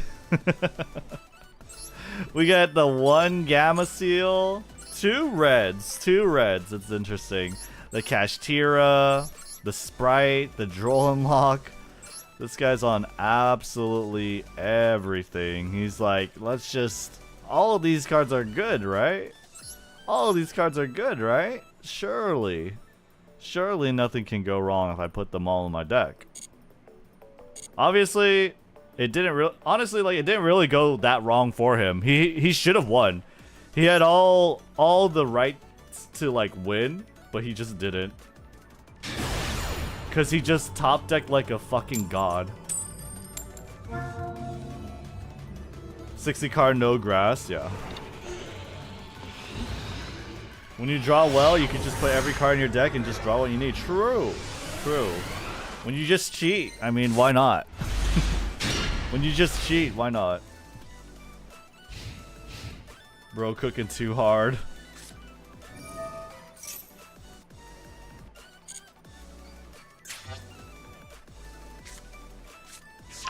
To be fair, what do they want to mill?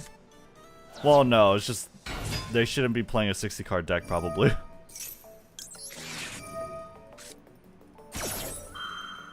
It's not even that. It's not like, oh, they should play grass. It's more like it's a 60 card deck and there's nothing that they wanted to mill. They probably shouldn't have played a 60 card deck.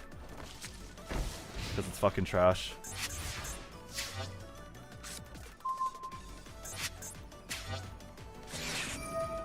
I love that.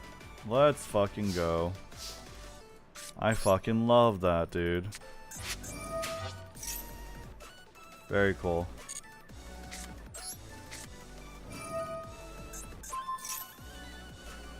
Pass. I'll Shizuku shuffle.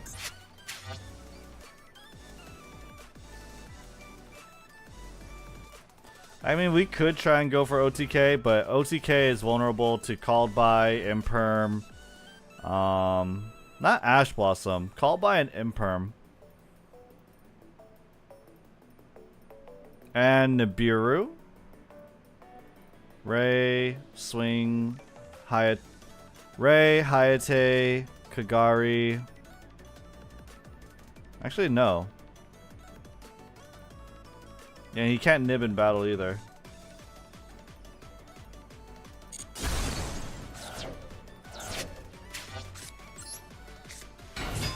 Alright, let's see. It's worth trying.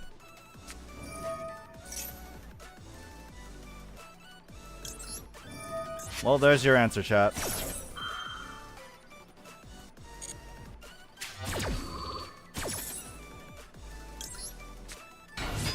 He gets 1 card.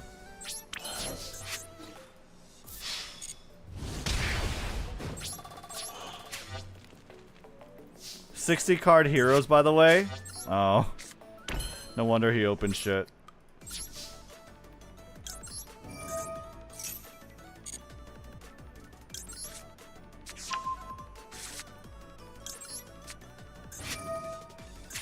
Guys, I thought we would see the end. Like there would just be no 60 card Andes, dude. But look at this guy. There's still 60 card Andes. They don't care. They simply do not care.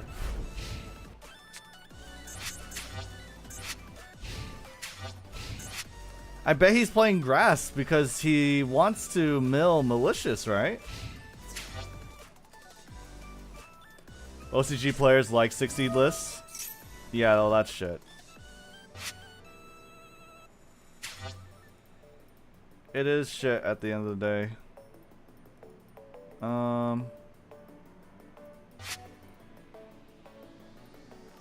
Yeah, we just designate for graveyard, right?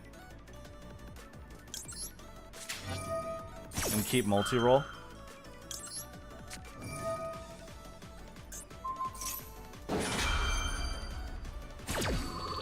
Well, Widow Anchor gets banished no matter what.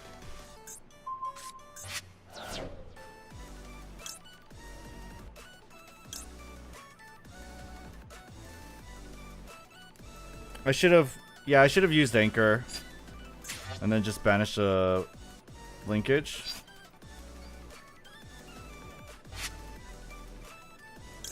Yeah, I'm losing whatever. It's fine. I lose the linkage anyway. Oh yeah, no, I should have done that then. Oh well.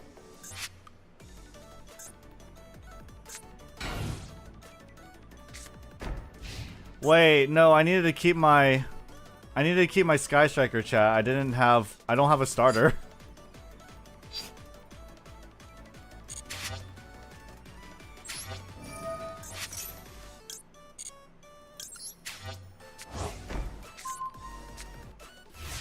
He's set. I'm gonna fucking lose. I'm going to fucking lose. I'm going to fucking lose. Against 60 card Andes. It's my fate. It's my fate to lose against 60 card Andes. I was meant to lose. It's my curse. In my previous life, I took a trade. I don't know. It must have been something really worth it to basically sentence myself to losing to every 60 card Andy.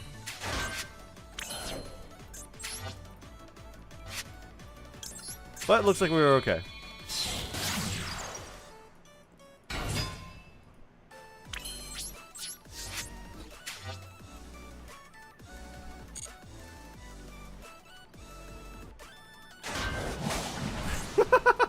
Fuck you. Fuck you. You suck so much. Holy.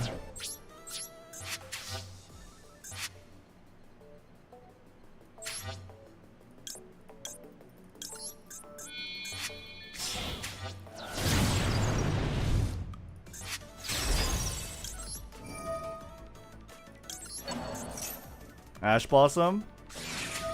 Ash Blossom doesn't matter. Aw, man. That's fine. That's fine, we keep our Widow Anchor.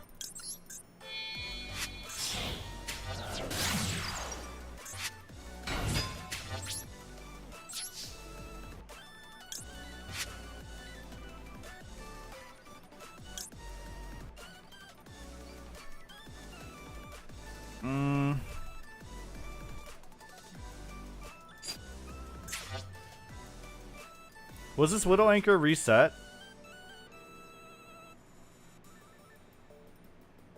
No, it wasn't. Okay. Oh wait, I can't reset anything anyway. Never mind. Okay. Let me get linkage. Yeah.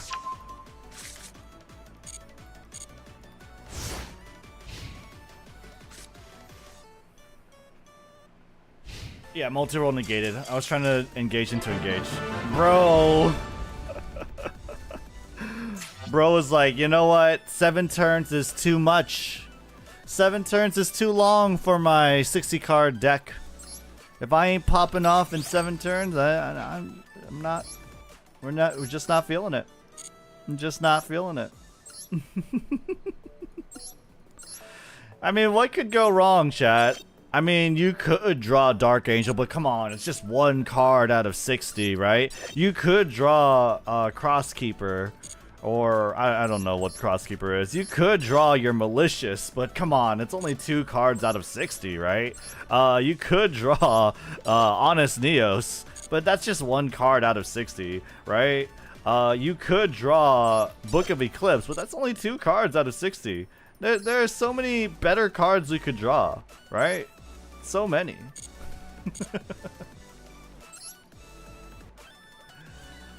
Oh, yikers, dude. What a yikers. Guys, if you're new to the channel, hi, my name's Rednu. We are climbing to Master 1 with Skystrikers only, so if you enjoy this type of content, hit the like and subscribe. That way you can see more of my stuff. I am going to be posting some Skystriker games. We got to Master 1 with Skystrikers only last season, so we are going to be able to do that this season as well. You can also follow me on Twitter to know when I go live and join the Discord. At Rednu23 on Twitter. Discord is also when I notify when I go live. Every day at 8 p.m. we are streaming. We are also pushing out a video pretty much every day. So, hope you guys enjoy that. Imagine if I had Eradicator right now. Alright, love that. Very cool. Sure. Free win? Looks like it. Looks like it. Let's take a look here. Let's take a look-see. I'm gonna try a 60 card Skystriker deck with 2 Ray. All you have to do is queue against me and you'll be fine.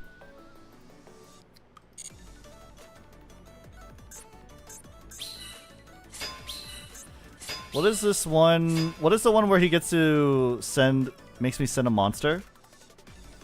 If your opponent adds a card from their deck to their hand. Okay, got it. Okay. So we want to negate this right away. Because I am going to add a card from my deck to hand.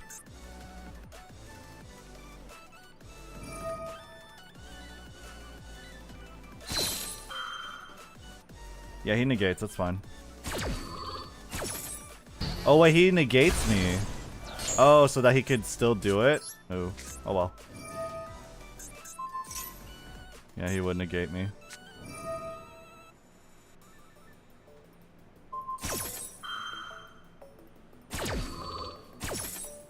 Okay. Does he... It still dies, right? He's summoning it back.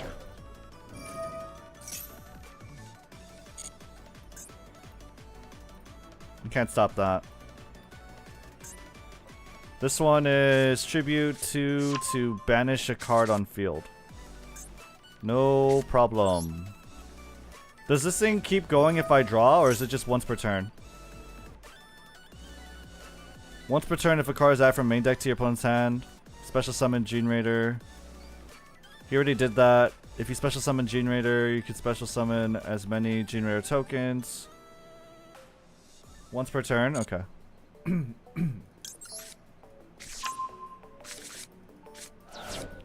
Soft once per turn? Okay.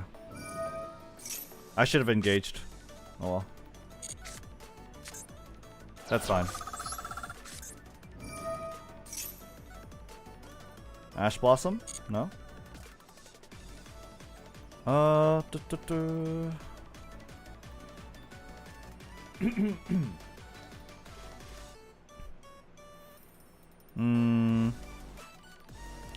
This thing doesn't run anything over. These things were summoned in defense position. Light, light. I could make Azalea. I could make Azalea. Azalea...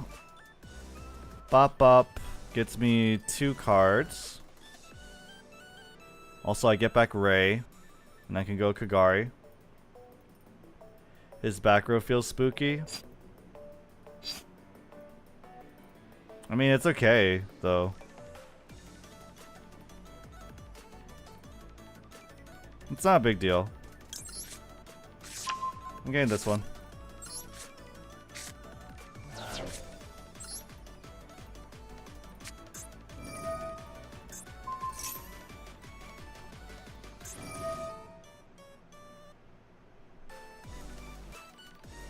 Okay.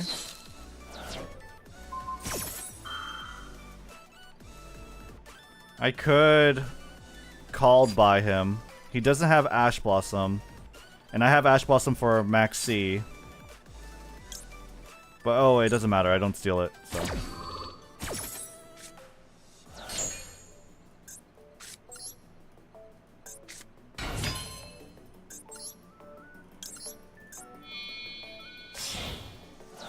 Gari for engage, get afterburners.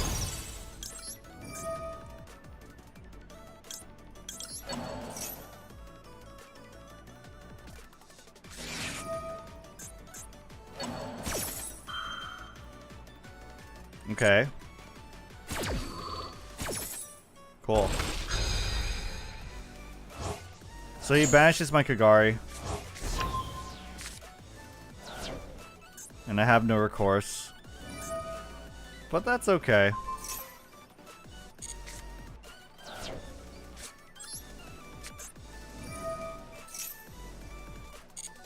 I pop, and I'm good.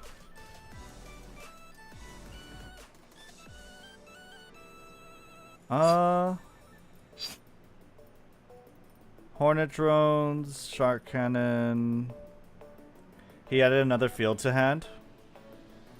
Did he? Yeah, he did, huh? He has another Fenrir. He also has another boss stage.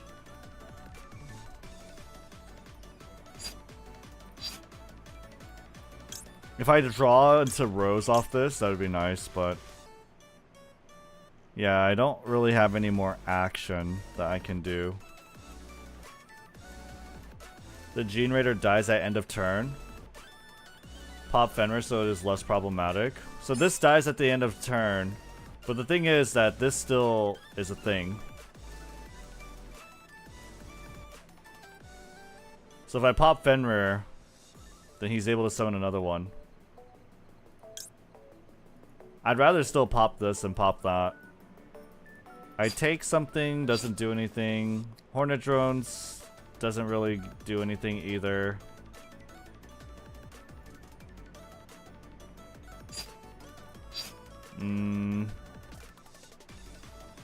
I think I'm just popping. Just set Widow? I guess so, yeah. That would be nice.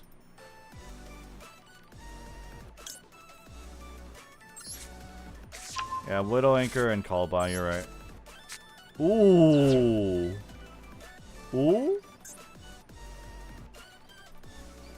I have Battle Phase. But does this matter?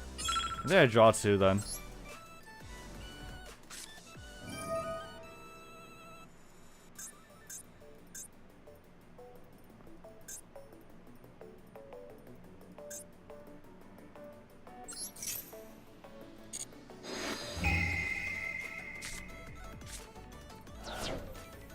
Oh. Linkage? Hold on. Take? No. I don't think so. Either way, I have to set these.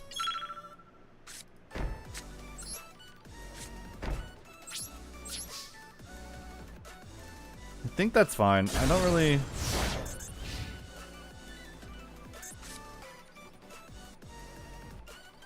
Actually, I'll just wait. He only has Fenrir.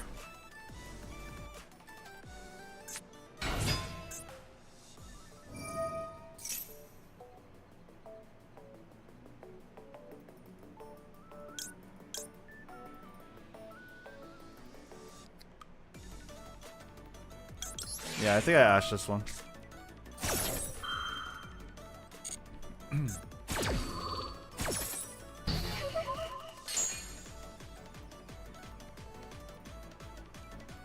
That's his normal summon. That's good. That works.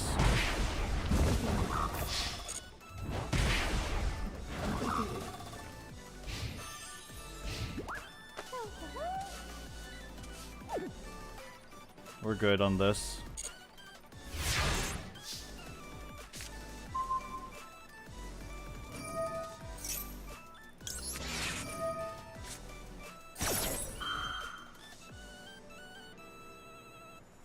We could call by. Does he get any Gene Raider? You're right. Yeah, that's a good call. Hold call? Oh. Oh well.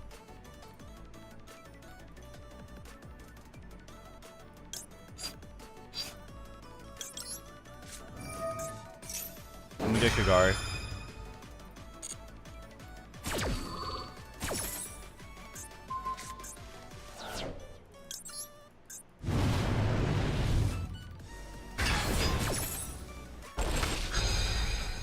Do I have Ray and Grave? No. I have a Ray in hand though. And I'm drawing a card.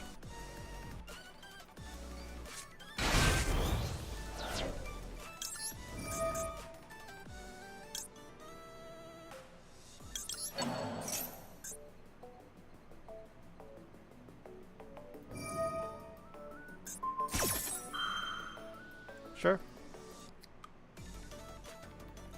I could also take him, but no. We'll take him later.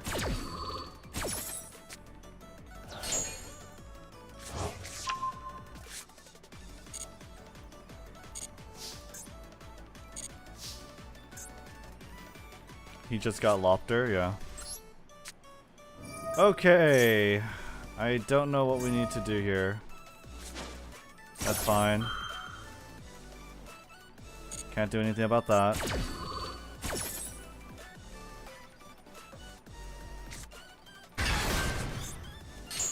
Nice.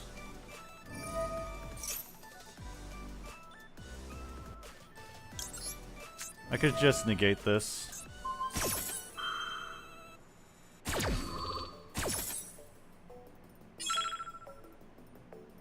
I guess so. Yeah, why not?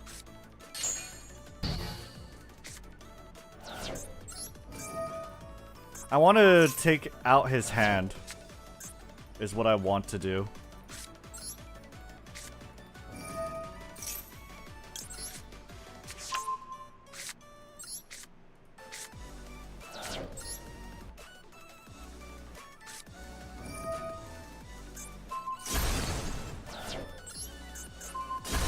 I probably should have taken it. Whatever. I don't have that much time.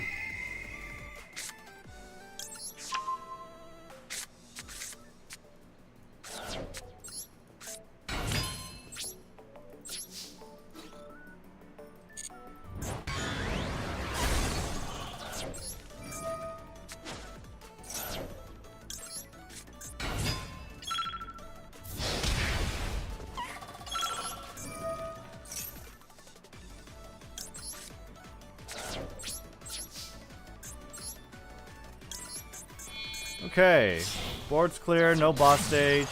He does have Fenrir, but that's okay.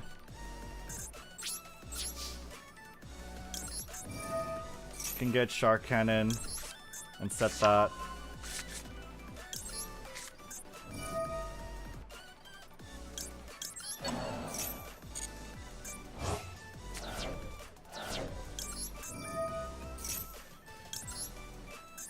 Shark Cannon.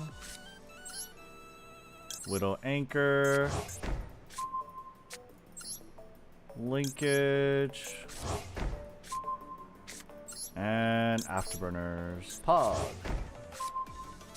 Very cool. Okay. Watch him top deck Harpy's Feather Duster.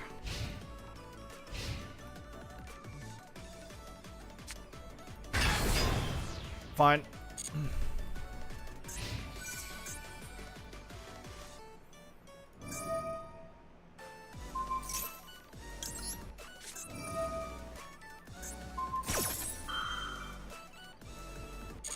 Fine.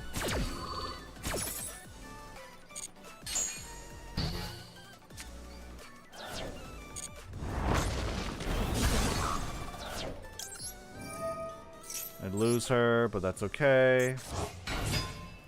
We have Kagari for engage. We could also Shizuku, set engage, search engage.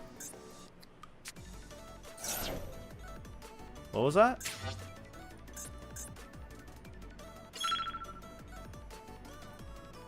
Oh, okay.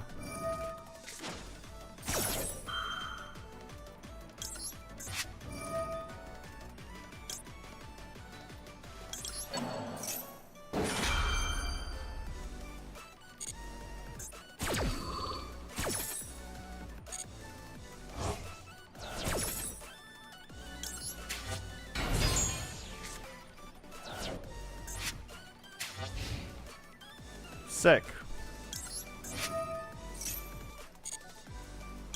Set engage. We have enough. I'll set this one too. I'll search.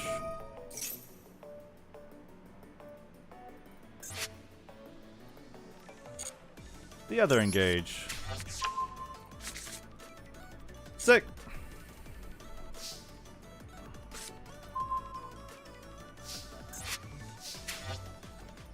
I think I just OTK with like Ray and stuff, right? Or not with Ray, yeah,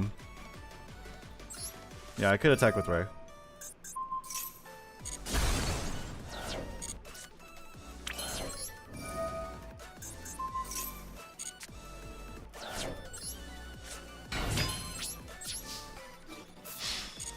We have Rose and Grave.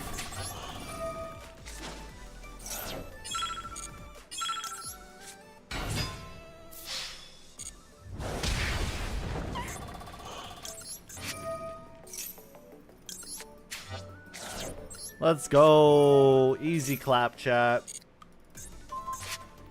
Easy peasy.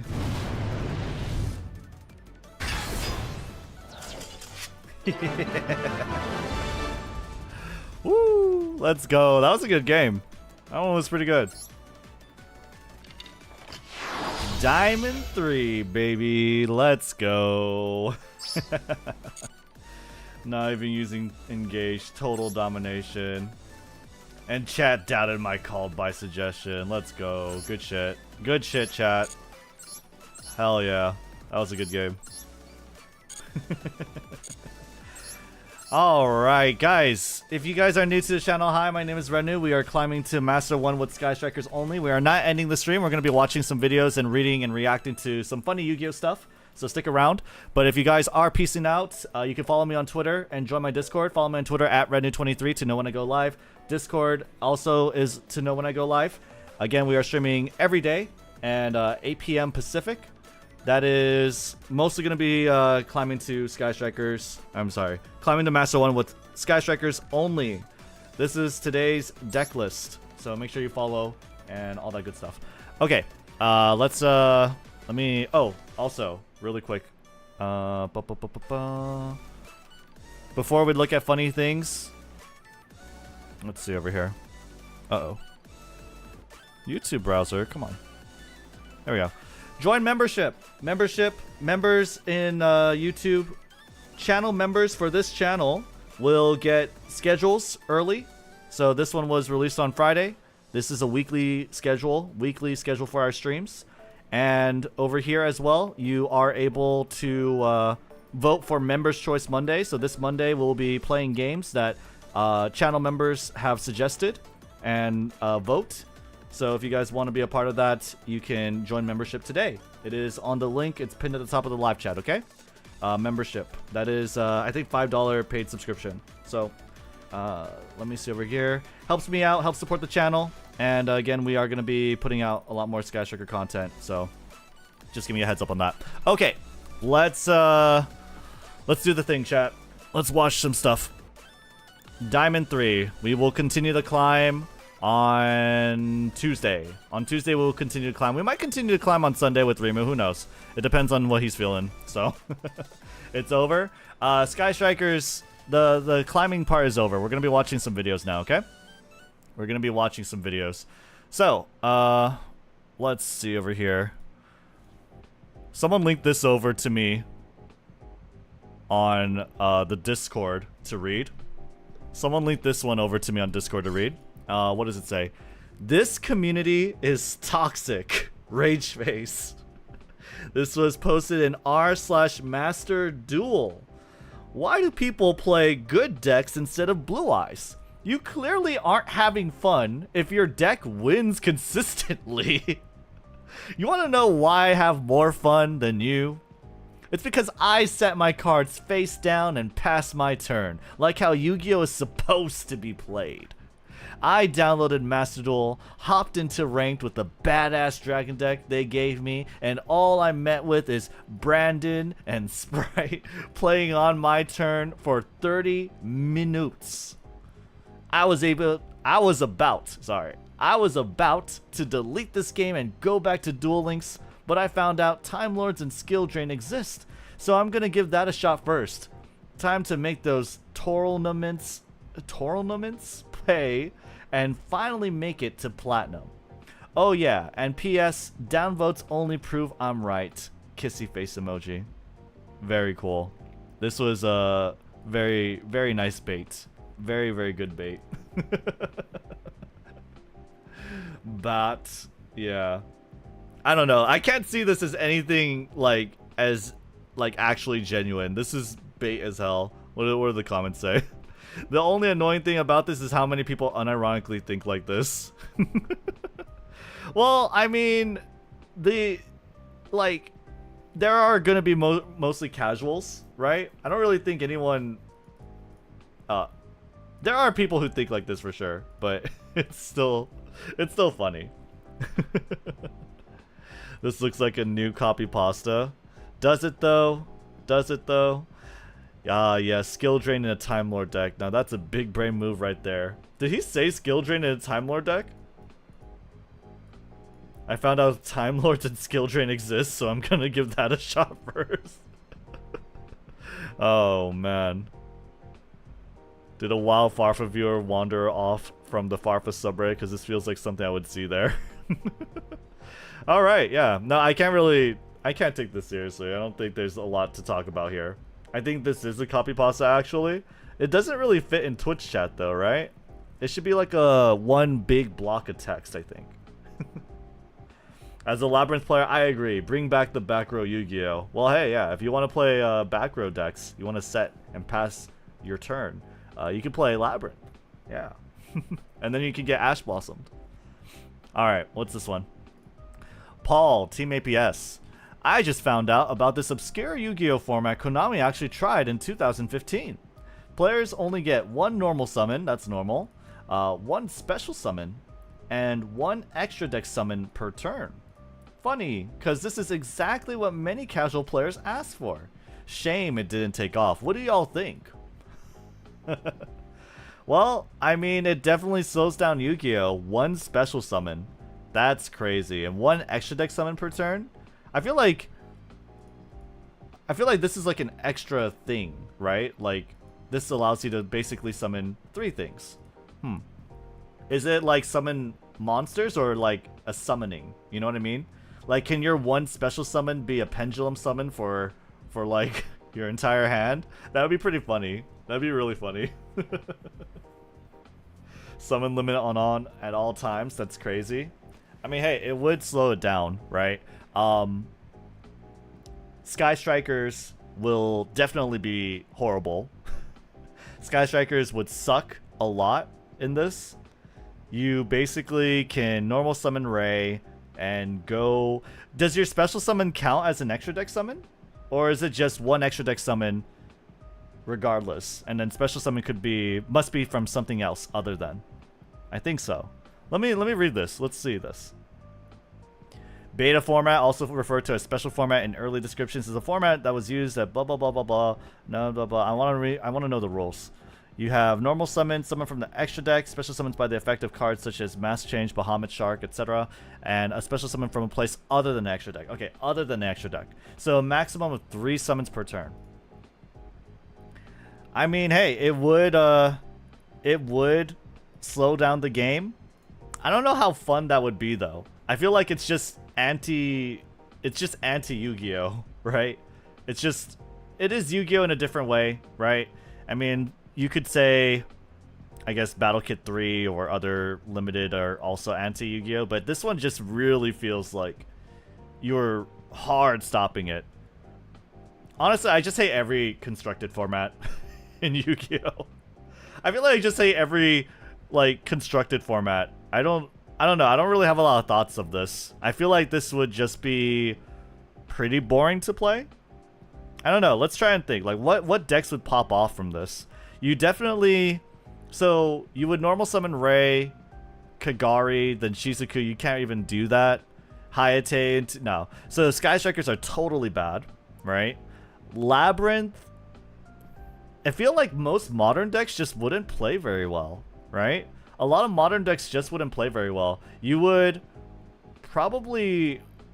Well, then again, not even, like, Monarchs, right? I feel like this just breaks the game. I feel like this just breaks the game because then what about Monarch, right?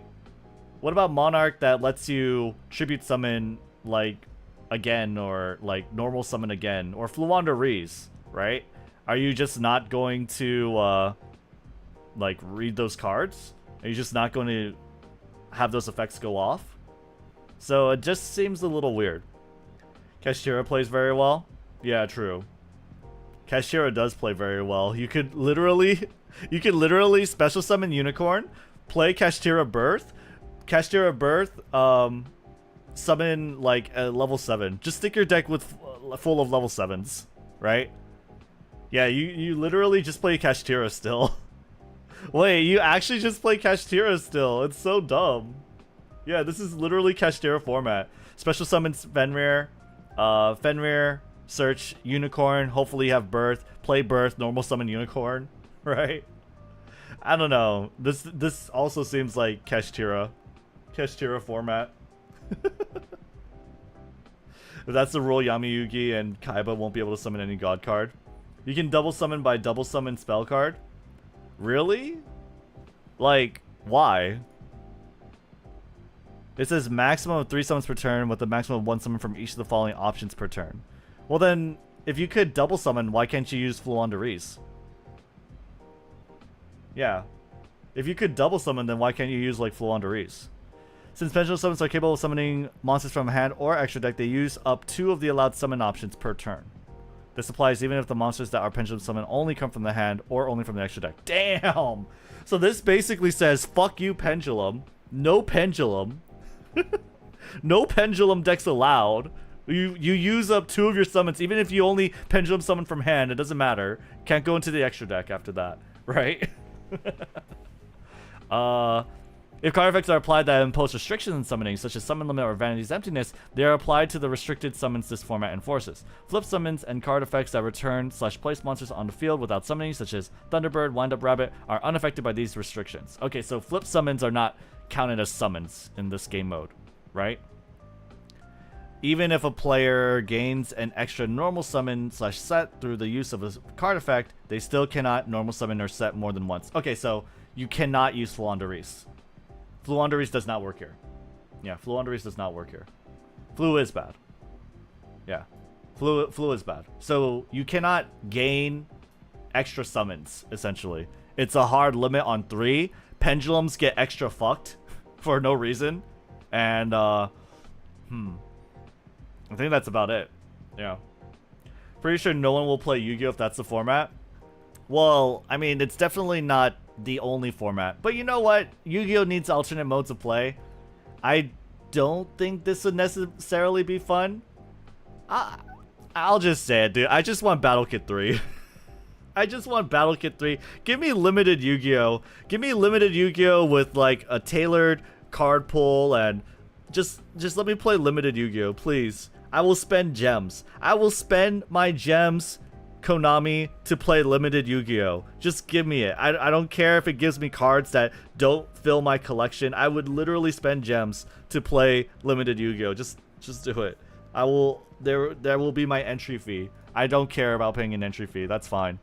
It'd be better than like buying packs, honestly. Imagine if you could spend gems as entry to play limited Yu-Gi-Oh! And win whatever the current secret pack is, or win pack tickets to go into like buying any of the secret packs, or not secret packs, but any of the packs that you can buy, normal packs, what do you call them, like, you know, the limited like packs that you have. That'd be really cool. Double summon gets erased. Yeah, double summon is basically a blank fire. I would even say in this game mode, if you activate a double summon, or rather, double summon is unactivatable simply because it doesn't change anything, right? It wouldn't change anything, so if you can't reap any benefit off the effect, in Yu-Gi-Oh! Usually what happens is then you can't activate it. So I would say double summon is not, you know, like you wouldn't be even able to play double summon, right? But yeah, it's very interesting.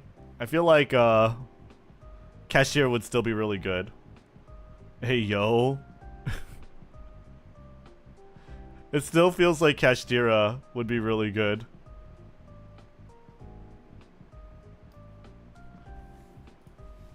Do we ban Kashtira?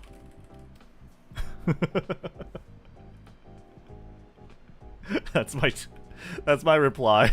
Do we ban Kashtira? Because I feel like Kashtira would still be really, really good. Right? I think Kashtira would still be really, really good. Does anyone else mention Kashtira? No? Really? Am I missing something? Like, Birth and Kashtira would still be good. Fenrir would be banned. Yo, Mr. Kill Jr., thank you so much for the super chat. I want a randomizer mode for Master Duel. A randomizer mode, yeah. Well, limited would be a good way for that, right? But yeah. Alright. What else do we got? We got this video here. Okay. Let's see. I want to randomize a mode for Master Duel. Thank you for the super chat, Mr. Kill Jr. Alright. Let's take a look here, chat. Best way to learn modern Yu-Gi-Oh! Let's take a look. I think he's going to address the Rarun video and see if he could, I guess, provide some guidelines, some tips, some tricks to help new players get into the world of Yu-Gi-Oh! So let's take a look. Let's see what his prescription is. Yu-Gi-Oh! Let's see the prescription of Dr. Conrad. Yu-Gi-Oh! Is a fast-paced card game. True. Or at least now it is. Back in the day, setting 2 cards and passing in the first turn was the norm. Now, this game is highly explosive, and games can be determined by the coin flip. If you were like me, someone who came back into Yu-Gi-Oh! Through Master Duel, and looking to get into this game for the very first time, this is the video for you. And if you're a veteran of the game or a modern player, stick around. I'll have plenty of tips and ways to help your friends get into the game as well. Real quick, just a disclaimer. This is not a video for people who have never heard of the game Yu-Gi-Oh! Before. This is for people who know what a normal summon is, or have ideas about what all the different phases of the game, how to properly summon a monster. You get what I mean. For those who don't... So it's not meant for absolute beginners, but, I mean, at least someone who's maybe watched the anime, you know what a normal summon is, right? Yeah, sure. I'm gonna let this play out. Yo, Salem Q, thank you so much for joining membership. Thank you, thank you. I don't know. My name is Doc. Make sure... I'm sorry, really quick. Let me go back really quick, because I need to edit this anyway. Salem, make sure you submit a game for Members' Choice Mondays, okay? Check the community tab in the channel. How to properly summon a monster, you get what I mean. For those who don't know, my name is Doc Conrad YGO, and I'm a Yu-Gi-Oh! Content creator. I've been making videos on my favorite alternative formats to this game, and I've been a Master Duel player for a very long time. However, today I decided to discuss the new player experience, because I have previously shared the plight these new players are dealing with now. This game has too much going on. There are way too many cards. Yeah, every game ends on turn 2. I've been there before. When Rarun made that video about the Master Duel experience, I saw myself almost 2 years ago. So... 2 years ago? Master Duel was out for only like a year and a half, yeah? I don't know. What up, Ken? We're watching The Best Way to Learn Modern Yu-Gi-Oh! By Dr. Conrad. Or Doc Conrad, sorry. Here is my biggest tip for playing modern Yu-Gi-Oh! Go second. That's right.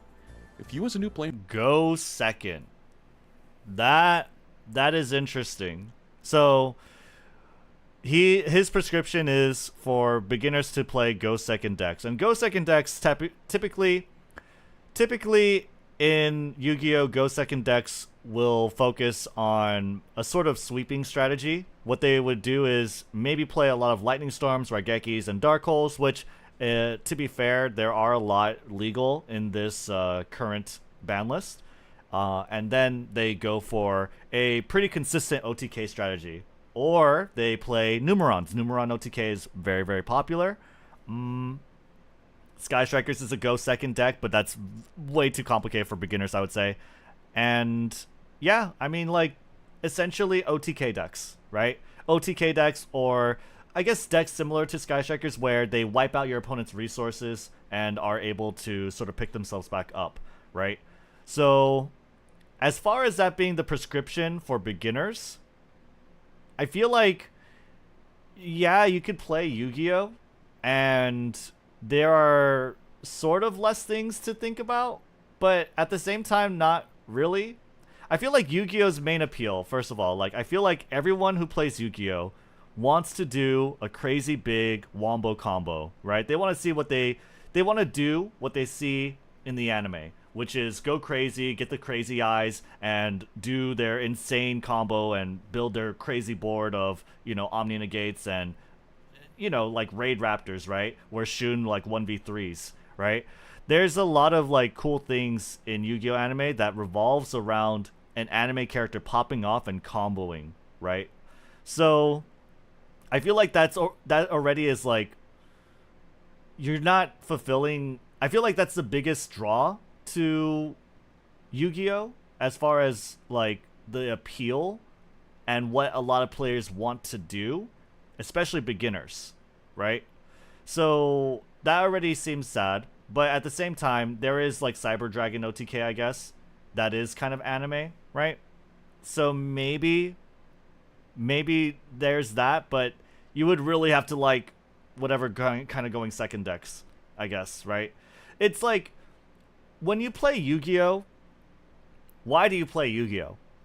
Usually you play Yu-Gi-Oh! Because you are in love with a certain you're in love with a certain archetype, you're in love with a certain like identity, right? An archetype that you are able to play in Yu-Gi-Oh! You're in love with that. You're in love with either their design, their idea, the anime character that plays it, and that's usually what your go-to. You're drawn to Yu-Gi-Oh! So if you're just playing Yu-Gi-Oh! For the sake of playing Yu-Gi-Oh! And you just want to learn the game and I guess play with your friends, then yeah, this is great advice. Because go second decks are more often than not more simpler than I guess wombo combo decks. But at the same time, I would say not really, because going second decks kind of force you to read the opponent's cards and understand what you kind of have to go over and get through in order to play the game. So I actually don't really agree with this. My prescription, if you are a beginner to Yu-Gi-Oh! And you're willing to put up with the learning curve and how hard it is for a new player to learn, is just to find an identity, find an archetype that you like to play, and Google the best decks that play them, and Google like the combos, right? For instance, if you like Dragon Maid, you can actually check out my channel, Rednu channel, and we actually have a Dragon Maid guide. If you like Dragon Maids, you like anime, you like dragons, you like girls, you can look at that guide and figure out exactly how to play Dragon Maids and exactly like how that deck works and how that archetype works, and have fun with that. It's not the best deck, but it is a deck, and if you like Dragon Maids, hey, I mean, what's stopping you?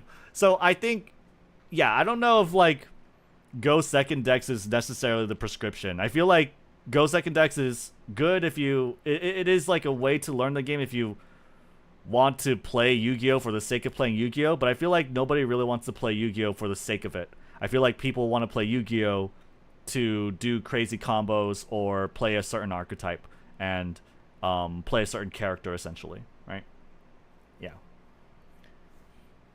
Mr. Kill Jr., thank you for the super chat. Grand Maju is easy to pick up. Nuke / Kaiju the board. Desires for boost. Grand Maju for game. Yep, it is. Yeah, you're totally right. It is very easy to play Grand Maju. Grand Maju is an OTK go second deck. So if you guys just want to, you know, cheese the game, and not cheese it, but I mean, essentially, you want to win and you want a relatively very easy deck to play, yeah, I would agree. Go second decks are very easy.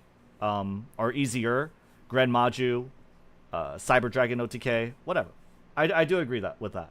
But I also think that you are probably not typical. You're not the typical Yu-Gi-Oh player, the typical new player. I feel like most people want to play as a certain identity. They want to play as a certain archetype coming into Yu-Gi-Oh. But hey, if that's not important to you, absolutely go for a Go second deck, because they're more easy to play. Yeah. Can we watch his reason first? Yeah, well, what I'm trying to do is I'm trying to set a baseline of what my stances are and see if they conflict with his, right? I want to know, like, how his thoughts, how his opinions are different from mine. But I also want to establish a baseline of what I think, and so that we can see exactly, like, if I'm able to change my opinion, or if there are maybe things I've missed, right? I want to make clear what my level of understanding is and what my thoughts are before going into this, because I want to just be able to say, like, I just want to be able to, I guess, draw my line in the sand, or make it very clear, like, where my stance is, essentially. But yeah, let's take a look. I have no idea what to do when it comes to playing the game. Your best bet is to go second. Allow me to explain why. When you're a new player, allowing your opponent to play gives you time to understand what your opponent is trying to do. If you are going up against an experienced player, you can take the time to read the cards your opponent is playing, try to understand why they're playing it the way they are, and find times when they look to be interruptible. Oh, no. Oh.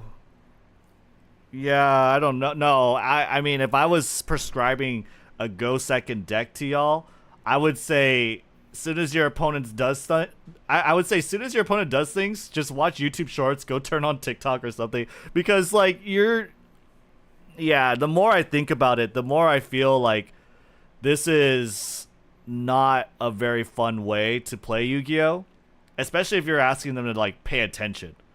Like, you're gonna ask them to pay attention. Basically, you're saying, for most of your games, you're asking to go second, right? And so you are taking away 15 minutes of your life every game you go into. And yeah, you can pay attention and you could try and read and understand each card, but I guarantee you're not going to read and understand each card. I guarantee you're not going to read and understand each card, what they're doing, what his goals are, and there are just so many things.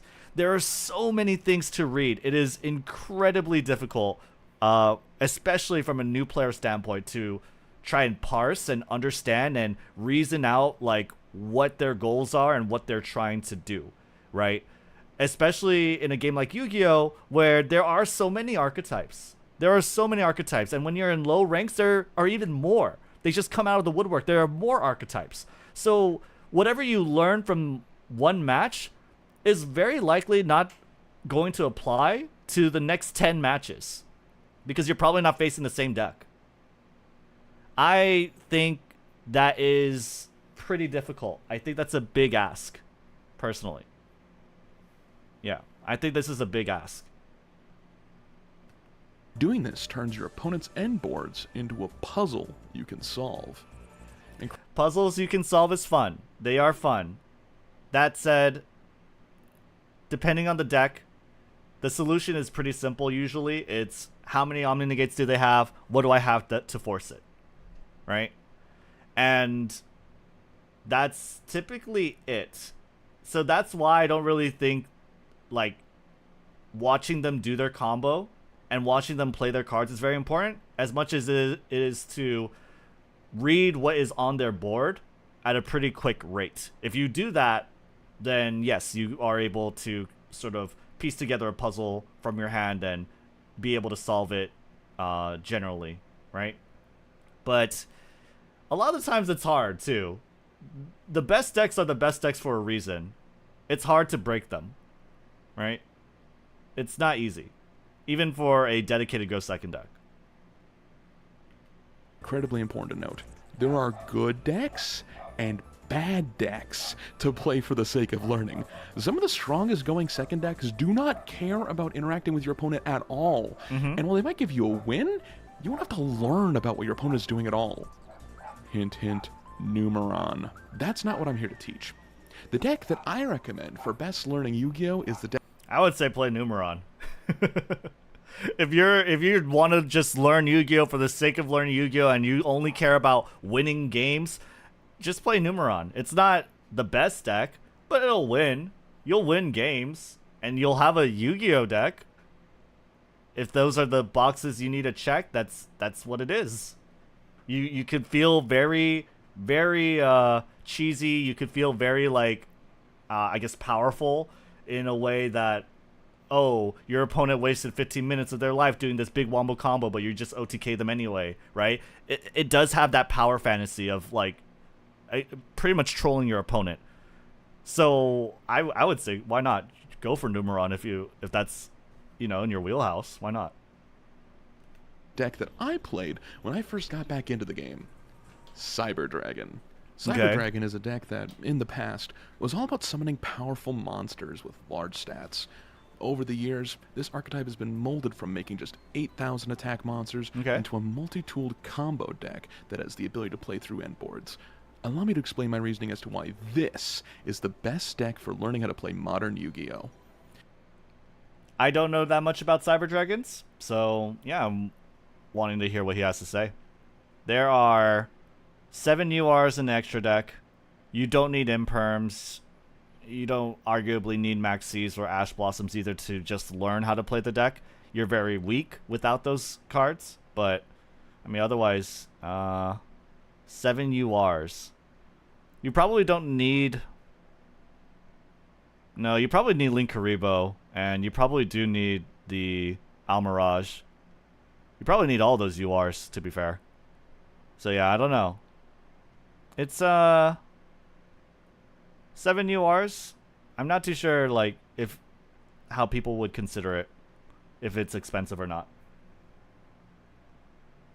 Yeah, it's not too bad. Unironically, I think Strikers is probably one of the best decks to start out with if you're actually trying and willing to learn the game. I don't. I don't. I don't think Sky Strikers is the best deck to start out with, because Sky Strikers, it depends. It's like choose your difficulty, right?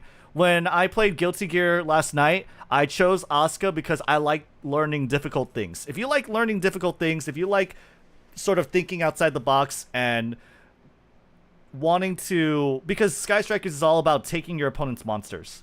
It's about taking your opponent's monsters, and they have very one and done effects that you kind of need to set up. First of all, you need to set up these effects, and you need to plan ahead and be able to disrupt your opponent in ways that counteract what they're going to do. Usually the next step, a lot of the times 2 steps ahead. So I don't think it's very intuitive to play Sky Strikers to learn the game. But I like Sky Strikers, but I don't think it's very beginner friendly. I feel like most people would have a bad time if they try to play Sky Strikers right off the bat. Unless you subscribe and like and watch my streams. Yeah. If you watch my streams, maybe you can learn how to play Sky Strikers through me, and then maybe you will enjoy the deck. But yeah. Yeah, so let's see what he has to say about like why he thinks Cyber Dragon is so good. And for everybody curious out there, I'm choosing Cyber Dragons over Cyber Dark Dragons. Cyber Dark Dragons have a interesting, mechanics, but I feel like there's a whole lot that is too bogged down for a new player to truly experience what it's like to play new modern Yu-Gi-Oh! 1. It forces you to watch your opponent play. Well, every Ghost Second deck does that. I think most beginners would not want to pay too much attention to how their opponents play, but okay. First point is really the most important one. By watching your opponent and paying attention to what they're doing, you can start to understand the idea of what archetypes do, how they play, and what they try to achieve. I feel like, and I do this, if I'm low rank, I don't care what your archetype does. I really don't. I will read what the cards are on the board. Even as a Sky Striker player, I will read what the cards are on the board and try and puzzle out and figure out what I need to solve in order to win. But I'm not watching you combo. I'm not going to watch you do your thing, usually. I'm gonna pay as little attention as possible, because I know I won't be in low ranks for long, and I will probably never see that deck again. You know, like there are so many different decks, so many different archetypes. To try and retain all that information of like what they're going for, what kind of board they're ending on, where to negate, where to stop them, it's a lot. It's a huge ask, and I don't think people enjoy that. I feel like that's why new player experience for Yu-Gi-Oh is really bad, and I don't know if I would recommend it. You try and play the game by only going first, you have a lot more room to flounder on your own combo lines, play unoptimally, and be unaware of what you should be doing. See, that's where I don't really agree, because we live right now in the age of the internet, right? We can look up anything. If there is a popular deck archetype, there is a written guide out there on Google that you can look up and figure out exactly how they do their stuff. And you should do that. If you are a beginner and you are just wanting to learn Yu-Gi-Oh! And you are tired of getting stomped, or you're not, you know, let's say you're like, okay, I'm gonna just learn Yu-Gi-Oh! And I don't care if I lose, I'm just gonna learn it and play on my own and figure this game out on my own. And that's fine, you can do that. But you also have to realize that there are hundreds of different decks out there. They all play very differently from each other. They all play a huge variety of different cards, right? You're very likely not to get very far if you do not net deck, because it is the difference in power between someone who has net decked and someone who hasn't is incredibly vast. It cannot be closed within a reasonable amount of time. You will have to net deck, or at least look up some kind of resource in order to hope to win any game. So that already is like first off the bat, right? You need to net deck. Second, if you're net decking, you might as well look up the strategy. You might as well look up the combos. You might as well look up the plays, because it's incredibly hard to sort of come up on your own. You have to read a lot of cards. And why not just give yourself a better quick start into the game? Why not just catch yourself up to what people know, and then you can have fun playing the deck out and adjusting and filling or learning about the game, essentially. Because if you're spending all your time learning about the combos, I feel like you're just going to get your shit kicked in 9 times out of 10. And I feel like there's not a lot of rooms to fuck up your combo if you practice it enough in solo mode, or with a friend, or anywhere. Yeah, solo mode or with a friend, essentially. So if you practice your combo, it's not hard. It's not hard if you practice and memorize your combo, or even have it up on a second monitor on your phone or whatever. It's not hard to play Yu-Gi-Oh! It's just hard to learn Yu-Gi-Oh! But once you've picked up your archetype, your identity, you've looked up the strategy, you've looked at the deck lists of what works well and what doesn't, then I'd say you're off to a very good start, and better than most, right? Well, I wouldn't say better than most. I'd say you're right where most people are, because you see, people usually don't stick with the game if they don't do those things. Because if you don't do those things, your experience is really bad, you probably already dropped the game. But if you did do those things, then you've stuck with the game enough, you're committed, you want to learn, and essentially you're just in it for the long run, right? And you might as well. Because if you don't catch yourself up to that skill floor, then you're just going to lose a lot. And I don't think that's a lot of fun. Giving net deckers a deck that requires small world bridges. Mastering your deck does take time, and you have to learn a lot of things on your own, but yeah, Master Duel does a decent job. Yeah, the thing is, like, you can master your deck, learn the basics, then master your deck, right? There are a lot of... The thing about Yu-Gi-Oh! is it's not like most other card games. When I say learn the basics, there are a lot of fucking basics to learn. So I would say try and not subject yourself to that pain and torture, and just learn what your deck is supposed to do. But yeah. If you go second, you're trying to ensure you're ending the game. It is a clear and concise goal for a new player to understand. Okay. 2, it has a main combo line. Sure. A lot of decks new players typically gravitate towards are floodgate-based strategies, decks that lock your opponent out of playing the game, or decks with simple plans. That Okay. is not how modern Yu-Gi-Oh! Is played at all, at least in the traditional sense, and you're just kidding yourself into believing it. Having a combo line forces you to see the possibilities with each card in your opening hand and think, what does this card do for me? Okay. And how can I get it to where I want it to go? 3, flexible game. I feel like that's, you know, if that's something you like to do, do it. I think floodgates have their own power fantasy too, right? The power fantasy of cucking your opponent out of an experience, right? Which is definitely something that a lot of people like and go for. That's why you see them. That's why you see stun and anti-meta decks, right, all the time. So people love that. If that's what you like, do that. If not, then yeah, I mean, every Yu-Gi-Oh deck, every other Yu-Gi-Oh deck is pretty much a combo deck. So yeah. Game plan. Despite this main combo line, Cyber Dragon offers flexibility in its removal options. We'll get to more of that in a bit, but just know there are plenty of ways to remove your opponent's end boards without going into battle and hitting over it. You could still do that, and might have to do so, but it's not the only way. Okay. 4, extra deck variety. Cyber Dragon, at least my version, has 3 different extra deck types: Fusion, Xyz, and Link monsters. Yeah, Skystrikers suck. They only play Link monsters, guys.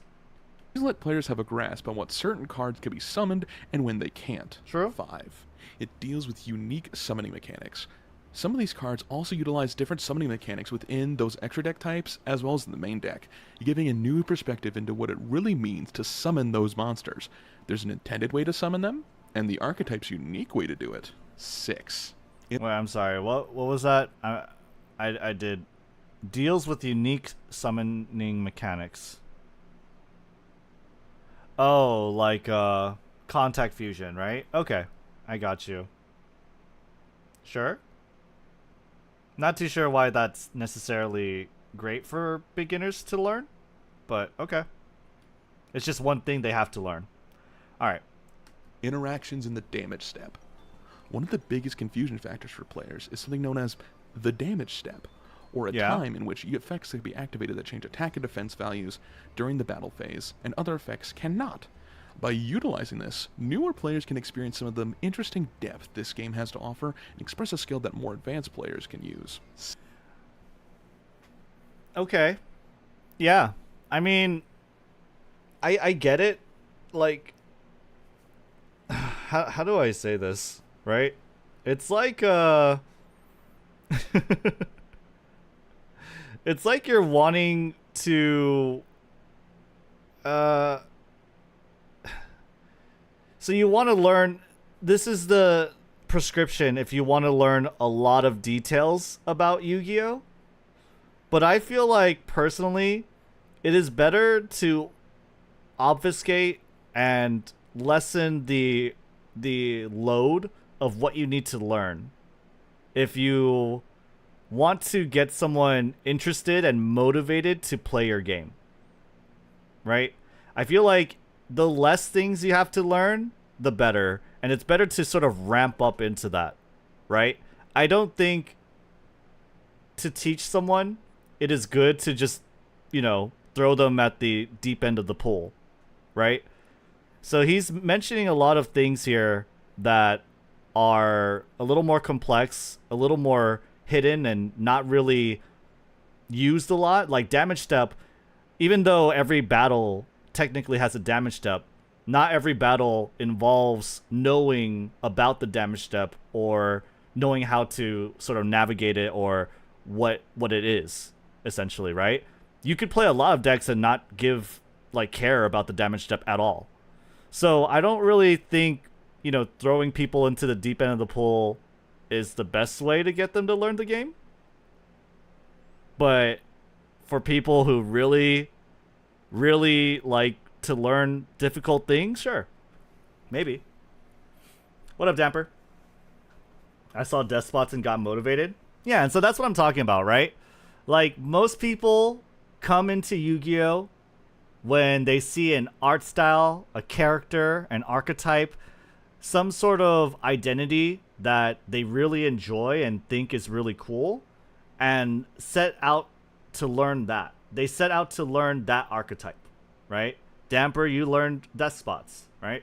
And I learned skystrikers because I thought her concept was really cool, right? There are a lot of it's very character driven. Yu-Gi-Oh is very character driven and archetype driven. So already off the bat, I feel like prescribing a deck is a huge ask, but also prescribing a deck that apparently has a lot of difficult mechanics, or at least asks you to learn more things about the game up front. You know, it's a tall ask. Hence we need a new anime, yeah. Yeah, tons of Master 1 decks don't care about a few things he mentions. Yeah, exactly, right? You banish face down with Fenrir on attack declaration. Like, yes, technically there is a, like, damage step. Well, technically it's a battle step, but, like, it's not, you don't really need to know that much about it. I don't think learning all these things at once is good. You gotta give them tiers of decks to use at what learning stages. Yeah. Damage shift specifically is something I think you have to learn, but it's something you don't have to learn at the start. I think it's something you learn along the way. Yeah, it's something you learn along the way. It's something you figure out, like, oh, I can't activate these type of effects because they don't affect the state of battle, right? They don't affect the attack or defense values of a monster, so therefore they can't. Unless it negates activations, then you could do that, right? It's like, there are a lot of, like, very specific, very arbitrary things to learn about Yu-Gi-Oh! And I feel like the less you have to, like, run into them, the more that you're ramping into that, I feel like that's generally better. Personally. 7. It's an archetype and has extenders that are outside of said archetype. Light machines. A vital learning tool for modern Yu-Gi-Oh! Is learning the use of archetypes, cards that all have a theme, typically in the name, that allows for synergy between them. While its lines all deal with a singular archetype in Cyber Dragon cards, all listed within these card effects, they also utilize effects involving their attribute, type, and level. These combos are based around light machine monsters. 8. Okay. Searchers with restrictions. With modern Yu-Gi-Oh! Comes the use of searchers, cards that add to hand other cards to help get your play started. I feel like every Yu-Gi-Oh! Deck has searchers with restrictions. I'll be honest. I don't think there's, like, I'm pretty sure there's, like, not a single Yu-Gi-Oh! Deck, at the very least not a single playable Yu-Gi-Oh! Deck, without searchers. Searchers are just everywhere in Yu-Gi-Oh! Every deck has usually at least like 4 out of 5 of these things, right? They have a searcher, they have a counterspell Omni Negate, they have a monster effect negate, like a silence, right? They have, like, what else is there? Maybe destroy, removal, I don't know. There's just like, I don't know. I just don't. What was Modern it exactly Yu-Gi-Oh! again? Comes the use of searchers, cards that yeah, searchers. Every deck has a searcher. Every deck has a searcher. I only learned about damage step existence because of Despot 004. Yeah, and so that's why I kind of liken Yu-Gi-Oh! To fighting games, right? Your best way to learn a fighting game is to find a character you really like, the aesthetic of, or the feel of, the idea of, the power fantasy of. You find a character that you really like, and then you learn the game through that perspective, right? And you're motivated to learn because you want to play that character. You want to see that character win, right? And I feel like that's the best way to learn Yu-Gi-Oh! Too, right? It's better, those things that are hard to learn, those things that are so detailed and, you know, trip you up along the way, they are more better learned through the perspective of, and just one tricking a deck, essentially. So yeah. Since GOAT we had searchers, yeah. Basically best way to learn any game. Yeah, I think so. Kind of frustrating they made pure tier elements unplayable. The archetype made me love the game a lot more. Yeah, it feels really bad, but there is like a Chaos Ruler variant running around. I don't know if I have that. I guess that maybe if I edit that, I'll have the deck list, but yeah, I don't have it on offhand. But yeah, let's continue. To add to hand other cards to help get your play started or extend further into what you would like to do. by running an archetype searcher in the card Cyber Emergency and a slightly more generic card with restrictions in Cyber Repair Plant. This deck has consistency, while also providing a jumping off point with how certain cards can add other cards to hand. 9. It has So he's saying that these searchers can be used in other decks? I don't know. I'm not too sure. But maybe. Archetype locks. A typical restriction that modern, more balanced decks have is locks. By activating or utilizing specific powerful effects, sometimes you could be locked out of using other effects or summoning certain monsters. Due to an extra secondary effect, a lock to use only machine monsters gives new players something to be careful of when making combos. It pays to pay attention. And 10.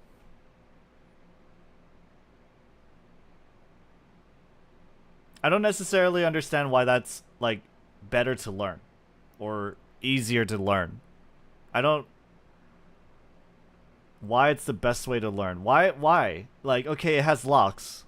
You told me it has locks. But I would like to know...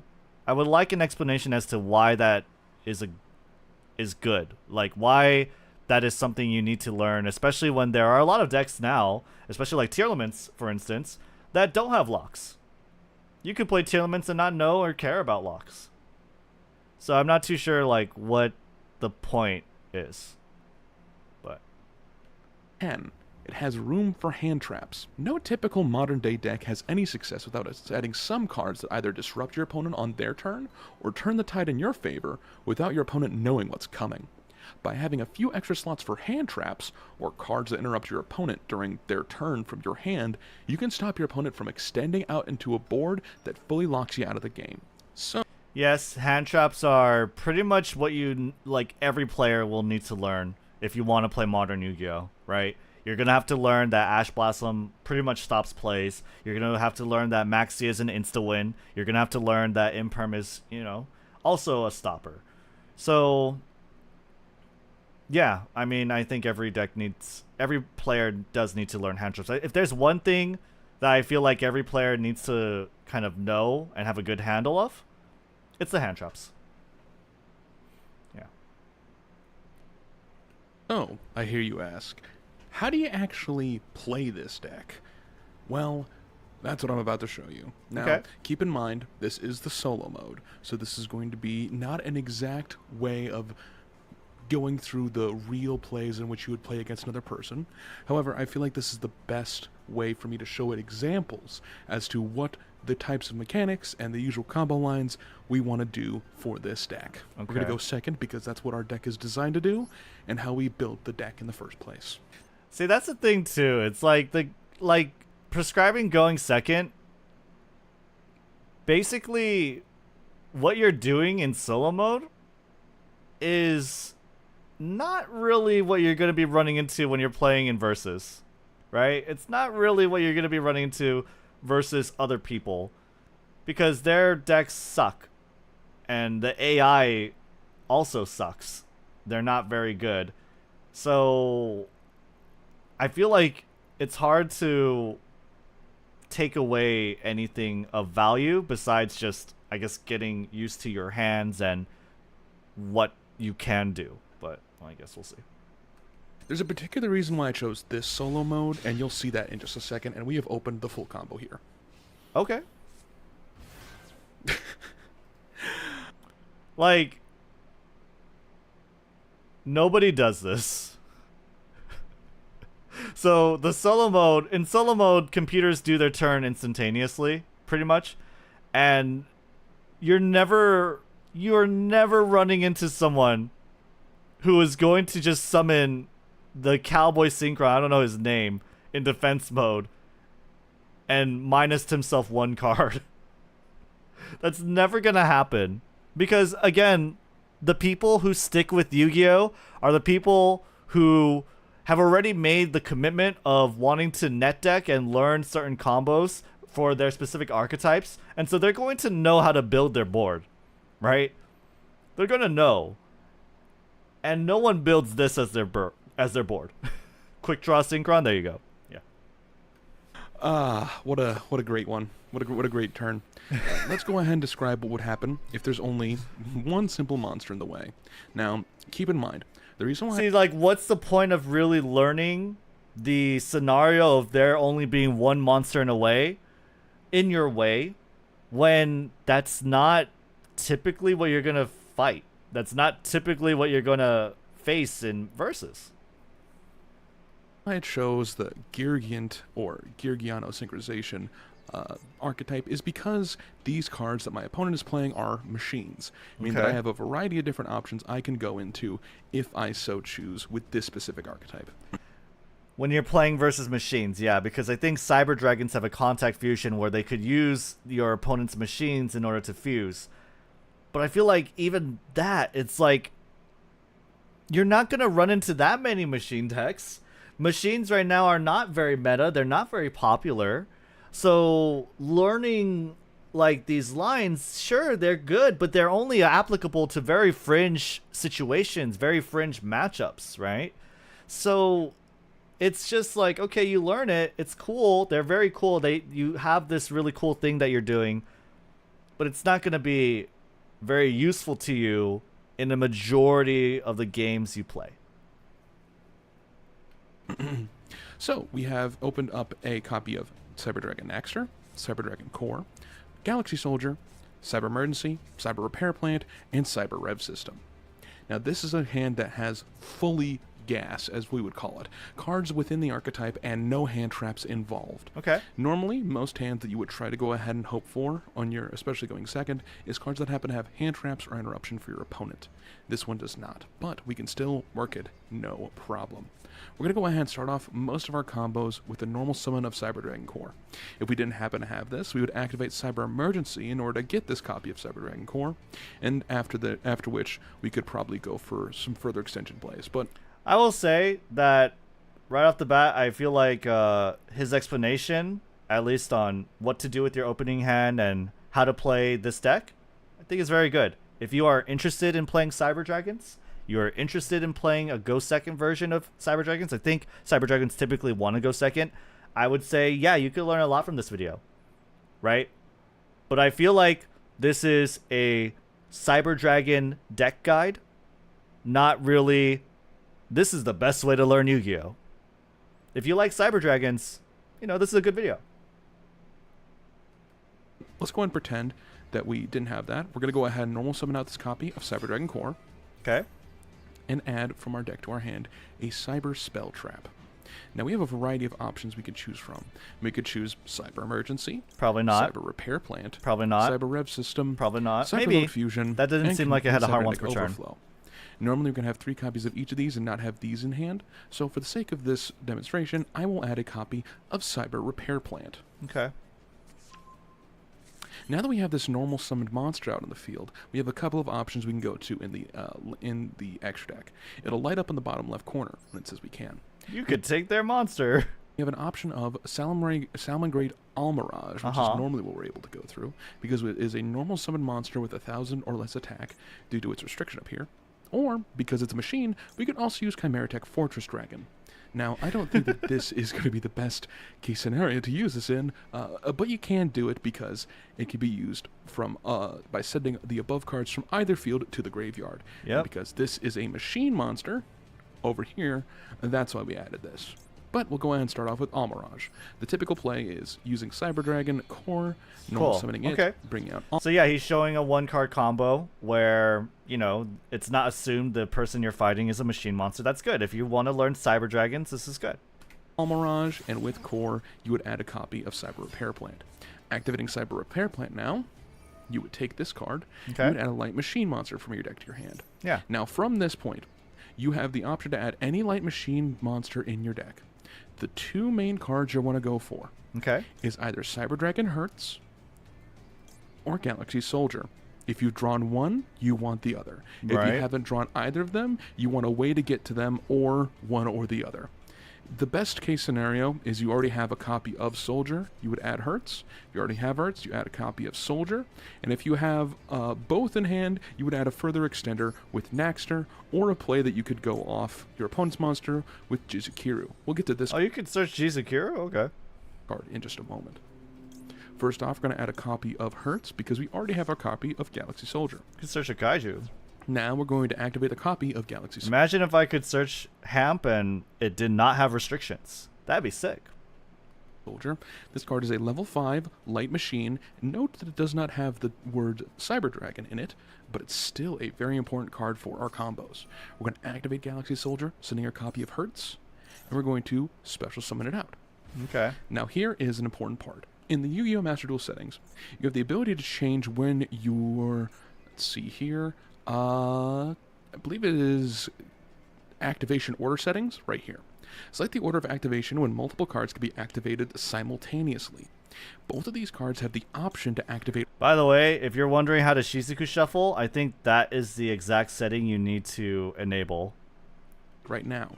On default, it's off, meaning that you would have a prompt that says, would you like to activate Galaxy Soldier? You would say yes.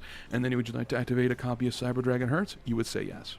Now what you actually want to do is be able to decide which one you want to have because you have more agency. By doing this, you're doing what is known as a chain block. Let's say, for instance, your opponent has an ability to interrupt your plays at this moment right here. This is good. I mean, like, so this is good. This is fine, okay? This is a fine video. This is a fine guide for someone who wants to learn Cyber Dragons. He's teaching you the ins and outs. He's teaching you how to do a one-card combo. He's introducing you concepts of, like, chain blocking and why, or, well, how to do it at least. I don't think he mentioned why just yet, but maybe he will, right? So I think this is fine. Like, this is a fine video for how to learn Cyber Dragons. But that's what everyone is going to look up, and it's not going to be just Cyber Dragons. You know what I mean? A beginner is going to look up how to play their deck, how to play the deck they want to play. If someone wants to learn Yu-Gi-Oh, it's usually going to be through a character. It's usually going to be through an archetype. It's not going to be like, I just want to learn Yu-Gi-Oh for the sake of playing Yu-Gi-Oh. You know, he's selling you the Cyber Dragon deck, but that's what it is. I don't feel like, I haven't really seen anything that says like, oh, this is the best way to learn Yu-Gi-Oh, right? They have a copy of Ash Blossom.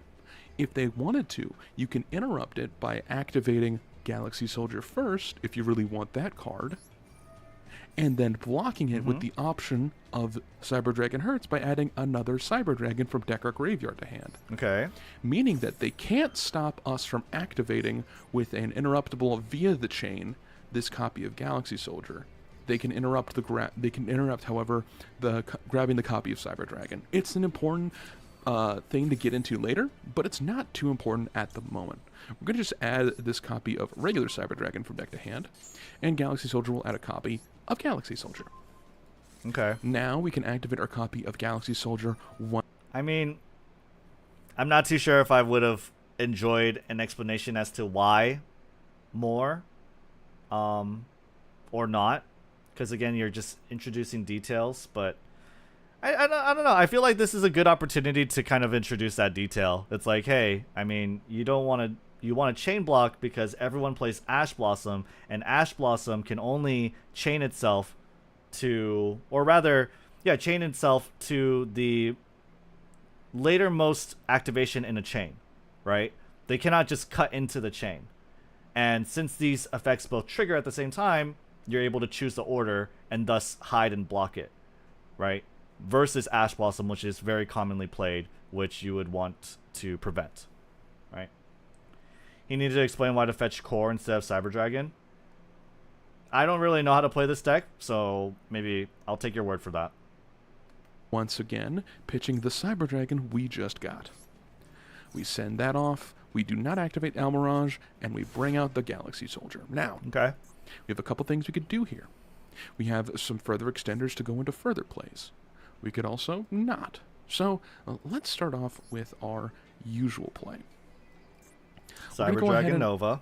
XC summon with 2 level 5 machine monsters in Galaxy Soldier, both these being 2 level 5 machines, into a copy of Cyber Dragon Nova. Okay. Cyber Dragon Nova has multiple effects. Its first one says, once per turn you get attached one material from this card to target one cyber dragon, in quotes, in your graveyard. Special summon that target. Now, all of these monsters are treated as the card Cyber Dragon in the graveyard and on the field, meaning that we can use it for this. We'll special summon out by detaching a copy of Galaxy Soldier and bringing out our big old Cyber Dragon. By the way, I'm right-clicking when Almirage to deny that I do not want to use it, just in case you don't know about that. So, from this point, we have a couple of options. We can go ahead and link these pieces of removal off, or, if we really want to, we can get what is known as a negate on field, with Cyber Dragon Infinity already on there. So, let's go ahead and Xyz over this copy of Cyber Dragon Nova with Cyber Dragon Infinity. How does it happen? Well, let me explain. You don't need 3 level 6 light machine monsters. Instead, the first line of text states, once per turn, you can also Xyz summon Cyber Dragon Infinity by using Cyber Dragon Nova you control as material, transfer its materials to this card. This guy's so by a soothing selecting voice. our Cyber Dragon Nova on his field, voice. we're able to bring out Cyber Dragon Infinity. Okay. Now, Cyber Dragon Infinity has the current effect where it can target a face-up attack position monster in the field and attach it to this card as material. We don't want to do that, but it's a good important thing to note that we could if our opponent had any monster in attack position. Sure. So, with the Cyber Dragon and the Almirage, we could go off into a link play of going into Predaplant Verte Anaconda. This effect lets me fusion summon via the monster effect on field, but it would lock me from being able to special summon monsters for the rest of this turn. This is a very powerful card, and is banned, in fact, in the trading card game, but in Master Duel, we have it at 1. I like to think that we should go for something a little bit more interesting to show you all what we can do with our opponent having a machine monster on field. Oh, okay. We're going to go ahead and take Chimera Tech Fortress Dragon, and we're going to use Quick Draw Synchron, our opponent's Not their monster, as material. You took their monster? No. Now, this is also an important thing to note. That's crazy. You can keep going and use other machine-type monsters. Or you can click Decide and say, no, I want to stop there. This is important to note that you want to decide at this point. Yeah, that you don't want sent to Quick Draw trade your Synchron and Infinity. Cyber Dragon to summon out Chimera Tech Fortress Dragon. And at that point, your opponent had no way of interrupting the removal of this machine monster. Yep. Because it was summoned via game mechanics. That's right, this deck can be incredibly complicated. So, now that we have got... If it's incredibly complicated, is it really good to learn? Okay. I mean, like, you could show. Like, what he's doing is showing you, like, how it works. And that's good. He's demonstrating, he's explaining to you that, I mean... But yeah, okay. Complicated, but, you know. 2 monsters out on field, including the Chimera Tech Fortress Dragon. We don't happen to have lethal. You could check if you happen to have enough damage on field by clicking the I button in the corner and seeing that at the bottom right here, over here, we have 4,500 attack that we could use to go ahead and kill our opponent. Good tip. And our opponent's That's life a good points is tip. currently still at 8,000. So, let's see what we can do to help alleviate that. We're going to go for the Link Summon by using 2 effect monsters, Salmon-Great Almirage, and the monster we just brought out, Chimera Tech Fortress Dragon. Now you might be thinking, well, you had 4,500, why would you bring out a 500 attack monster? You'll see. We're going to activate Verte Anaconda's second effect. Its first effect does nothing. It targets a face-up monster in the field and becomes dark. By using its effect to pay 2,000 life points and send 1 fusion or polymerization normal or quick spell, this effect becomes that spell's effect when that card is activated. Also, you cannot special summon monsters for the rest of this turn.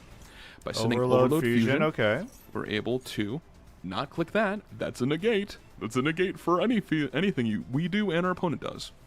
We're able to fusion summon out from via the deck by sending a copy of Overload Fusion, which fusion summons a Dark Machine, Chimera Tech Rampage Dragon. We can use up to 2 plus Cyber Dragon monsters. So we're going to use a copy of Hertz and regular Cyber Dragon. And here's also another point. Select monsters to use fusion material. You don't have to continue to use monsters from this point. You can hit cancel and it'll be just fine. By using that, we bring out our copy of Chimera Tech Rampage Dragon. Yep. So, now that we've brought this monster out, We're still at around 5100, and we're locked at a special summoning. What's the point of that? Well, let me explain. By activating Chimera Rampage Dragon's effect and not negating it, we can send two light machine monsters from my deck to the graveyard, and gain an additional attack each battle phase for doing so. All right, there you go. Now you have to do this within the main phase because it's not a quick effect, but you can Chimera Rampage Dragon right here. Now, if we go to battle phase, we can hit for 500, 2500, 2100. I'm gonna make a guide why DDD teaches you all types of summons for a new player. 2100 and 2100 for game. It doesn't summon ritual. True. Now that was the first round against that sort of opponent, showing some unique mechanics, different ways you get to the combo line, etc., etc. Yeah. But I feel like there's a whole lot more we can get into, so let me show you what we can do.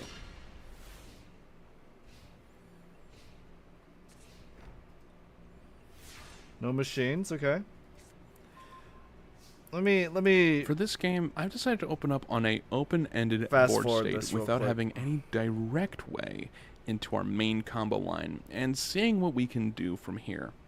So, we happen to have access to 2 Cyber Dragons, 2 Cyber Dragon Naxters, and our opponent happens to have 2 cards face down that we have. interesting removal options. For this example, in order to get the AI to do what we want, we're going to go first and simply pass the turn.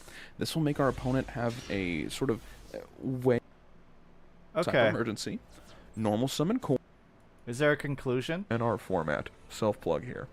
But that's neither here nor there. If you go ahead and subscribe, I'm figuring out in a sense of discovery of all the different types of cards that are in this game and how they interact with each other. He does have a conclusion. Okay, let me get to that. Summoning condition. This deck rules, man. Cyber repair plan effect. We're gonna add a light machine. This deck is We're sick. gonna add ourselves, I don't know, a copy of. We could go Galaxy Soldier here. We could go Hertz. I think Soldier's pretty good. We just have so many different options that this deck can specifically do. This deck is so cool, man, and I hope that all these sort of demonstrations really show what it is about this deck that really can help out new players. New players maybe like you, or different mechanics and different ways that you can interact with your opponent's board via summoning conditions, via effects and chain blocks, going second, destroying boards. There's a whole lot you can do. Is this the best deck that you could possibly do to win this game? No. Yeah, but it's the deck that I think really shows the essence of what Yu-Gi-Oh! Really is. A learning experience and figuring out and a sense of discovery of all the different types of cards that are in this game and how they interact with each other. There's just so much you can do. There's so much you can explore within this game, and I hope you all enjoy. If you're interested in learning more about Yu-Gi-Oh! And wanting to go ahead and stick around, go ahead and subscribe. I make content involved in the Yu-Gi-Oh! Content creation sphere, specifically for an alternative format that's more slower and I'd say cheaper and more introductory to newer players into Master Duel. It's very cheap. It's called NR format. Self-plug here. But that's neither here nor there. If you're interested in playing, Yu-Gi-Oh!, give Cyber Dragon a try. It has all these different ways you can interact with your opponent and help you learn the game in so many different ways. Thank you so much for watching, and I hope you have a fantastic day. Cool. Let me turn on my music. Okay. I mean, I think that was a great Cyber Dragon guide. Let me go ahead and link you guys the video. If you guys enjoyed it, you guys learned something from it, you know, feel free to give that a like, subscribe. Very cool dude, very nice guy, very soothing voice. Also, really cool that he's teaching you about how to play the game through the eyes of Cyber Dragon. As far as that goes, right, where my main point of, like, I guess, sort of disagreements with him is just simply that I guess what he's trying to do is someone is wanting to learn Yu-Gi-Oh, right? He's trying to market this video to someone who, or this video is meant for someone who wants to learn how to play Yu-Gi-Oh, and they don't really know what deck they want to use. And so he's saying, hey, if you want to learn Yu-Gi-Oh, you can learn Cyber Dragons. Cyber Dragons has a lot of cool, interesting mechanics. They teach you a wide breadth of how the game is played, or rather, like, they utilize a lot of mechanics that other decks, other archetypes use, right? And so that can help you further your knowledge of the game, and thus you are able to maybe understand more about what is going on, what your opponents are doing, and obviously, you know, what your new decks outside of Cyber Dragons, if you're looking to play other decks, like what they're doing. Where I sort of disagree with that is I feel like most new players already have a deck in mind that they want to play, and they already have an identity, they already have a power fantasy, they already have something in mind that they want to learn in order to play and enjoy this game. Because Yu-Gi-Oh is pretty much like a fighting game. For all intents and purposes, it's a fighting game. Every character has their own unique mechanics, they have their own unique gimmicks, and you don't really need to learn all the mechanics in order to enjoy Yu-Gi-Oh, especially in a Master Duel setting. In a Master Duel setting where it obfuscates a lot of details, there's not a lot of control, at least not control, but rather there's not so much you need to learn when you're playing Master Duel compared to when you're learning paper. There's just not a lot of things you need to learn in order to enjoy the game.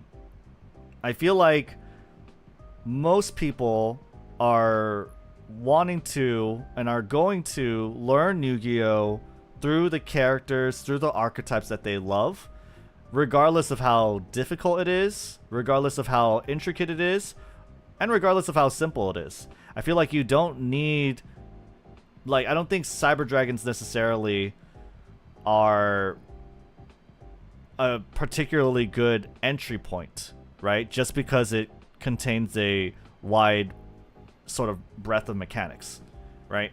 I feel like this was a very good Cyber Dragon guide. I'm not too sure. I'm not a Cyber Dragon player, so I can't really speak to the quality of it.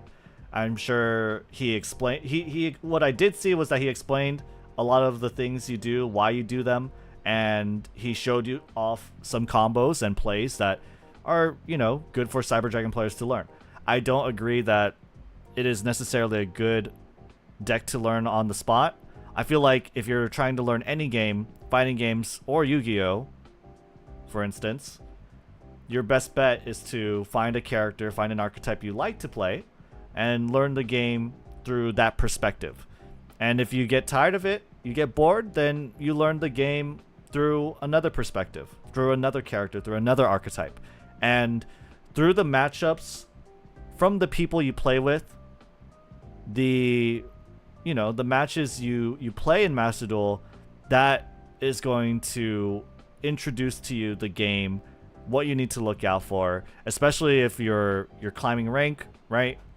Then you face less and less deck variety, and you're sort of able to pinpoint and understand what different decks, what different archetypes are doing, what they want to do.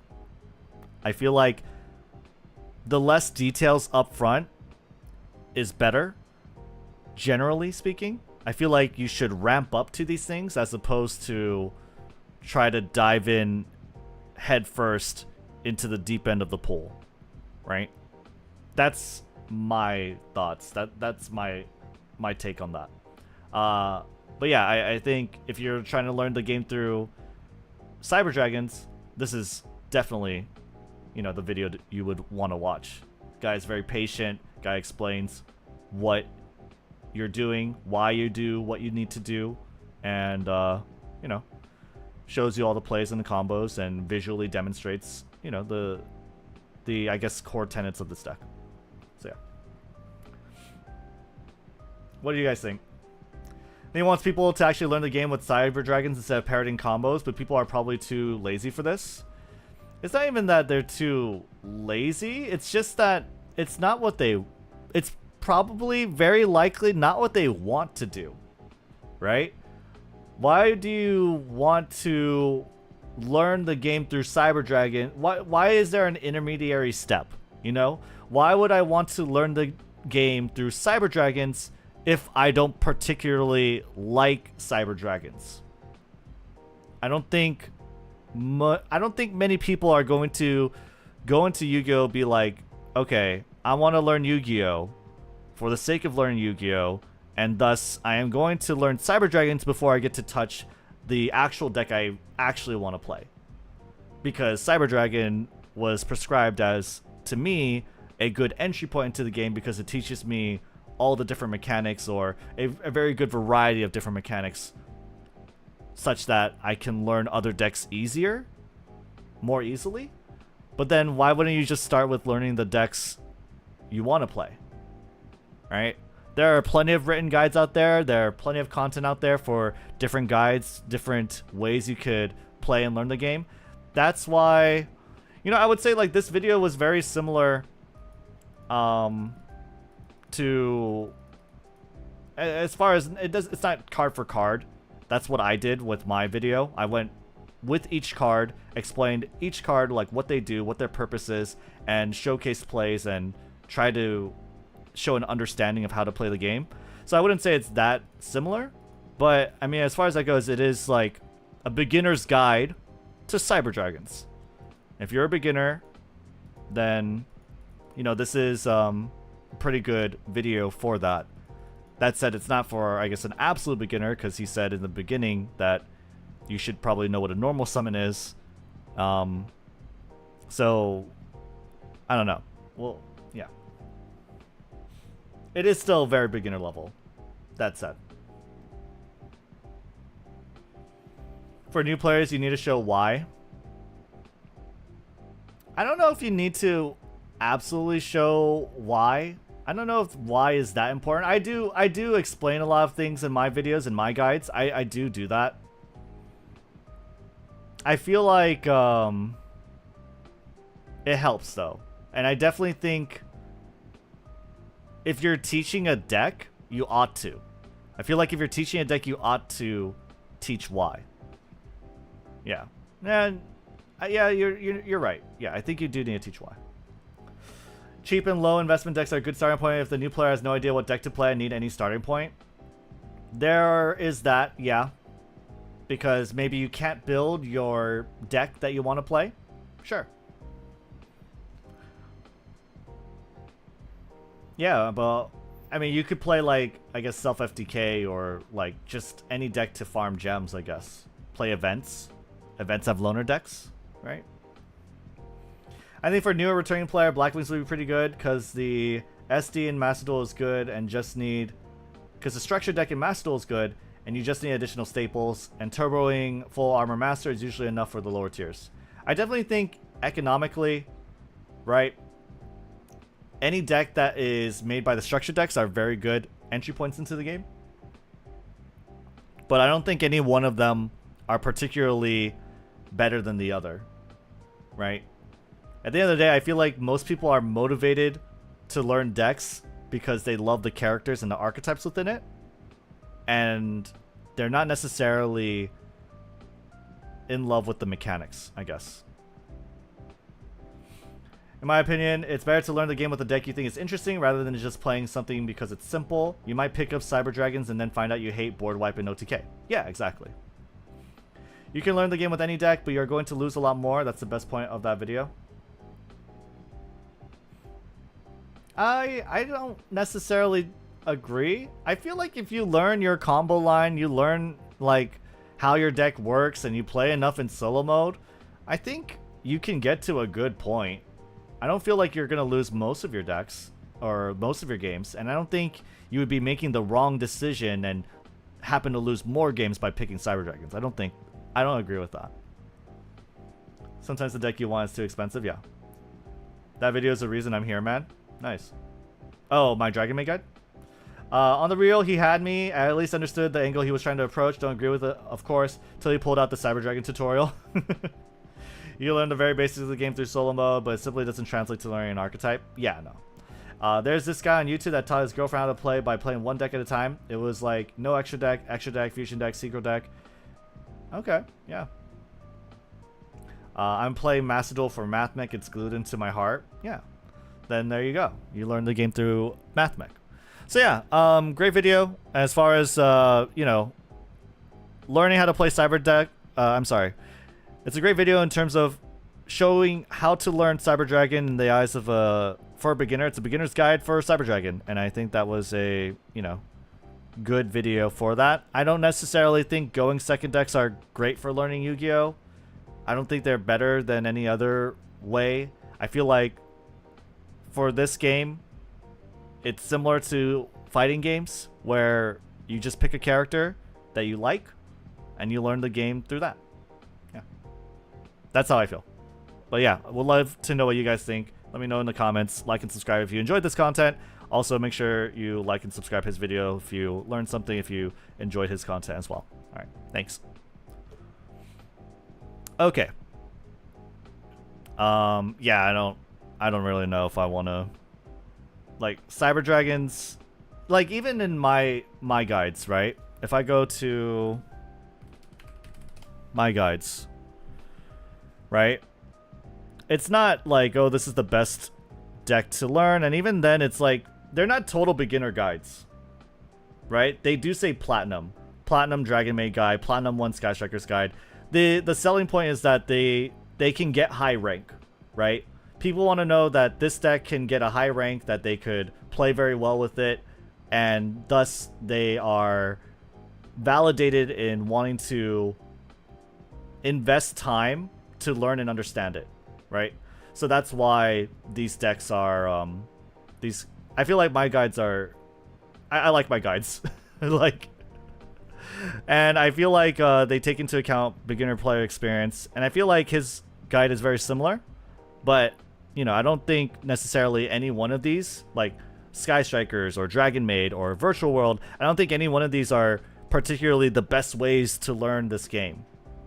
I feel like if you like Dragon Maids, then this video is the best way to learn Yu-Gi-Oh! If you like Sky Strikers, this is the best way to learn Sky Striker, or this is the best way to learn Yu-Gi-Oh! If you like Virtual World, this is the best way to learn Yu-Gi-Oh! Right? That's how I think, personally. It's so hard to teach new players what are core cards in a deck. That's the best way. Just go for a deck you like and go from there. Yeah. If people really start playing Cyber Dragons, I might have to make a new account and farm these gems. I know I'm definitely not going to see that in Masters. Platinum and below are the best ranks. Any deck can work and you can learn Yu-Gi-Oh! Yeah, well, these guides were made when Platinum was the best rank. These guides were made when Platinum was the best rank. Master is a snooze fest at this point. I'm having more fun at the lower tiers due to the variety. Nice. That's good. But yeah, what else is there? Is there any other, are there any other Yu-Gi-Oh videos? Ooh. The heck? Who's this guy? Yu-Gi-Oh is impossible to learn. I love his thumbnails. They're so cute. Yu-Gi-Oh is impossible to learn for a new player. It is impossible to learn alone. That might be a good one. It's impossible to learn alone. I think it's extremely difficult to learn alone. Obviously, I will never say impossible, but I feel like, you know, it's a hyperbole. I generally agree with the take. It's hard to learn. It is a very hard game to learn on your own. Alright, hey, I'm feeling like watching another video. Why don't we watch that one? It's like 6 minutes. I'm pretty sure this is going to be like some kind of funny video, right? Oh, it says, and how to learn it. Okay. Okay, so let's take a look at this one. Alright, Yu-Gi-Oh! Hold up. Yu-Gi-Oh! Is impossible to learn alone. Okay, let's take a look. This video is popping off. It's doing pretty well. Over the last year or so, I've been noticing... Sorry. Alright, let's go. Over the last year or so, I've been noticing a lot of folks trying to get into or get back into Yu-Gi-Oh! Some successfully, some less successfully. Hearing everyone's different entry-level experiences has made me wonder, how the hell do people get into this game? You know one thing... Sorry, I have my background music. one thing that I really want to highlight, right? And this goes back to the previous video of, you know, the other creator showing how to play Yu-Gi-Oh! Through Cyber Dragon, right? This goes back to that. Because if you are not motivated to play a certain archetype in Yu-Gi-Oh!, you have to be extrinsically motivated. You have to be motivated by a different source, whether that be a friend, or I guess in the case of, you know, Fuslie and Saikuno, right?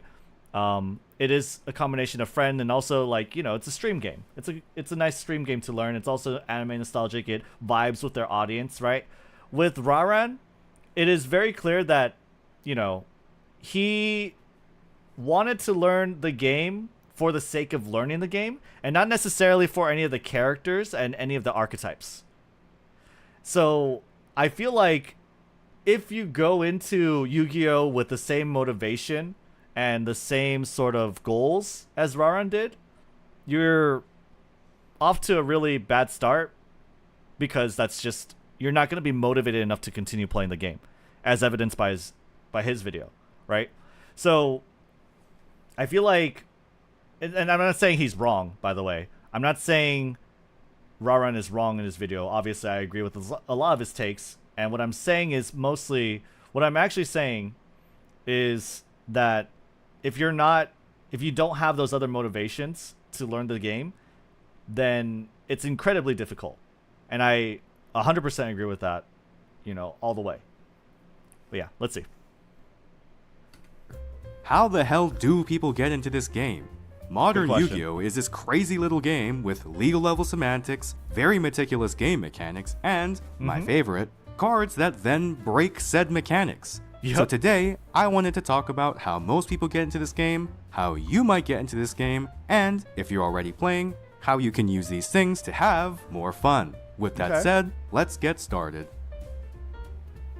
How do people get into the TCG? Well, after going to my local card shop and asking around, it seems that step 1 to every Yu-Gi-Oh! Player's journey, Find a friend, is getting dropped on your head as a kid. Okay, that too. You can do that too. Wait, sorry. Watching the anime as a kid. There you go. Right. Anime is the biggest hook. Bonus points if you played with your friends on the playground. So if you've already done this, congratulations, you've already met the minimum requirements. But damn, this is this is pretty good. I like it. Including some exceptions, most people haven't been playing competitive Yu-Gi-Oh! Non-stop since 2002. So how do people get back into it? Well, apparently, some folks just raw dog it and just decide they're gonna start playing Yu-Gi-Oh! Like, on a whim. But Yep, exactly. I feel like you have to be a very special type of person to be like, yeah, I'm gonna learn Yu-Gi-Oh! I'm gonna learn this game. This game looks fun. I'm gonna learn this one. This is the game. It's not gonna be Elden Ring. It's not gonna be Baldur's Gate 3. It's not gonna be Apex Legends or Fortnite or League of Legends or any game out there, free to play game. Any there's not gonna be any of those games. No, fuck that. It's gonna be Yu-Gi-Oh! It's like, some people do learn it on a whim, and that's crazy. It definitely doesn't represent a large amount, though. Yes, Lamau, this is me last year, regret it ever since.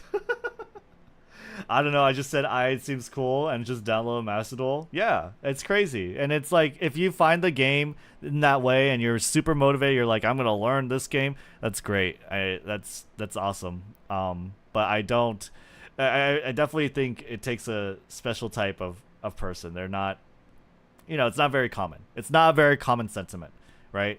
Because very likely you learned and played, you know, fell into different games, right? I think Kets, you even like Warframe, right? So it's just a kid's card game. It can't be that hard.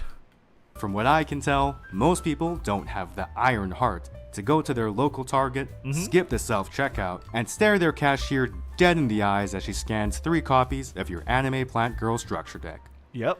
Next, please. Oh, wow.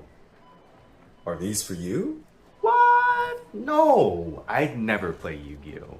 They're for my nephews. Oh, of course, of course. total. How old are they? 7 and 9? What are their GPAs? 3 and 1? What are their hopes, dreams, and aspirations in life? Damn, they got one? Doctor and construction worker. You have a 7 or 9-year-old cousin who wants to be a doctor, and one of them has a 1 GPA. What does Rafflesia do? Immune to traps, protect other trap tricks, copy another trap effect. Wait, gotcha, bitch. Fuck. Got yeah, him. get out of here, you degenerate. So how do people get to this level of bravery? The answer is simple. We'll use the power of friendship. It seems the most common way into playing Yu-Gi-Oh! Is through Nakama power. Maybe it's a friend, maybe it's a club at school. Maybe you swing by your local card shop and meet some nice, albeit socially awkward, folks. If you've heard Can I smell your cards? this man talk about Yu-Gi-Oh! Or more likely, argue about Yu-Gi-Oh! Anytime recently, you've probably heard the saying that Yu-Gi-Oh! Is a social game, and call me Paramore cause I'm on my way to believing him. Talking with people, playing with people, discussing ban list changes, and even arguing about why a card is busted is the heart and soul of this game. This heart and soul that's so easy to find in the physical method of playing the game is a lot harder to find in the other methods of getting into this game. Holy. Master Duel and Duel Links, or as some people have been calling them, Master Links, don't know who, sound like they should be an ideal point of access for new players. Instant access to the entire card pool without need. I think so. I think if you're wanting to play like Yu-Gi-Oh! Advanced format Yu-Gi-Oh! Master Duel format Yu-Gi-Oh! I think you ought to play Master Duel. It's just virtually zero cost of entry. There's no barrier to entry. It's so free, it's accessible. Anyone can play on their phone, on Steam. It's the best way to play it. Whether or not that's going to lead you to play the paper card game, I don't know if that's going to go that well, because there are a lot of differences, and it's a lot to play the actual paper card game. You have to be aware of the rules that Master Duel handles and obfuscates. So, I mean, it's enough to, get you interested, and, it could definitely be a gateway there if you're extremely motivated, I would say. But, yeah, I don't know. It's, that's definitely a tough thing to do. Needing to wait for UPS to origami the envelope into your mailbox, automatically resolving game state so you don't have to worry about illegal plays, and an infinite queue of online duelists to duel against. So, why people no like play, huh? Well, it seems like the issue is that the heart and soul of social interaction just isn't there. Yu-Gi-Oh! I would argue most people like play. I would argue Master Duel has more players than paper because of its ease of access, because of its low barrier of entry, because there's virtually no cost to play the game. They do miss out on a huge aspect of Yu-Gi-Oh! And, I mean, any card game, if they're playing a card game online as opposed to paper, for sure. But I don't think, I feel like most people play, PC. Was apparently pretty dependent on having a group to help guide you through the game, teach you all the nuances, force you to agree to the idea of a handshake, and convince you to eat cup ramen and bread sandwiches for the rest of the month so you can buy a full playset of one of the pot cards. Hell, if your friends are nice enough, they might even progression series you through the last 20 years of Yu-Gi-Oh! What is this? Huh. Not having this turns a small party with your friends into a trip to the DMV, full of long waiting times, crazy learning curves, and a pretty aggressive audience. To make things even worse, Konami seems to be well aware that the easiest people to attract are people who meet the step 1 requirement of having watched the anime. What Konami doesn't seem to know is how to bridge a gap in game knowledge so long that it can legally drink, forcing new players into a game so disconnected from what they remember that they're required to go through months of pure trial and error just to figure out what's going on. 4 months of my journey. on. What can you do to avoid this? If you're trying to get into the TCG, the right environment. Yeah, I'll give you a step-by-step guide on how to avoid this. Okay, if you're a new player watching this, how to avoid this, how to learn this game. Okay, step 1, subscribe to my YouTube. Step 2, watch my Dragon Maid guide if you like Dragon Maids. And then step 3, play Master Duel. It's just the best way. You can basically join a community. Join a community online. It doesn't have to be my community. It doesn't have to be my channel. Find a guide, find people online, and play the game through that. You know, that's basically the best way. I honestly don't think paper is the best way because it's way too expensive. You could learn maybe through the speed duel games or speed duel products, but they're not really teaching you how to play the Yu-Gi-Oh that your local game store is likely playing and organizing tournaments around, right? It's kind of a separate game almost in and of itself. So I would say definitely Yu-Gi-Oh is a game where you need a guide, and if you have a guide, whether it be me, someone else, Farfa, Simo, MBT, Distant Coder, whatever, that'll work. And join a community as well. Yeah. Write that down. Write that down. Will make the problem sorta solve itself. Make sure you find a nice chill group to play with, and you'll probably be fine. But if you're trying to get into something like Master Duel or Duel Links, what then? Well, you gotta force it to be a social experience. I think the streamer who did the best job getting to Yu-Gi-Oh is, of course, Leslie. She went from getting sent to the Shadow Realm by Saikuno 5 days a week to now playing IRL tournaments, collabing with other streamers, and seemingly just having a good time, and only getting clapped by Saikuno maybe 2 days of the week. All this fun just by having friends. This could be you. So if you just started playing or are currently playing alone, my advice is to make it social. Pick up Master Duel with a friend. Subject your friends to playing Duel Links. Join an online community. Watch a big streamer. Watch a small streamer. Come join Reddit with the rest of us, I guess. Don't do that. Sorry. Don't do this. Don't do this. Don't do this. Just literally join a Discord. Don't do this.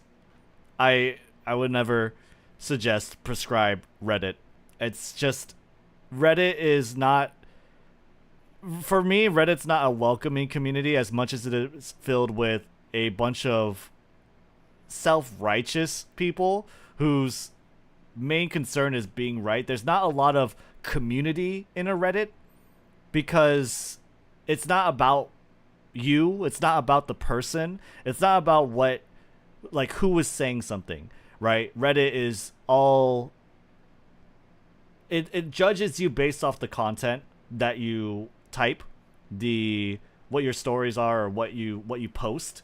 It's all upvotes and downvotes, right? That's what they judge you on, is the content of like what you posted, not necessarily like who you are, unless you are someone who regularly posts really good content there. So I don't think, like, I wouldn't join Reddit. I don't think Reddit is a good community. I would say join any Discord of any big streamer, and you would probably be in a much better spot. Yeah, don't touch Reddit. Do not touch Reddit. Reddit is blocked in my country anyway. Good. Yes. Even if just online, having a community to play this game makes such a difference. Yes, it does. Well, step 1 got dropped on my head as a kid, so got that out of the way. Nice. And then I started playing Duel Links in 2016. Took a small break and then played non-stop since 2018. Wow. And of those 6 years, I played 2 of them completely alone. How was that, you ask? Terrible. On top of holding some of the shittiest opinions known to man, it was also Neos Fusion is so broken and people who use it are basically cheating. I don't have to lower myself to using a card like that. I can actually use creativity in my deck building. I'm not like other Yu-Gi-Oh players or Duel Links players. I play the truly skill-reliant decks like Skystrikers. Skystrikers require true skill. so not that fun. After about 3 years, I joined Reddit, and then a year after, I joined a Discord server. Recently, as you guys probably might have noticed, I started making content and hanging out with other creators. And I can tell you right now, it is a night and day difference. Yeah. So I hope you know that you guys don't have to make the same mistake as me and start dueling with friends. And maybe we'll even get tag duels one day. I would never play Fenrir. Fenrir doesn't require skill to play. It doesn't require skill and no creativity. I'm not gonna be like all the other Yu-Gi-Oh players. All right, hey, that was a great video. I am definitely subscribing to this guy. This guy has like good stuff. His illustrations are so cute. His jokes are really funny. I really liked it a lot. Please, if you guys would, give that video a like and subscribe to him if you enjoyed this content. Really good video. As far as that goes, I definitely do not go to Reddit. Don't go to Reddit. That's a horrible idea. I definitely think he understands a lot of like why Yu-Gi-Oh is hard to learn for new players. And definitely the solution, I do agree. It's generally joining an online community and making friends and talking about your experience and talking about the game. And I think a Discord community is always going to be nicer. So join my Discord, right? Join my Discord, like my videos, and watch my guides. But aside from that, I mean, jokes aside, you can literally look up any guide you want on YouTube, on Master Duel Meta. There's plenty of guides. And I definitely think having friends, having other people to learn with, talk with about this game, because it is kind of a grueling experience to learn on your own, it's a good idea. It's definitely a good idea. What up, Thomas? Once again, that guy has a very extroverted viewpoint of the game. Yeah, I mean, like, if you're introverted, it's not going to apply to you, sure. I would implore you to try and step outside of that. But, I mean, that's not gonna, like, change you all of a sudden, right? I would say that, yeah, I mean, you could learn the game on your own. It's just going to be very hard. It's going to be very lonely. It's going to be, you know, more difficult. I think if you learn this game with other people, you have an easier way. Collaboration is always going to be a easier way, an easier introduction. It's always going to provide advantages, right? Everything is built on collaboration, and collaboration is always the way to go, I feel. Whether or not that convinces you is up to you, but I'm just saying that you'll have an easier time. Yeah. There is no guide on Skyfire deck. Card games are extrovert in nature. I mean, card games are a social game. In Master Duel, you don't really need to be very social. So, I definitely think there are a lot of incentives, there are a lot of benefits, there are a lot of advantages from being social when learning this game in a game that isolates you and segments you from other people as much as possible, right? I definitely think so. So, yeah. But yeah, that was a fun video. Really enjoyed myself watching that one. Okay. Anything else? Your cards go bye-bye. I bet he draws all of those on like his own, which is cool. Oh, he has Duel Links videos. Cool. Yeah, hopefully, I wonder, like, I would like to see Rush Duel and the Duel Links. That's on September, like, the end of September, right, chat? Oh, I hear padded Duel Links. Dude, this looked like Mori. This looked like Calliope Mori. Dang. Skystriker is back. Post-ban list. Dude, all summoning animations in Yu-Gi-Oh! Cross Duel. Dude, hold on. Let's play this in the background really quick. We're not going to watch the whole thing. We're not going to watch the whole thing. But tell me this game had a low budget. Just tell me this game had a low budget.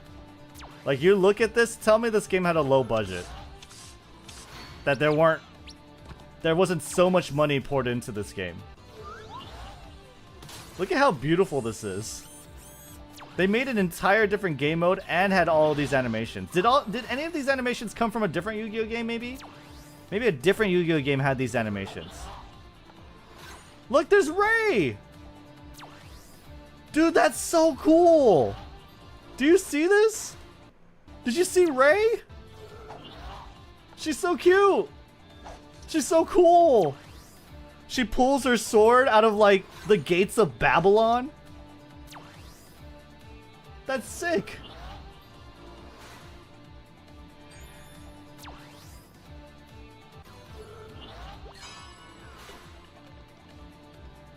Look, she's so cute.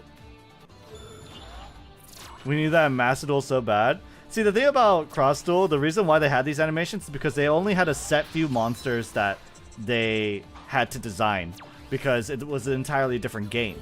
So there wasn't every monster. There were only the monsters that they needed to make and animate and they thought were popular. Dude, this game had so much going for it. As far as like animations and assets and budget, right? Oh my god, Ghost Spell, she's so cute. She's so small. She's a coup. Whoa. That looks so good. And then they had anime voice actors talk shit to you during the game. Dude, what the heck? The Mega Monarch? Is that Caius? That's so sick. Tell me this game had a low budget. Look at these animations.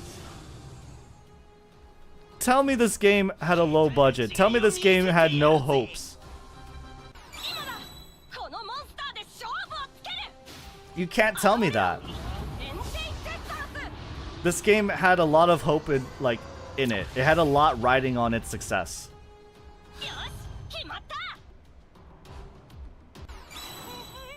Why haven't they went that hard in Master Duel animations?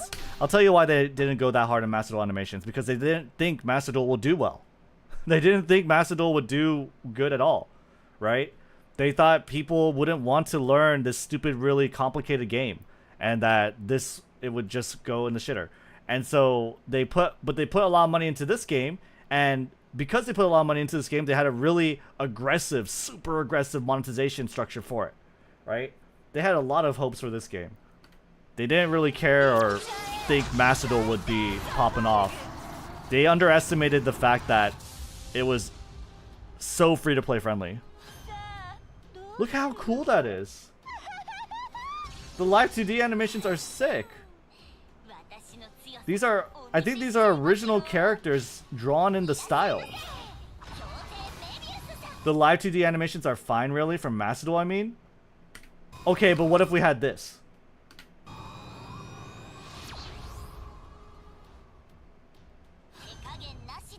Dude, they have tour guide. Kaiba Corp tour guide. It's a huge wasted opportunity. Ryza?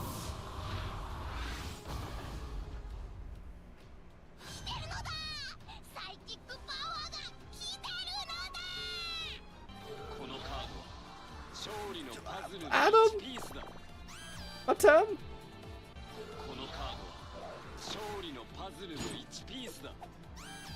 Not gonna lie, I would love to have Ryza Sucker Puncher you in 3D. Just anything, dude. Anything. Look how good this looks.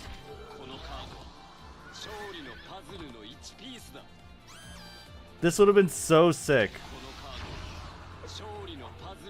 Especially if you saw Blue Eyes White Dragon in 3D just blowing shit up. Oh my god. So good. It's just a shame the game sucked. All the assets, all the animations, they're so cool. And that's just duel monsters. Those were the raid bosses earlier. These are the duel monsters. You have GX, right? Raphaelia. You Yeah, 5Ds. Dude, look at that. That's sick. Stardust Dragon.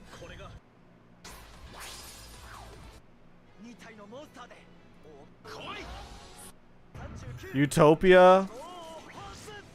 Oh my god. Why couldn't we get this in Master Duel?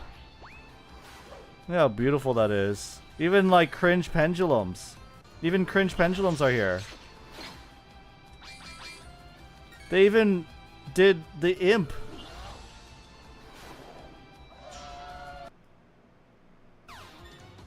Decode Talker.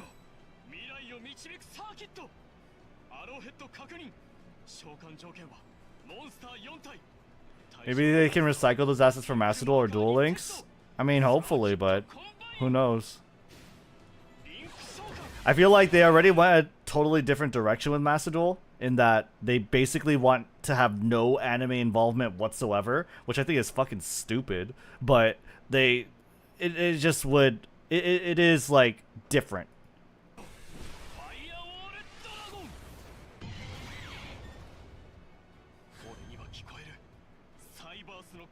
Yeah, Firewall Dragon. Even 7s.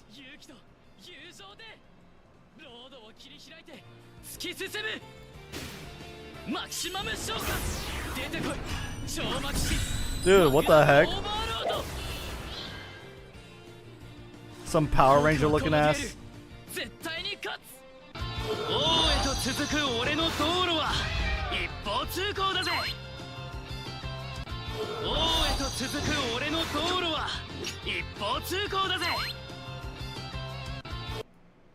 Yeah, even Rush monsters.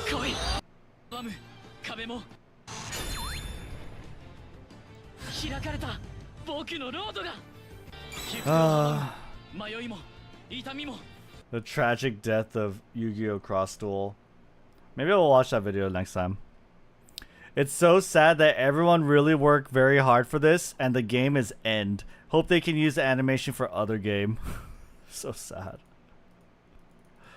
Actually, I think we all need those summon animations like that in Master Duel. Yeah, it would be sick. It would be sick. It would be sick if we had like holograms of our cards. Come on. Yeah, are you really telling me like holograms of your cards where that was like literally duel monsters in every Yu-Gi-Oh anime? Literally you summon a card, monster pops out. That wouldn't be the sickest fucking thing? It would be so fucking cool. It'd be really, really cool. Instead of the live 2D animations. It'd be so sick. So sad.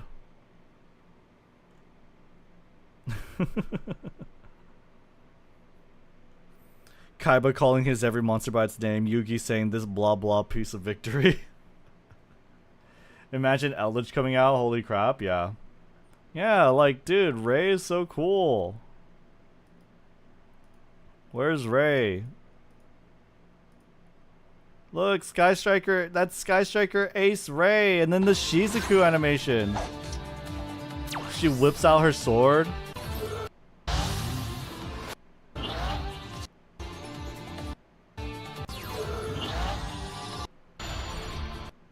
Dude, and then Shizuku looks sick too. Look at that. So sick. You don't even get to ever see Shizuku in 3D.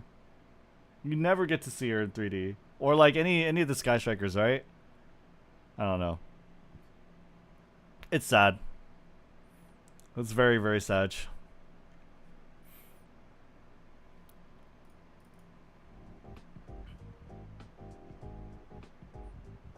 Oh well. Man, that Ray is so cool, not gonna lie. Yeah. Konami always seems to make terrible decisions with their franchise and I have no faith in them. Same. True. True and real. True, real, so true.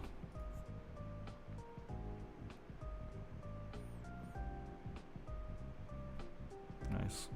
Cool. Alright, guys. I think we're good.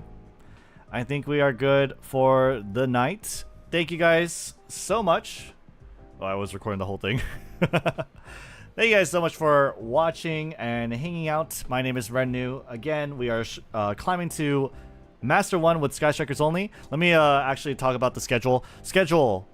Tomorrow we are playing Master Duel with Rednu. Rednu is a good friend of ours, good friend of the channel, and he is another VTuber. We are going to be playing something about Skystrikers with them. Rednu is a very good Skystrikers player, so should be really fun. Definitely hope you guys can tune in and enjoy that. That will be streamed. It won't be at 8 p.m. It'll probably be whenever he streams. So it'll probably be whenever he streams. So join the Discord. Follow me on Twitter at Rednu23 to know when I go live next. And I think that's about it. Like and subscribe if you enjoyed this content, if you want to see more of my Skystriker streams. And we will see you all on the next one. Yeah? Take care, guys. Have a great night. Bye. Bye-bye.